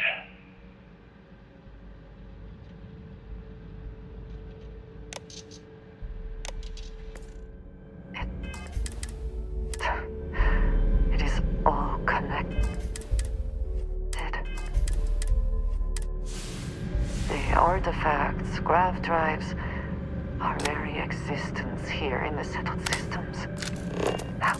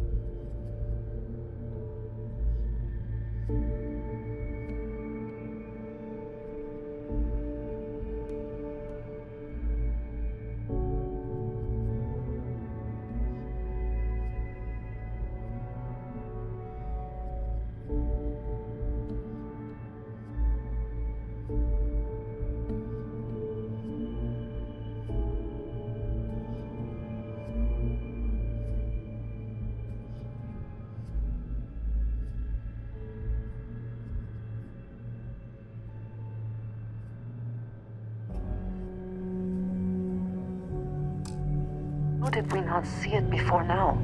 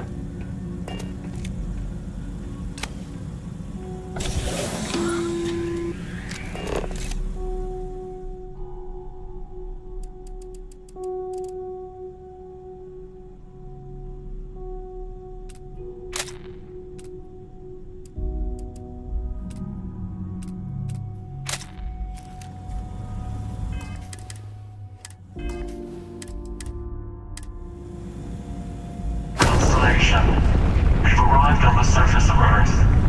We need to discuss what you found. And it looks like other Starborn got here before us. So, you might have company.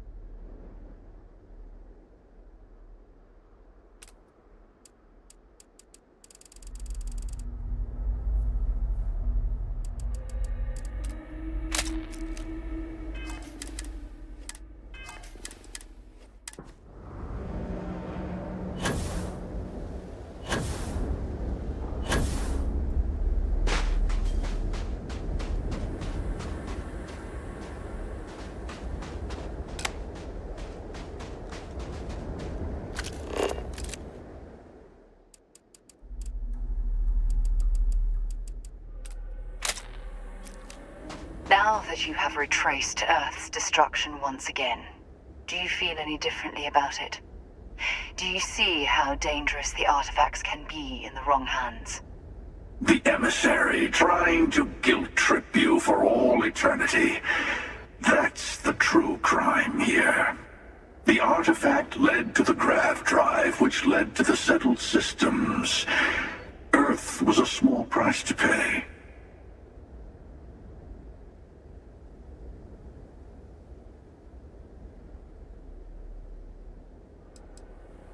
Every grav drive in the settled systems was built on technology that came from an artifact that was discovered on Mars. But these early drives shook the gravity field surrounding Earth. Eventually, the atmosphere started to slowly sputter away into space. That's why Earth is uninhabitable. The artifact gave the scientists a greater understanding of time and space, but not the wisdom to see where that would lead. The settled systems wouldn't exist without the artifacts, in other words. We owe what happened here in NASA a great debt. Assuming we weren't going to lose it anyway. War, disease, famine, all the classics. Don't you see? The power of the artifact forced humanity to the stars. They didn't get to make a choice. How many would have chosen Earth? What gave Victor Isa the right to choose for them? Are you getting tired of hearing this yet? Because I know I am. Every universe, it's the same speech. In the wrong hands, the power of the artifacts can make anyone a tyrant. That's why we watch over them. The only thing you're watching out for is yourself.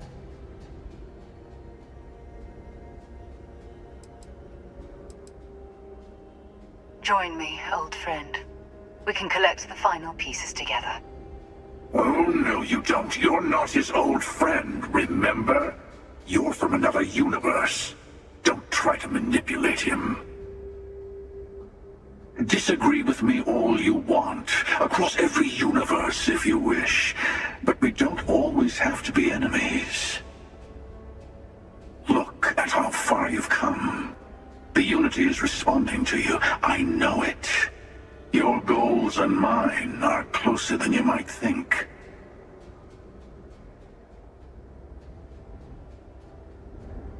Thank you.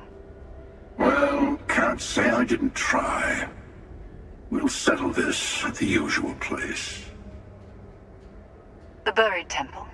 We'll be there. You're lucky I'm a man of my word. I'll see you there. Stay for a moment. We should talk through our next steps.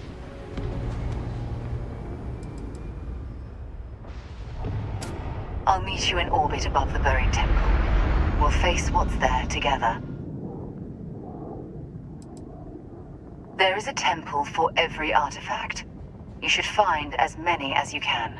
You'll need their power.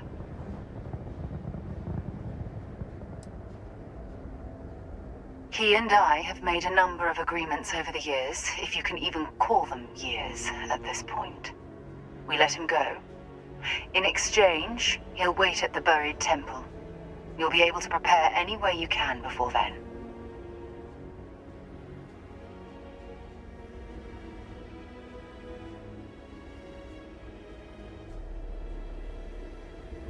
There's always a final artifact in a specific temple. The Hunter and I agreed that whomever you sided with, the other would wait there. Expect anything and everything. Other starborn, human mercenaries, and defenses, alien creatures under mind control.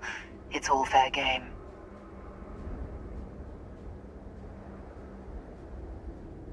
There's always a final artifact in a specific temple.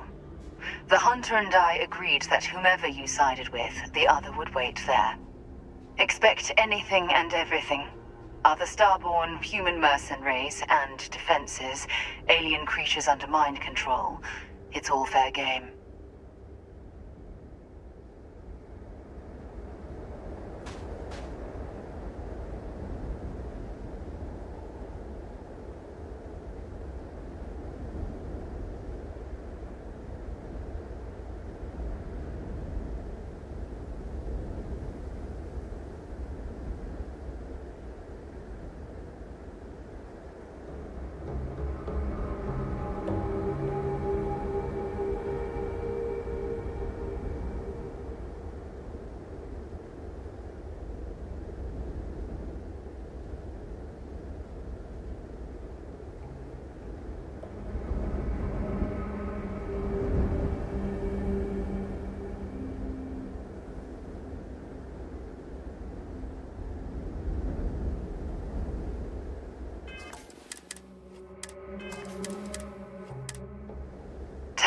what you need.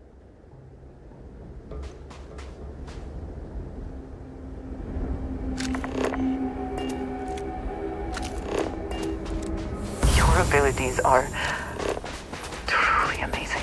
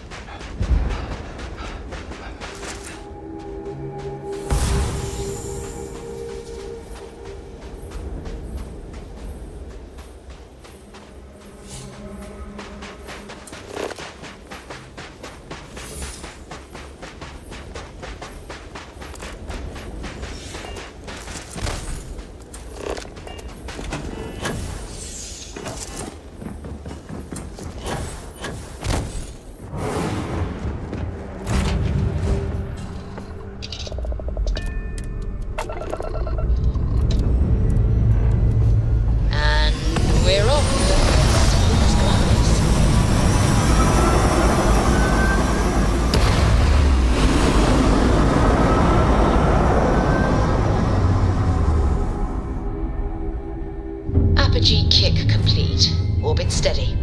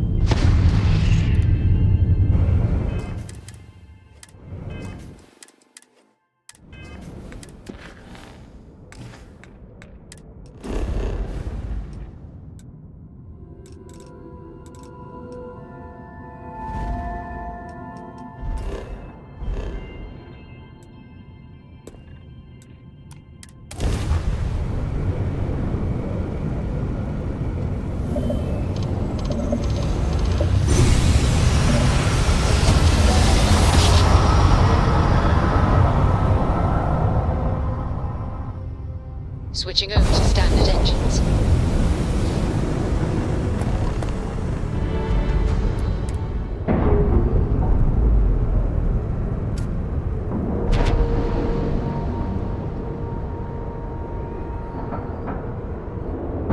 Solid docking job there. Nice work.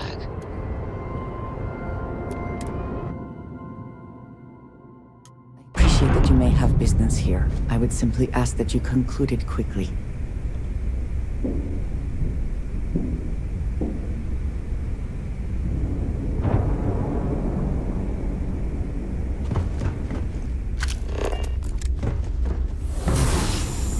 What kind of name is SysDef anyway?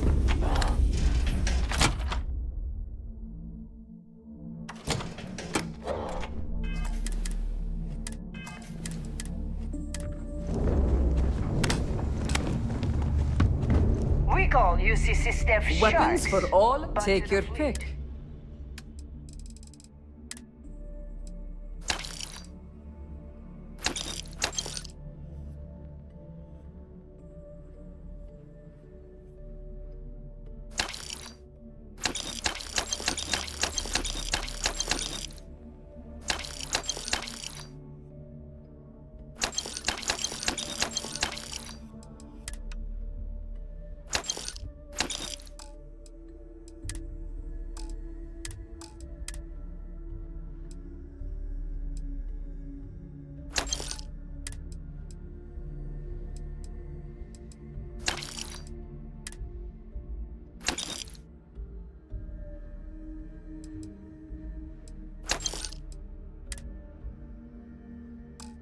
They're just bait.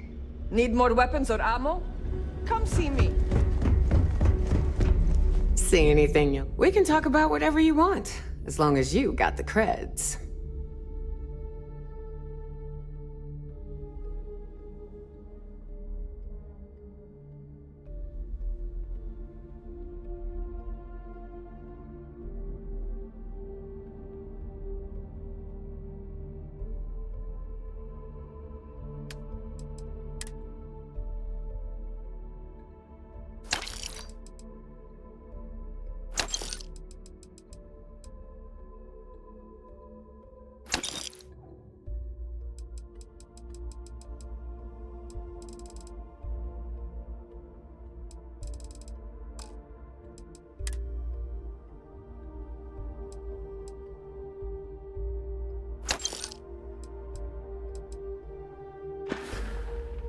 Come back and see me sometime. Looking to make a deal? Business it is.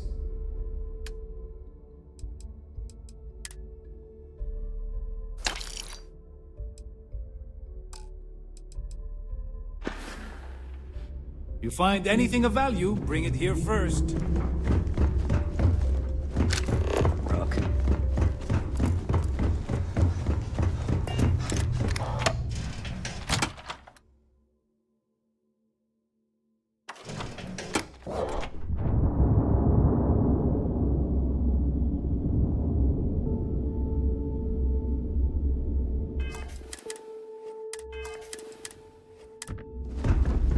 Been hearing some stuff about the Mantis being back.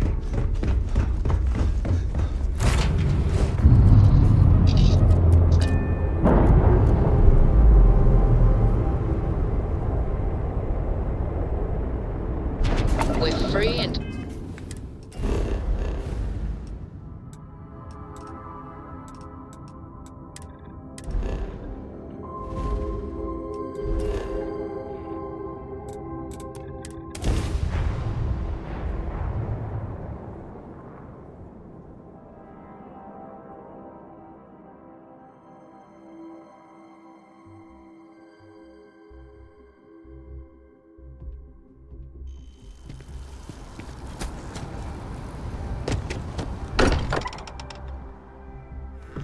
Again, who do you think will be the first to ask us questions? Mateo or Noel? It's good to be out and about.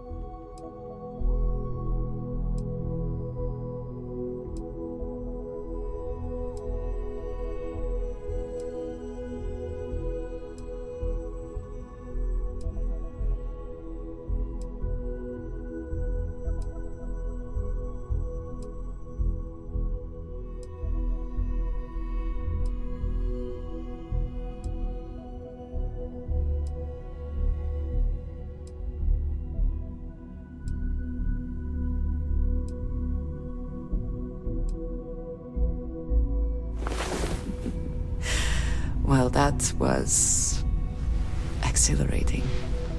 You do just have the two hands, yes?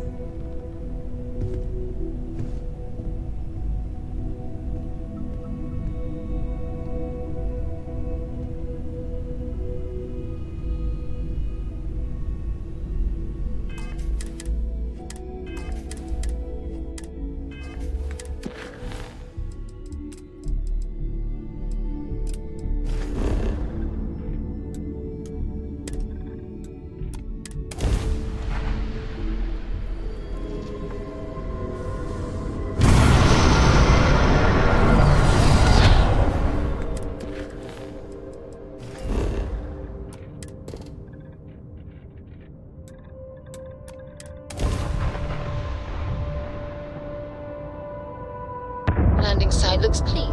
Let's sit it down.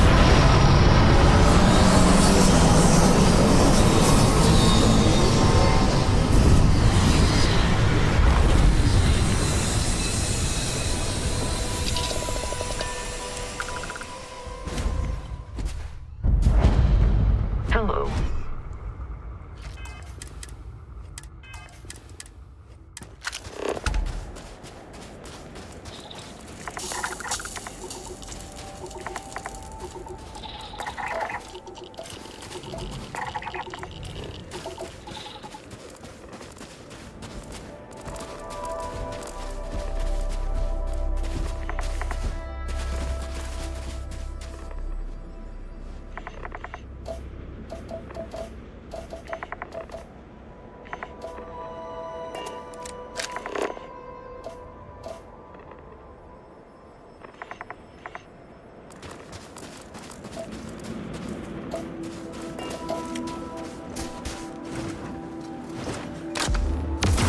Right. I guess too much road rage.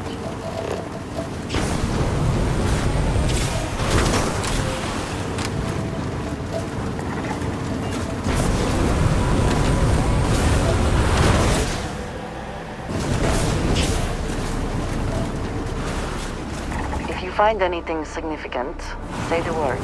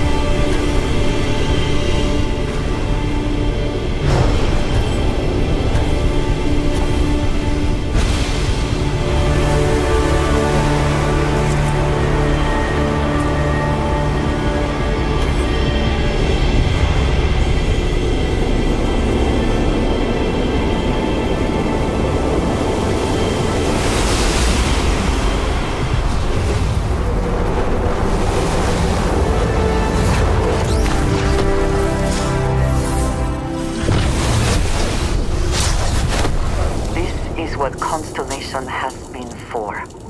This place, the Starborn, all of it.